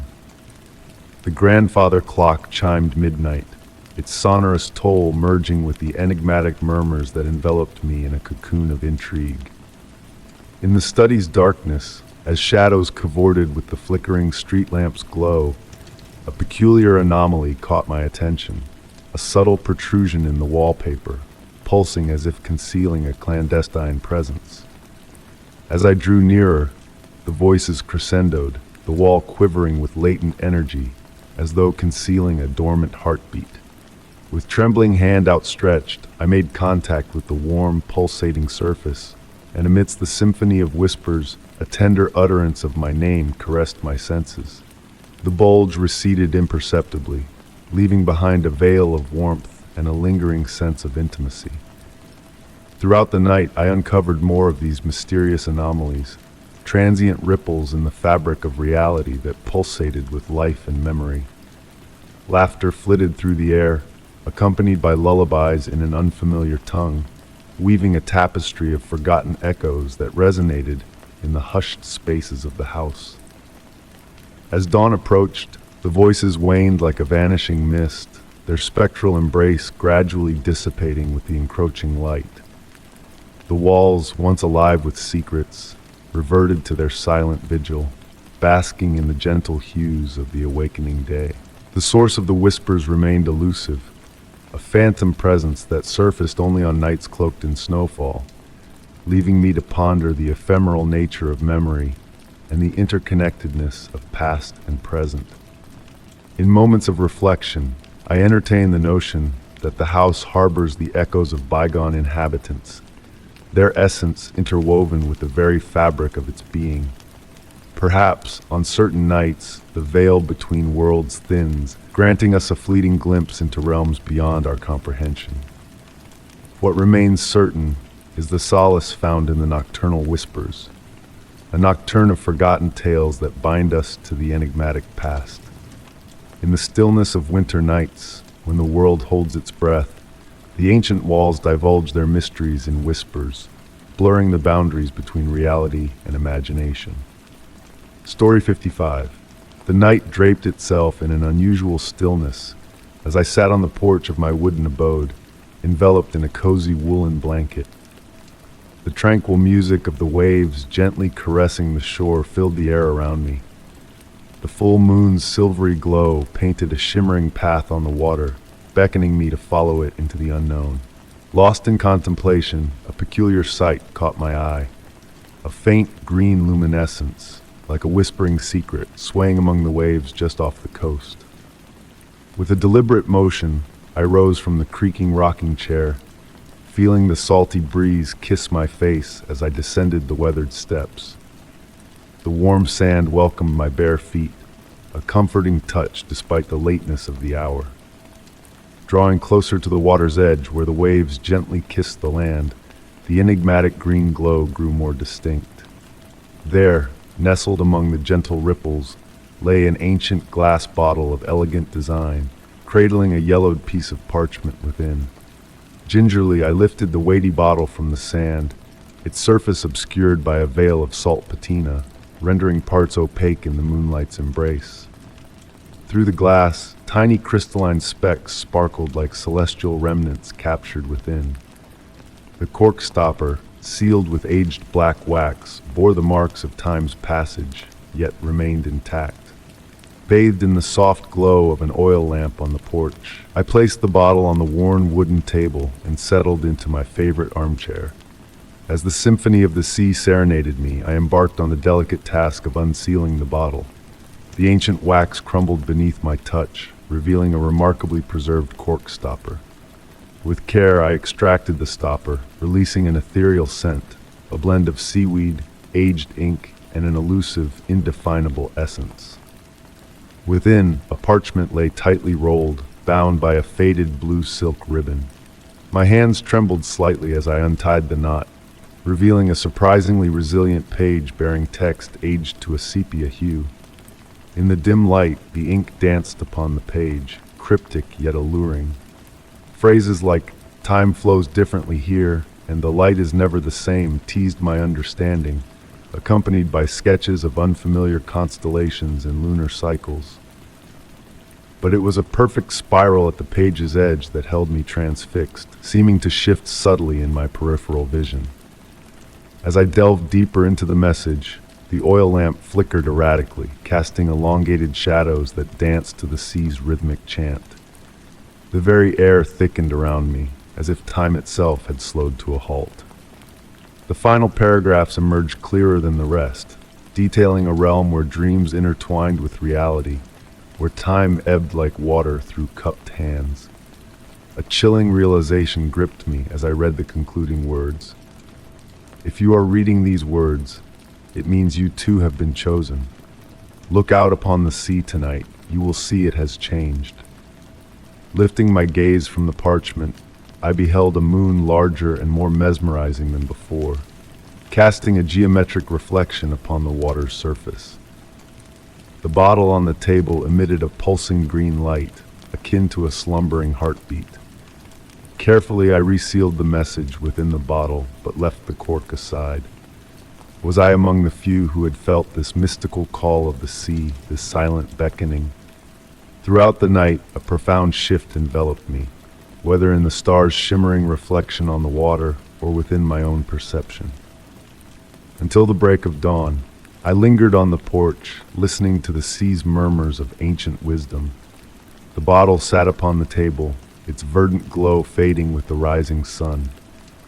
Though the message's full meaning eluded me, a transformation had stirred within.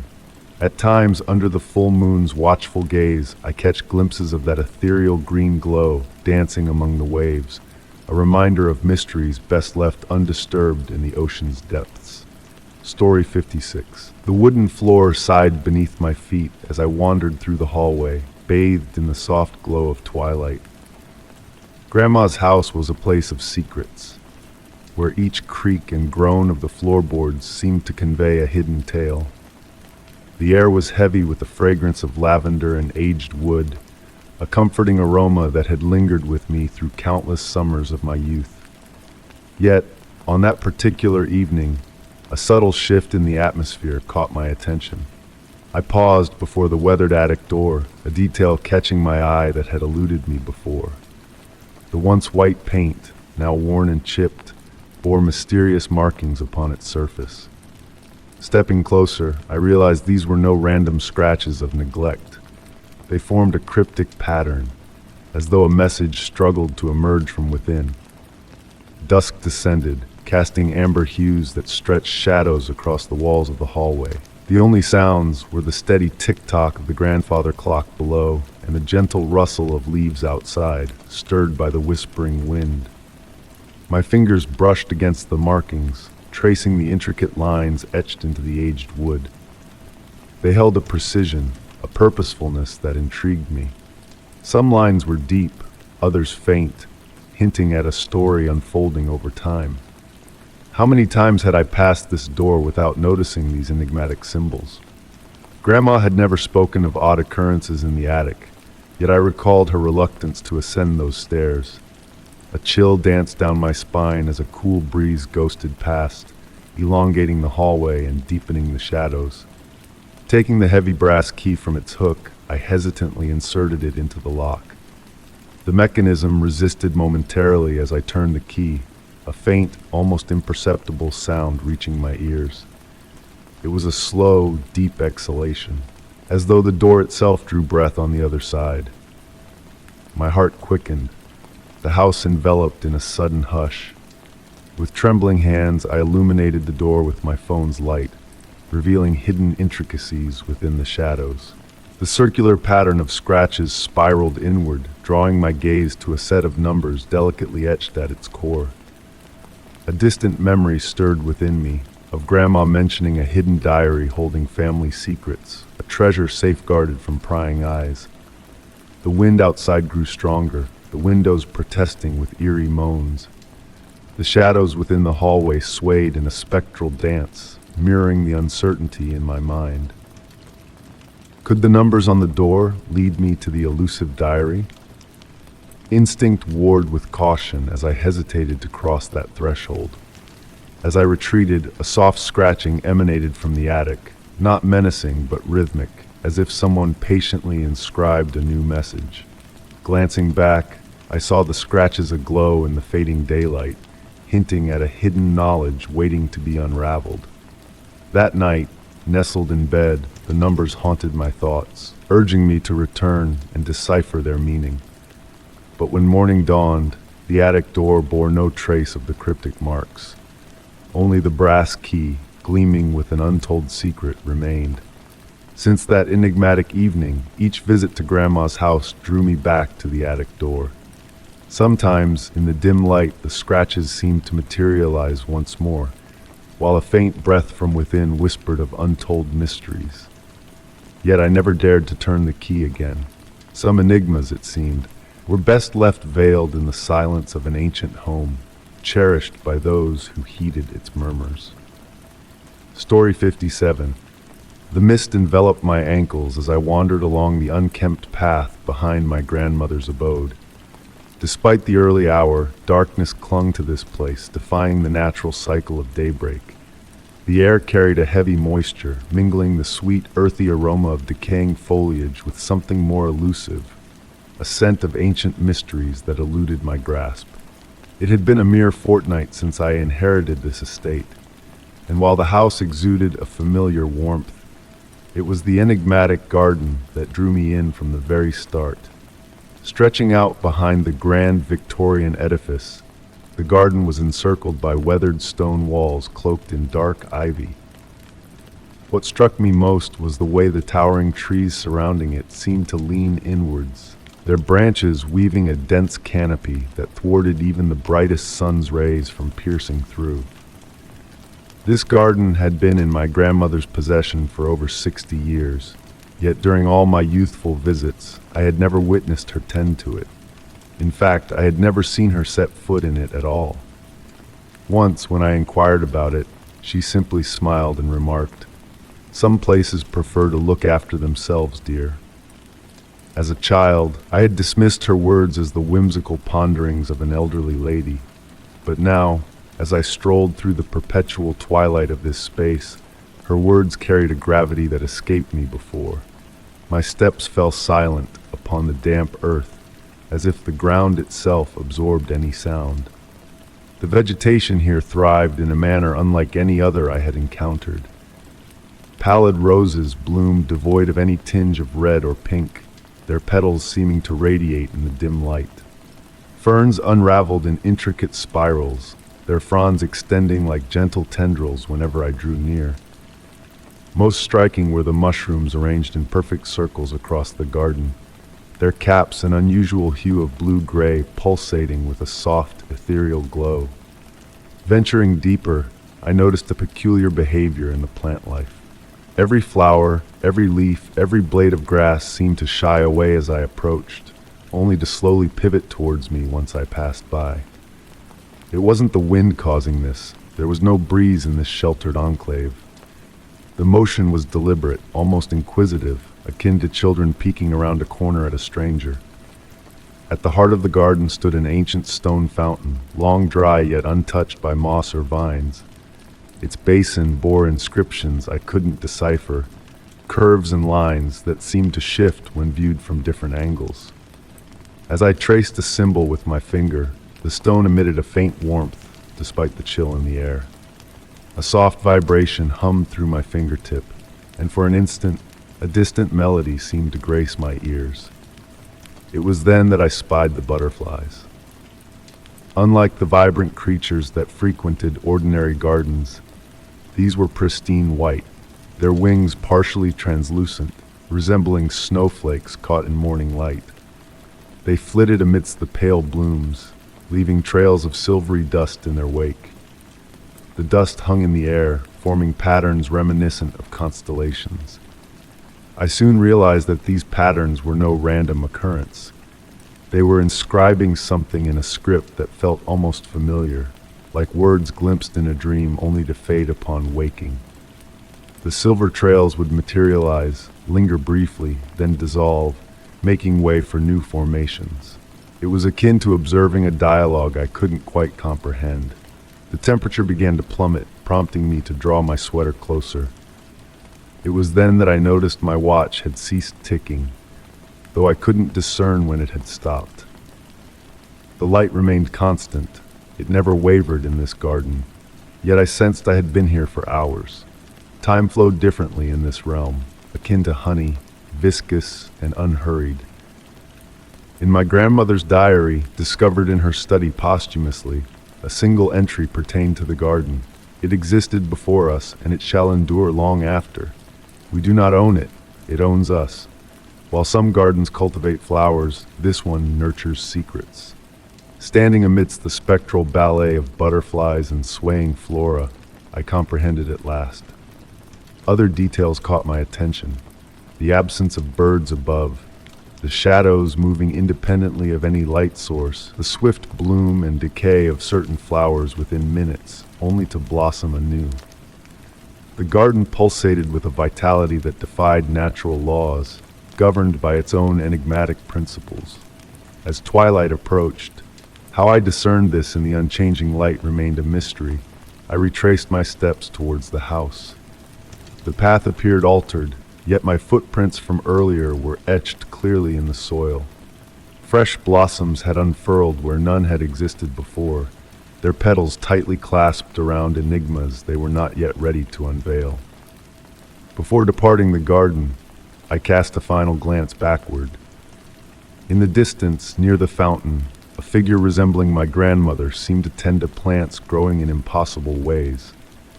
But with a blink, the figure dissolved into mist, leaving behind the pale blooms and the eternal twilight that seemed to murmur, "Welcome home."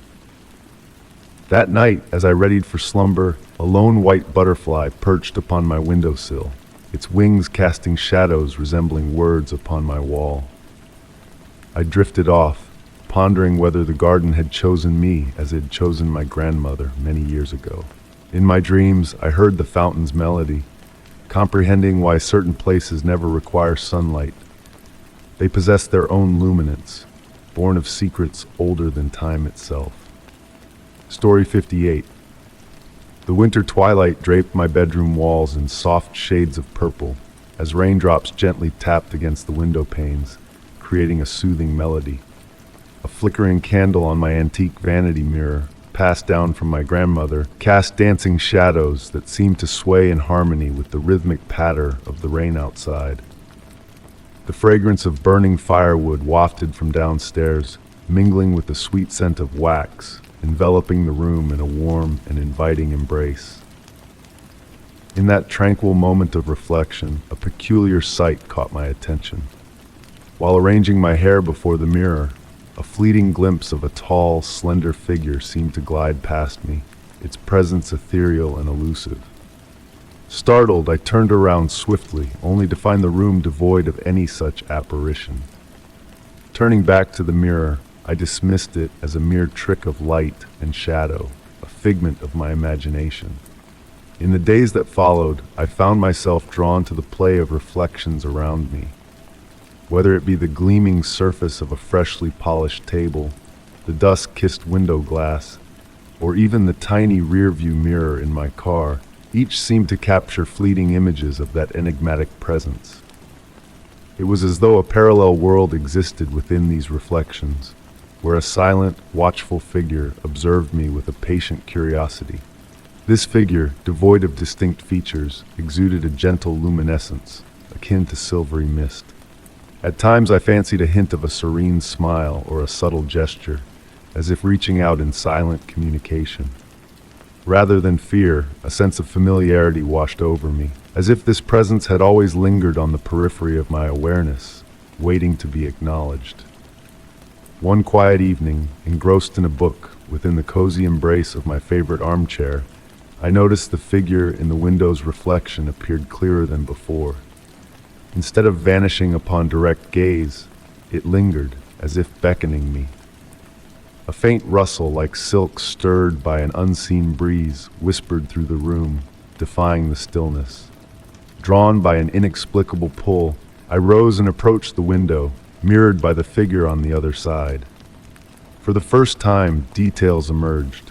Flowing garments billowed around the figure, moving with ethereal grace, as if dancing on unseen currents. It extended a hand towards me, and as if under a trance, I mirrored the gesture. In that poignant moment, a realization dawned upon me. Each appearance of the figure brought forth a profound tranquility, a hush that descended upon the room, softening sounds, muting colors, and elongating time itself. It was as if this mysterious presence carried with it a fragment of a serene realm, blurring the boundaries between reality and dreams. Delving deeper, I sought out reflections not out of fear or curiosity, but in pursuit of that elusive sense of peace it bestowed.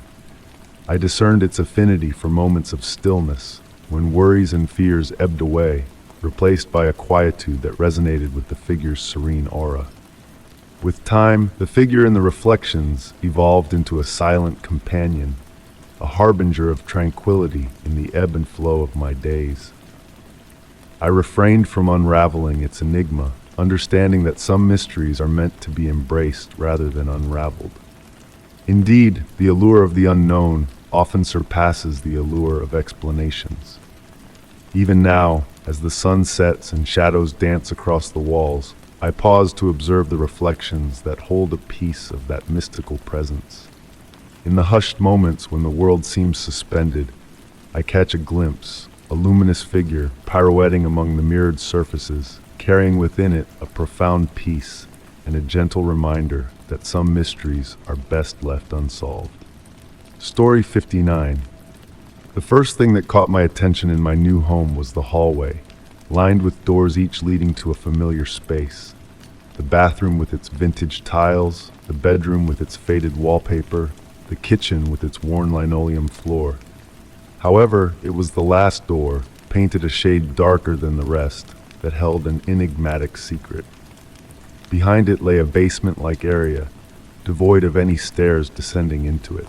I stumbled upon this anomaly during my initial week in the house, when the winter winds whispered through the gaps in the aged windows. Standing at the doorway, I peered down about 8 feet to the concrete floor below, bathed in the soft glow of a single hanging bulb that seemed to illuminate the space without any apparent source. The area appeared immaculate, almost unnaturally so, with sleek walls and corners that melted into darkness despite the light. My real estate agent had never mentioned a basement, and the property listing made no mention of it either. When I raised the matter with her, she sounded perplexed, insisting she had shown me every nook of the house. Describing the door and the view of the space below only seemed to deepen her confusion. She promised to investigate the original blueprints and provide me with answers. In the days that followed, I found myself inexplicably drawn to that mysterious door, opening it at various times of the day.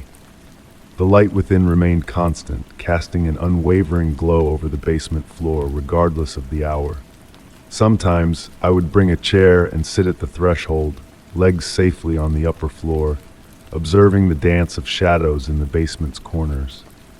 The air that wafted up carried a delicate fragrance. Not the expected musty dampness, but something fresher, akin to clean linen or the chill of a morning frost. One evening, as I sat in my customary spot with a cup of chamomile tea, something caught my eye.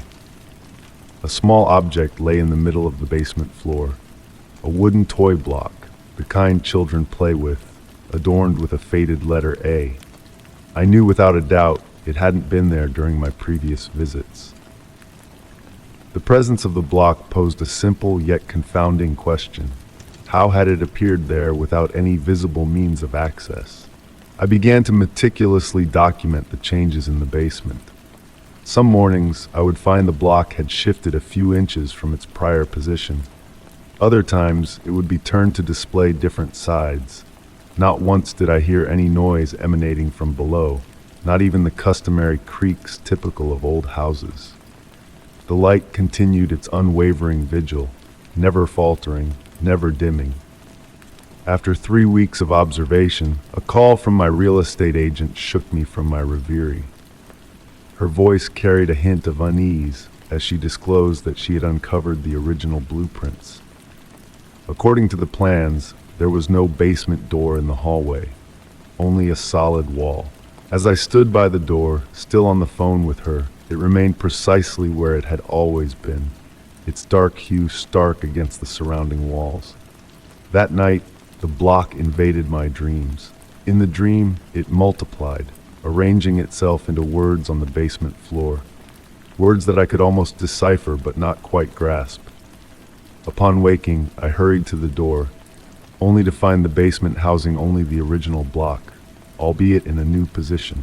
Now, it sat directly beneath the hanging bulb, casting a perfect square shadow on the concrete. While winter deepened outside my abode, the basement retained its unchanging state, neither warm nor cold, neither bright nor dim. On particularly quiet nights, I fancied I could detect a faint humming emanating from below, but whenever I focused on the sound, it would vanish, leaving me to question its existence. The block continued its deliberate migration across the floor, forming a pattern that teased familiarity but eluded recognition. As months slipped by, I grew accustomed to my inexplicable basement. I refrained from attempting to enter it. A quiet but firm voice in my mind advised against it, yet I adhered to my routine of observation. The enigma evolved into a source of solace rather than anxiety, akin to a tale unfolding at its own leisurely pace, unfazed by the reader's curiosity. With the advent of spring, ushering in lengthening days and warmer temperatures, the basement lingered in its eternal twilight. One morning, upon opening the door, I found the block had vanished without a trace. The floor below stood bare, pristine as the day I had stumbled upon it. I sat in my chair for hours, anticipating a change that never came. That night, dreams of stairs haunted my slumber. They descended gracefully into the basement, fashioned from dark wood that seemed to swallow light. In the dream, I took a single step downward, and the air filled with the distant melody of wind chimes. Upon awakening, the basement door stood ajar, though I distinctly remembered closing it before retiring for the night. To this day, the basement remains devoid of stairs. Occasionally, a flicker of movement catches my eye as I pass the door, perhaps a shadow, perhaps something more. The block never reappeared, but in the tranquil hush of night, I catch the faint echo of wooden toys clinking against concrete, drifting up from the depths below. I've learned not to investigate these sounds. Some enigmas, it seems, prefer to remain unsolved, content to dwell in the twilight realm between reality and dreams. Story 60.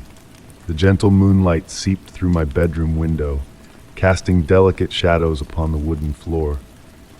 I've always been attuned to the quiet whispers of the night, waking when the world hushed itself to listen.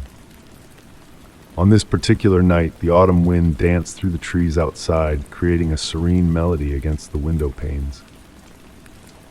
During one of my midnight explorations through the aged house, I noticed a curious alteration in the wallpaper pattern along the hallway. Initially, I brushed it off as a play of shadows, a trick of the dim light that dances deviously in the darkness. But as my fingers trailed along the wall, the texture shifted beneath them, transforming into a smooth, polished surface, reminiscent of aged wood, rather than the familiar textured wallpaper. This peculiar discovery soon became a nightly ritual. As the sun dipped below the horizon and the world hushed its chatter, I awaited the subtle shift in the air with eager anticipation. The transformation always commenced with a gentle drop in temperature, accompanied by whispers of cedar wood and something ancient, evoking memories of dusty leather-bound books and forgotten chambers. The door materialized gradually, like a secret unveiling itself to a patient audience. First, a faint outline emerged, barely discernible against the wallpaper. Then, detail by intricate detail, it revealed itself. An ornate wooden door, adorned with ever-shifting carvings that defied my attempts to focus on them. The brass doorknob gleamed with a soft, inviting light that seemed to radiate from within. Night after night, I would sit in the hallway, watching as the door manifested before me. Sometimes, I would cradle a cup of chamomile tea, its warmth mingling with the mysterious scents that accompanied the door's appearance. Though my fingers often hovered near the doorknob, I refrained from touching it, sensing that opening it would alter everything, and I wasn't prepared for such a change. As I kept vigil in the night, I began to notice subtle shifts in the house's atmosphere. The shadows deepened, moving with purposeful intent. The usual creaks and groans of the old house adopted a rhythmic quality, akin to a distant lullaby. The air grew heavy with potential, pregnant with the weight of untold stories waiting to be unraveled. On particularly quiet nights, I fancied I heard sounds emanating from behind the door. Not ominous noises, but rather intriguing ones. The soft rustle of pages turning in an invisible book, the faint ticking of a grandfather clock absent from our reality, and at times a faint humming of an unfamiliar melody. Delving into the house's history yielded no information about the enigmatic door, only tales of past inhabitants speaking of peculiar dreams and tranquil nights. One former resident, an elderly woman who had dwelled in the house for over half a century, chronicled in her journal about a passage to peaceful slumber that revealed itself solely in the darkest hours. Her musings had been dismissed as the ramblings of a solitary widow, but now they resonated with me. As weeks drifted by, the door became a companion in the stillness of the night. When sleep eluded me, I would sit near it, feeling its comforting presence like that of an old friend. Sometimes I would read by its gentle glow, other times simply sit in contemplation, absorbing the subtle sounds that seemed to emanate from beyond. The door exuded no malice or threat. Instead, it exuded a sense of tranquility, as if safeguarding something precious rather than concealing something sinister. One unforgettable night, as I sat by the door, I discerned a new revelation. The carvings in the wood seemed to narrate a tale, figures traversing forests, scaling mountains, voyaging across seas. But each time I endeavored to follow their journey to its conclusion, the patterns shifted and morphed, embarking on a fresh narrative. It was as though the door itself was a storyteller, spinning endless tales for those patient enough to observe. Years have slipped away since I first encountered the door, yet I have never turned its handle. I sometimes ponder if this reluctance is why it continues to manifest, because I have honored its enigma, allowing it to retain its secrets.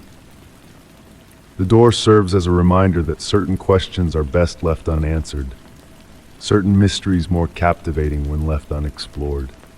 On sleepless nights, I still find myself drawn to the hallway, a cup of tea in hand.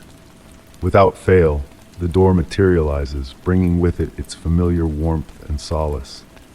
And as I bask in its soft radiance, I comprehend that perhaps the true essence of the door lies not in what lies beyond it, but in the serenity it bestows upon those who simply acknowledge its presence in the silent hours of the night.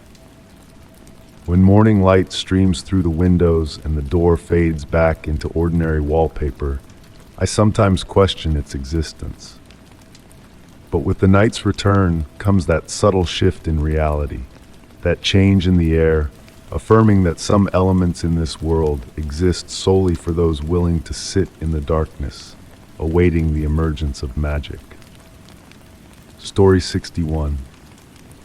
The night had enveloped the house in a cloak of profound tranquility, broken only by the soft drumming of rain on the window panes. Nestled in my cherished armchair, I observed the shadows waltzing on the walls, in harmony with the flickering firelight from the hearth. The warmth encircled me like a snug embrace, while the fragrance of burning wood intertwined with the scent of vanilla tea cradled in my palms. In that moment of utter calm, a peculiar sight caught my eye in my niece's toy room, glimpsed through the slightly open door. An ancient porcelain music box, a keepsake from Grandma, seemed to cast a faint bluish radiance. I couldn't recall ever seeing it glow like that before. Rising leisurely from the armchair, I placed the teacup on the wooden side table. Each step I took on the floor produced a gentle creak, blending with the cadence of the rain, weaving an almost hypnotic tune. As I neared the door, the glow intensified, yet retained its softness, akin to moonbeams on tranquil waters. The toy room was a sanctuary of memories and enchantment. Weathered wooden shelves cradled porcelain dolls in elegant Victorian attire, vibrant toy trains, and plush animals with gentle countenances. The music box occupied a special spot on the central shelf, encircled by tiny crystals my niece had gathered during her garden strolls. The porcelain ballerina atop the music box, typically frozen in her eternal pose, swayed ever so slightly, as though caressed by an unseen breeze. Drawing nearer, I noticed the room's temperature was notably cooler than the rest of the house. My breath formed wispy clouds in the air, while the crystals surrounding the music box seemed to react to its glow, casting miniature rainbows on the walls. The ballerina continued her subtle movements, and a faint melody, like a musical whisper from a bygone era, reached my ears. Extending my hand towards the music box, the blue light pulsed gently. The other dolls on the shelf seemed to have turned their heads towards me, but in the blink of an eye, they returned to their original positions. The melody grew clearer. It was Grandma's lullaby, a tune I had believed faded from memory long ago. The music box began to rotate on its own, unhurriedly. The ballerina danced with an unearthly grace, her motions fluid like a true dancer. The crystals now projected intricate patterns on the ceiling, weaving designs that seemed to narrate tales of yesteryears. The room's atmosphere thickened with memories, as if time itself had condensed around that small, enchanted object. I stood transfixed, spellbound by the spectacle before me. The music from the box intertwined with the rain's rhythm, crafting a symphony that whispered of nostalgia and concealed mysteries. The shadows in the room appeared to sway to the music's beat, and for an instant I felt I was not the sole witness to this private performance.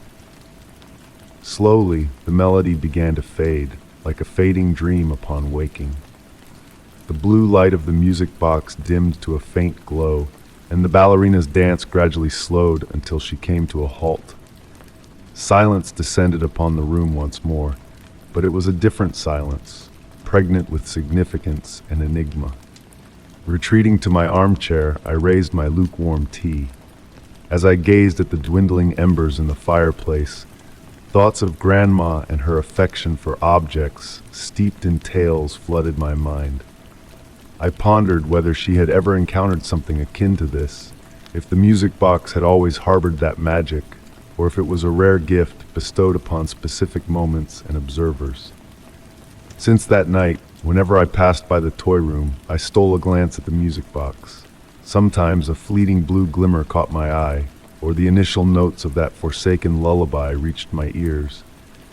Yet perhaps it's merely memories pirouetting in my mind, akin to the porcelain ballerina on that rainy evening. Story 62. The gentle flicker of candlelight painted shadows on the walls of my bedroom, signaling the start of another tranquil evening spent in solitude. Raindrops tapped softly against the window, orchestrating a soothing melody that synchronized perfectly with the rise and fall of my breath. Surrounded by the comforting embrace of vintage wooden furniture and the familiar aroma of leather-bound books, I usually found solace in these moments of quiet reflection. However, on this particular night, an unfamiliar sensation lingered in the air. Seated at my antique writing desk, a peculiar sound captured my attention. A faint rhythmic scratching emanating from the wall just beside me.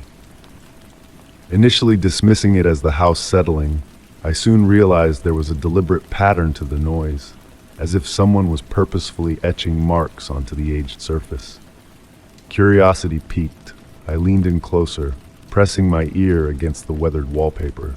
The scratching morphed into a discernible rhythm, pausing momentarily before resuming in what seemed like intentional sequences. My fingertips explored the wall, searching for any anomalies. A subtle warmth in one area caught my attention, prompting me to peel back a small section of the wallpaper.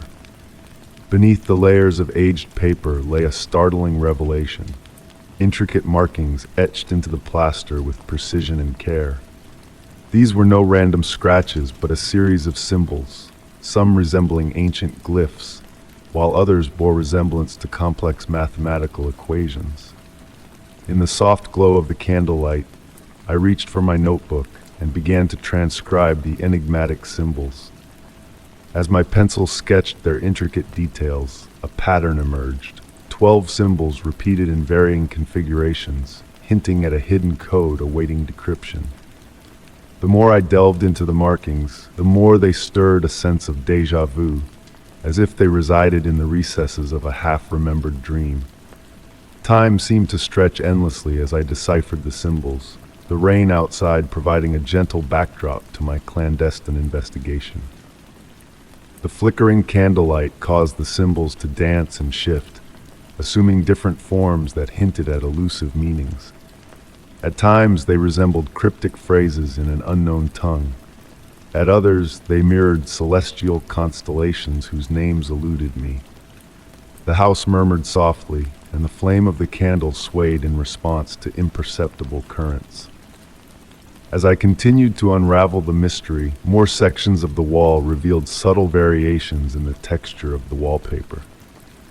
Removing additional layers exposed further symbols, expanding like ripples in a pond from the initial discovery. Tracing each symbol with trembling fingers, I could swear they exuded a faint warmth, as if pulsating with a hidden energy. The rain outside intensified, its rhythm harmonizing with the intricate patterns on the wall. In that surreal moment, I discerned that these markings were not mere static designs, but harbored a subtle luminescence that defied rational explanation. As the midnight hour loomed closer, a sense of anticipation thickened the air in the room. The scratching had ceased, replaced by a soft humming emanating from the wall, akin to distant melodies that eluded my grasp. Hours slipped away as I meticulously documented the symbols, filling page after page with their mesmerizing configurations. Each time I thought I had captured them all, new symbols materialized, as if the wall itself was unveiling its secrets gradually. The candlelight cast eerie shadows, causing the symbols to dance and sway across the exposed plaster, imbuing them with an otherworldly life. Exhaustion eventually claimed me, and I reluctantly retired to bed, the sound of rain lulling me into a restless slumber. In the stillness of the night, whispers seemed to echo from the wall, not foreboding, but reminiscent of old confidants sharing ancient truths. With the dawn's light filtering through the windows, the room took on a different aura. The symbols remained etched on the wall, subdued yet patient, awaiting the veil of night to reveal their secrets once more. Running my fingers over them one last time before concealing them behind a painting, I grasped the realization that certain enigmas were not meant to be unraveled, but rather savored in their enigmatic allure. On quiet, rainy nights, the familiar scratching sound occasionally graces my ears, a reminder of the hidden depths within the walls. Though the message remains undecoded, I've come to accept that some mysteries are best left unsolved, their allure lying in the journey of discovery rather than the destination. The symbols, veiled behind the painting, serve as a silent testament to the notion that even the most unassuming walls may harbor extraordinary secrets, awaiting the perfect moment to be unveiled. Story 63. The moonlight filtered through the thin curtains, casting dancing shadows on the old wooden floor. I sat in my favorite armchair, wrapped in the silence of the night, when my gaze fell on the old mahogany box resting on the mantelpiece. It had always been there since I inherited this house from my grandmother, yet I had never opened it. Its glossy surface faintly reflected the moonlight, and its carved decorations seemed to move imperceptibly in the darkness. I couldn't remember ever seeing it open, not even when my grandmother was alive. It was simply part of the decor, an object that existed on the periphery of my awareness, like a painting you look at every day without really seeing. But that night, something was different. Perhaps it was the way the light reflected on the inlays, or perhaps it was the particularly deep silence that enveloped the room. I rose slowly from the armchair, feeling the fabric of my wool sweater brush against the backrest in the room's almost reverent quiet. The wooden floor creaked slightly beneath my feet as I approached the mantelpiece. The air seemed denser the closer I got to the box, as though a thin, invisible mist had formed around it. My fingers brushed the smooth surface of the mahogany. It was surprisingly warm to the touch, almost as if it were alive. The carved patterns on the surface depicted intertwined leaves and branches, so finely worked they seemed on the verge of moving. For the first time, I noticed a detail I had never observed before. At the center of the lid, hidden among the carvings, was what appeared to be a tiny eye. As I examined the box more closely, a subtle, ancient scent filled the air. It was an aroma that vaguely reminded me of sandalwood, but with a deeper, more mysterious note I couldn't identify. I found myself closing my eyes, letting that scent evoke memories I didn't know I possessed. Blurred images of a woman smiling gently as she placed something inside the box, whispering words I couldn't make out. The sound of the wind against the windows brought me back to the present. I realized my hands were trembling slightly as I stroked the edges of the box. There was no visible lock, yet I knew it had never been opened. Or had it? My childhood memories of this house suddenly seemed confused, as though someone had shuffled the pages of a book. I sat down on the couch, bringing the box with me.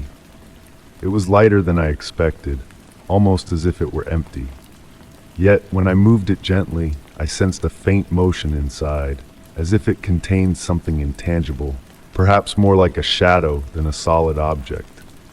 The warmth emanating from it seemed to intensify in my hands, and for a moment I had the impression that the tiny carved eye was watching me. A shiver ran down my spine, not of fear, but of a strange familiarity, like when you recognize someone in a dream. As I stared at it, my grandmother's words came back to me. She never spoke of the box, but once, shortly before she passed, she had said something curious. Some questions find answers only when we stop seeking them. At the time, I hadn't understood the meaning of those words, but now, sitting in the silence of the night with that mysterious box in my hands, I began to grasp their significance.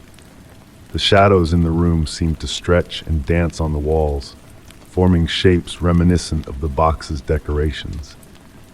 The scent had grown stronger, more enveloping, almost hypnotic. I found myself thinking of all the generations who had lived in this house, who had looked at that box without ever opening it. Was it really important to know what it held? I gently placed the box back on the mantelpiece, exactly where it had always been. The tiny carved eye now seemed to smile, as if approving my decision. I returned to my armchair, wrapped in a strange sense of peace. Some mysteries, once understood, do not ask to be solved, but simply to be guarded. The moon continued to illuminate the room through the curtains, and the night's silence now felt deeper, more meaningful.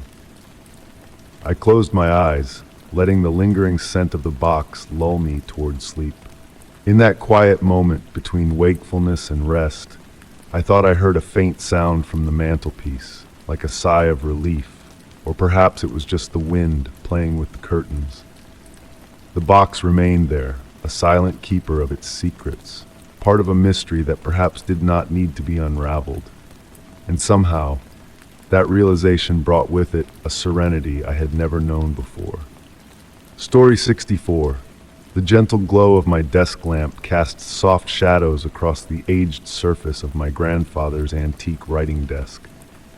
Raindrops tapped a soothing melody against the window panes, filling the quiet evening hours with a tranquil ambiance. Amidst the collection of old letters and postcards I was sorting through, a pristine white envelope stood out, untouched by time, bearing only my name in elegant cursive ink. What truly intrigued me was the date on the corner, December 27, 2025, exactly 1 year from that moment. As I turned the envelope in my hands, the seal, marked with dark red wax, seemed to shift beneath my gaze, its intricate pattern elusive yet mesmerizing. A hint of lavender and a metallic tang lingered in the air, blending with the scent of old books from the desk. Placing the envelope down, I observed the rain's dance of shadows on its surface, while the grandfather clock chimed the hour, its resonant tolls hanging in the air. Between the chimes, a faint whisper of paper rustling filled the room, though the envelope remained still. Breaking the wax seal, I found a sheet of paper within, bearing my handwriting, but with a sense of urgency and foreboding. The words on the page seemed to pulse with a life of their own, describing choices, paths, and consequences yet to unfold. As I read on, the lamp's light subtly shifted, synchronizing with the rain's rhythm against the window. Each paragraph painted a picture of a future both inevitable and surreal, written in my own voice but altered by unknown experiences. The letter hinted at a pivotal choice to be made at midnight, a door that would open only once. Glancing at the clock, I saw it was 5 minutes to midnight. The rain had ceased, enveloping the room in a profound stillness, broken only by the ticking of seconds passing by. Holding the letter, it seemed to grow weightless, as if on the verge of vanishing. Moving to the window, I witnessed the moon's silver light bathing the room, illuminating the fading words on the page. By midnight, the paper was blank, leaving behind a trace of lavender and a sense of endless possibilities. Despite my searches, the envelope never reappeared, yet the memory of that mysterious letter lingered on quiet, rainy nights.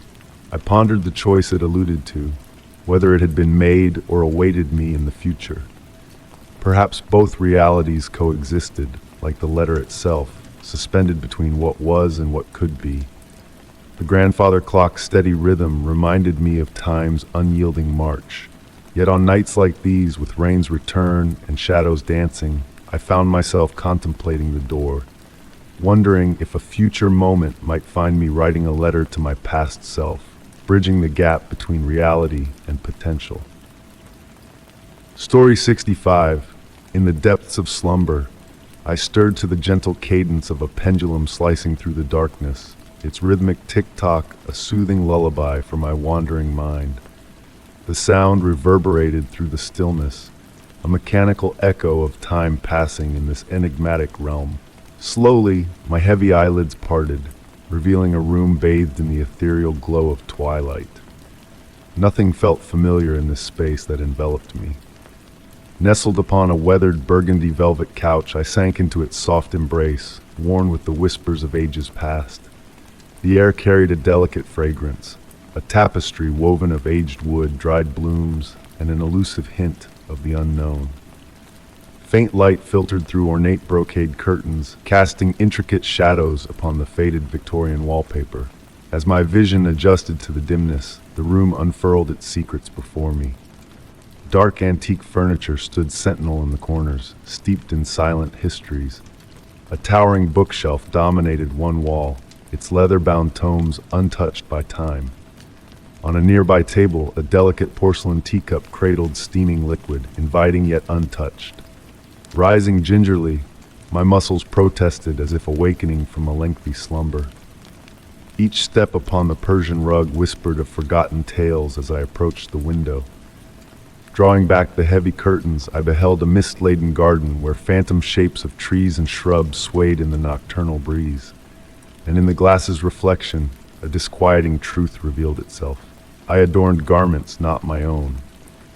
A pristine linen shirt, a rich brocade vest, and velvet trousers bespoke a bygone era, tailored to perfection.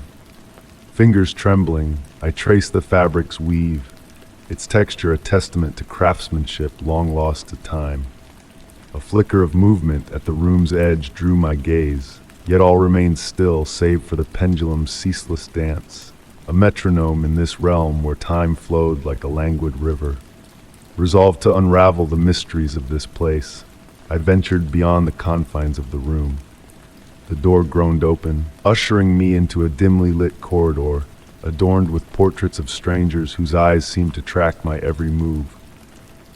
Each creak of the wooden floor beneath my feet reverberated in the silence that enveloped me.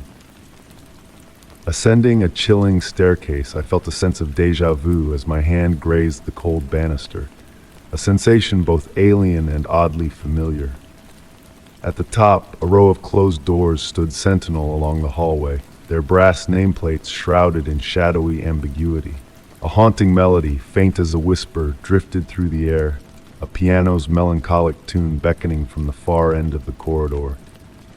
As I drew closer, the music ebbed, teasing my senses with its elusive presence.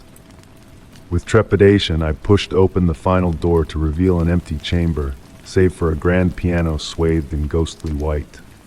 No pianist graced the stool, yet the room hummed with the phantom strains of a bygone symphony. Approaching the instrument, I unveiled its keys from beneath a veil of dust, the dying sun casting spectral patterns upon the ivory. Amidst the ephemeral dance of particles, a weathered photograph lay, a relic of a time long past.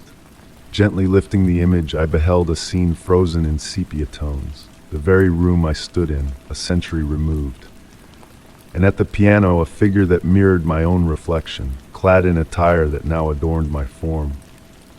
Descending the stairs, a tranquil acceptance washed over me, a calm amidst the surreal. The pendulum's steady beat now harmonized with the rhythm of my heart, a synchrony of existence and memory. Settling back onto the velvet couch, the teacup's warmth lingered against my palm. Immersed in the amber-hued liquid, a realization dawned. I had not awakened, but rather slipped into a dream woven by another's slumbering mind. The pendulum's ceaseless pulse marked time that may have never been, in a house that whispered secrets of a past intertwined with my own. Savoring a sip of tea, its taste a balm of familiarity, I gazed beyond the fog-draped garden, where the boundaries between reality and reverie blurred into oblivion. And in that moment, I understood. I belonged here, in this enigmatic abode that had awaited my arrival through the veils of time. Story 66. The autumn breeze carried soft secrets along the deserted avenues as I journeyed homeward from the day's toil. Lampposts cast warm pools of light on the rain-slicked pavement, their gentle glow dancing on the surface of puddles like scattered treasures. The night held a peculiar hush, where every sound lingered longer than usual, and the whisper of fallen leaves wove a melody that hung in the stillness.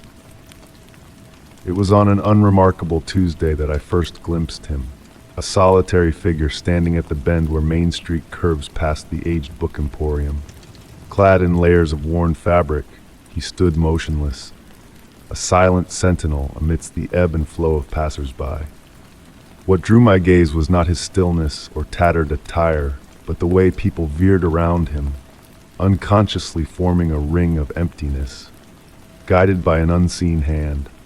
My usual path led me directly past his corner, and as I drew near, I found myself swept into that circular orbit, my steps carrying me in a wide arc as if under a spell. And as I drew level with him, he turned to fix me with his gaze, and I beheld his eyes, not the expected dark brown or azure hues, but pools of utter blackness, gleaming like polished onyx in the lamplight. They seemed to drink in the amber glow rather than reflect it back. Each evening thereafter, he stood there, unwavering, unchanging, always in that same spot. Some nights I altered my route, straying blocks away to avoid the corner where he stood. Yet even in the distance, I felt those obsidian eyes trailing me, a presence that lingered long after I had passed. Strangely, he never begged for alms or sustenance, no outstretched hand or pleading cup. He simply observed, his dark eyes fixed on each passerby with a gaze both gentle and disquieting. On quiet nights, when the wind stilled and the city's bustle faded, I fancied I heard him humming. A melody unlike any earthly tune. A lullaby that resonated with depths within me, stirring memories of ancient skies and primordial songs. One rainy eve, a shift occurred. Approaching his corner, bracing for another encounter, I noted his changed stance. His hand raised, not in supplication, but pointing skyward through the rain-laden clouds. Compelled, I halted, following his gesture. The raindrops felt weighty on my skin, each one bearing a significance beyond mere moisture. When I lowered my gaze, his eyes met mine, and for the first time, I saw his lips move. His words, soft and barely perceptible over the rain's patter, transcended sound, manifesting directly in my mind. "You see it too," he murmured, a statement tinged with question. His voice echoed the ancient hum, otherworldly and oddly soothing. That night, I dreamt of ebony eyes watching over slumbering cities, of sentinels standing silent on countless corners through time. I dreamt of melodies shaping existence and rain carrying messages from distant realms. Awakening, I found my window etched with frost patterns intricate and delicate, despite the autumn warmth. The following eve, he was absent from his post, nor did he return the next day or the day after. The empty space where he had stood held a weighty absence, a presence felt in its vacancy. On quiet nights, when the lamplight flickered just so, I glimpsed his reflection in puddles gathered at that corner. The black eyes peered out from beneath the water's surface, watching, observing. Passers-by still skirted that particular spot, unknowingly forming that circle of emptiness. And on rare occasions, when the wind carried that familiar melody, I paused to gaze skyward, pondering the mysteries whispered by the rain. I have never encountered another beggar with eyes of black, yet I now understand he was not a beggar at all. He was something beyond, a watcher, a guardian, a reminder that some enigmas are meant to elude our grasp. Each evening, I traverse that corner on my homeward journey. Sometimes I pause, listening for that ancient lullaby, and sometimes in the play of light on puddles, I catch those black eyes gazing back at me from every reflection. And in that moment, a sense of solace washes over me, knowing that whatever he was, whatever he symbolized, continues to watch over our silent streets as the world turns toward night. Story 67. The rain fell steadily, creating a mesmerizing beat that serenaded my journey home. Each droplet appeared to pirouette on various surfaces, mirroring the warm amber hue of the streetlights that painted the wet road like delicate strokes on a midnight canvas. The air held a chill, carrying the unmistakable aroma of damp earth through the slight opening of my car window. I navigated the vacant parking lot, a typically unremarkable space that on this particular evening hummed with an unusual aura. Wisps of mist ascended from the ground, gently enveloping the parked vehicles in a tender, soundless hug. Pausing before entering my car, I observed the flickering reflections of the streetlights dancing on the puddles, casting a mesmerizing spectacle. It was in that moment that I sensed a presence, not menacing, but unquestionably enigmatic. A vague silhouette loomed a few yards away, barely discernible through the misty veil. Its features remained obscured, yet its profound stillness captivated me. I stood frozen, my breath barely escaping, as the figure slowly seemed to dissolve, merging seamlessly into the surrounding moisture until it melded into the night itself. No fear gripped me, only a surreal tranquility, as if I were witnessing a phenomenon beyond rationale. Resuming my journey in the car, I ignited the engine and drove homeward at a leisurely pace. The sensation of encountering something extraordinary lingered, a presence transcending comprehension yet evoking a sense of familiarity. The rain persisted in its descent, cocooning me in its infinite lullaby. In the ensuing days, whenever rainfall graced the night, I found myself scanning the darkness for elusive apparitions. not out of dread, but in pursuit of rediscovering that awe-inspiring feeling, that tranquility akin to a distant era. Even my abode, typically a sanctuary of predictability, now bore a subtle veil of enigma. Every creak of the timber, every gentle draft that stirred the curtains, seemed to murmur a concealed narrative. One evening, as rain drummed against the window panes, I opted to leave a lamp illuminated in the living room. The dancing shadows cast by the flickering light played upon the walls, creating an intricate ballet of forms swaying to the wind's rhythm. Nestled in my armchair, clutching a steaming cup of tea, I observed the undulating shapes with a tranquil curiosity. It was as though I awaited something, though I couldn't articulate what. It was then that I noticed a peculiar detail I had hitherto overlooked. An ancient mirror on the wall reflected an eerie glow, seemingly emanating from an invisible origin. Intrigued, I drew nearer and gazed at my reflection. Yet it wasn't solely my own visage that met my eyes. Looming behind me, faintly visible, a figure seemed to materialize from the shadows, its form as nebulous as the one encountered in the parking lot. Fear eluded me, replaced by a serene acceptance, as if that presence had always lingered, awaiting my acknowledgement. Turning slowly, I found nothing but the rain's murmur and the faint timber creaks. Retreating to my seat, I endeavored to rationalize the episode. Perhaps it was a play of light, a reflection birthed by the rain and the capering shadows. Yet deep down I sensed a deeper truth, not menacing, not ominous, but profound and elusive. Even now, during torrential downpours when the night's stillness enshrouds all, I find myself hunting for traces of that enigmatic presence. I decelerate when passing deserted parking lots, observing the interstices between the streetlights where the darkness appears to inhale. Though with no definitive sightings of that figure, there are moments when conditions align perfectly and silence descends profoundly, that I feel a whisper of something intangible. It doesn't instill fear, but rather a peculiar solace, as if that presence were a forgotten fragment of myself, or a memory unwilling to dissipate. And so, as the rain persists in its descent and the world dissolves into a symphony of sound and shadow, I surrender to that sensation, understanding that certain enigmas necessitate no unraveling, only immersion. Story 68. The whispers of autumn rain envelop the world in a hushed embrace, blurring the boundaries of reality.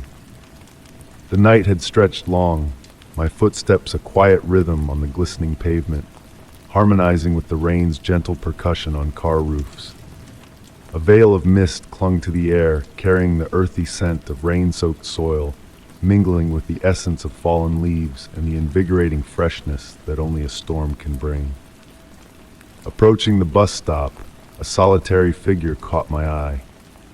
Seated under the shelter, motionless, they were cloaked in darkness, a wide-brimmed hat casting shadows over their features. What struck me was the anomaly of their dry coat amidst the downpour. Pausing a few steps away, I watched in silence, the dim street lamp playing tricks with the figure's form, as if it were a specter behind frosted glass, distorting reality. The rain's melody softened in their presence, cocooning us in an eerie quietude. With time ticking away, I edged closer, seeking refuge from the intensifying rain. Seated at a distance, a strange phenomenon unfolded before me. Raindrops avoided the figure, as if repelled by an unseen force, creating a subtle hiss as they diverted course. Minutes crept by, each moment etched with an otherworldly aura. Distractedly checking my phone, I couldn't shake the stranger's enigmatic pull. A flicker of movement caught my attention, a barely perceptible shift in their gaze, fixed on an unseen horizon. A gust of wind stirred, casting deeper shadows, revealing the figure's ethereal countenance. Two glimmering lights beneath the hat's brim, like moonbeams on tranquil waters. Heartbeats echoed in the stillness, a blend of curiosity and trepidation anchoring me to the bench. As the bus neared, its approach shattered the silence, headlights piercing the darkness, elongating our shadows.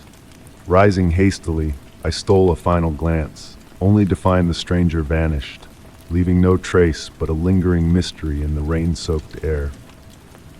Boarding the bus, I settled near the driver, nerves tingling. Peering through the misted window, I glimpsed the empty shelter, a fleeting image of a shadow dissolving into the rain, carried away by the wind like wisps of smoke. In the nights that followed, that bus stop held an altered presence. The street lamps glowed diminished, the rain's cadence bearing the echo of a spectral memory. Though the stranger never reappeared, rainy evenings unveiled a subtle dance of wayward raindrops, meandering inexplicably from their course, a reminder of that enigmatic encounter in the autumn downpour. Story 69. The gentle evening wind whispered through the open window, carrying the delicate fragrance of night-blooming flowers from the garden into the room. Nestled in my favorite armchair, I found myself entranced by the flickering shadows playing on the walls, cast by the soft glow of a solitary candle. Beside me, on the small table, rested my beloved old Polaroid camera, a cherished heirloom passed down from my grandmother, its presence a comforting weight in my hands. Though it had been ages since I last used it, a mysterious urge compelled me to pick it up that particular night. In the dim light, my fingers traced the familiar contours of the camera, finding solace in its well-worn frame. Almost instinctively, I aimed the lens towards the darkest corner of the room and clicked the shutter button. The sudden flash of light briefly illuminated the space, followed by the mechanical hum of the photograph slowly materializing. Patiently, I watched as the colors emerged on the blank surface, only to be met with a curious sight. Within the captured frame, amidst the shadows, an ethereal figure materialized, a vague, indistinct presence hovering like a wisp of smoke taking on human form. Startled, I glanced towards the corner I had photographed, but there was nothing there but darkness. Intrigued by the inexplicable apparition, I snapped another photo in the same direction, eager to unravel the mystery. With each click, the figure in the photographs grew more defined, drawing closer to the lens with each exposure. A face began to take shape, its features hazy yet unmistakably present. A sense of reverent curiosity enveloped me, dispelling any fear that might have arisen. It was as though a silent dialogue unfolded through the lens of the camera, each snapshot revealing more of the spectral visitor. The figure, clad in a timeless garment reminiscent of a bygone era, gradually became more tangible in the photographs. The room fell into a profound hush, almost tangible in its weight. The air itself felt charged with a presence unseen yet keenly felt, as if the boundary between worlds had blurred. Undeterred, I continued to capture the unfolding phenomenon, each image a step closer to unveiling the enigmatic visitor's true form. In the final photograph of that mesmerizing evening, the figure loomed large, its gentle smile seeming to reach out from the glossy surface, locking eyes with mine in a silent exchange. A sense of recognition stirred within me, awakening long-dormant memories that fluttered at the edge of my consciousness. Trembling, I reached for an old photo album, flipping through the yellowed pages until I found what I sought, a portrait of my grandmother in her youth, captured with the very same Polaroid. The smile mirrored in the photograph matched the one immortalized in the final image I had taken.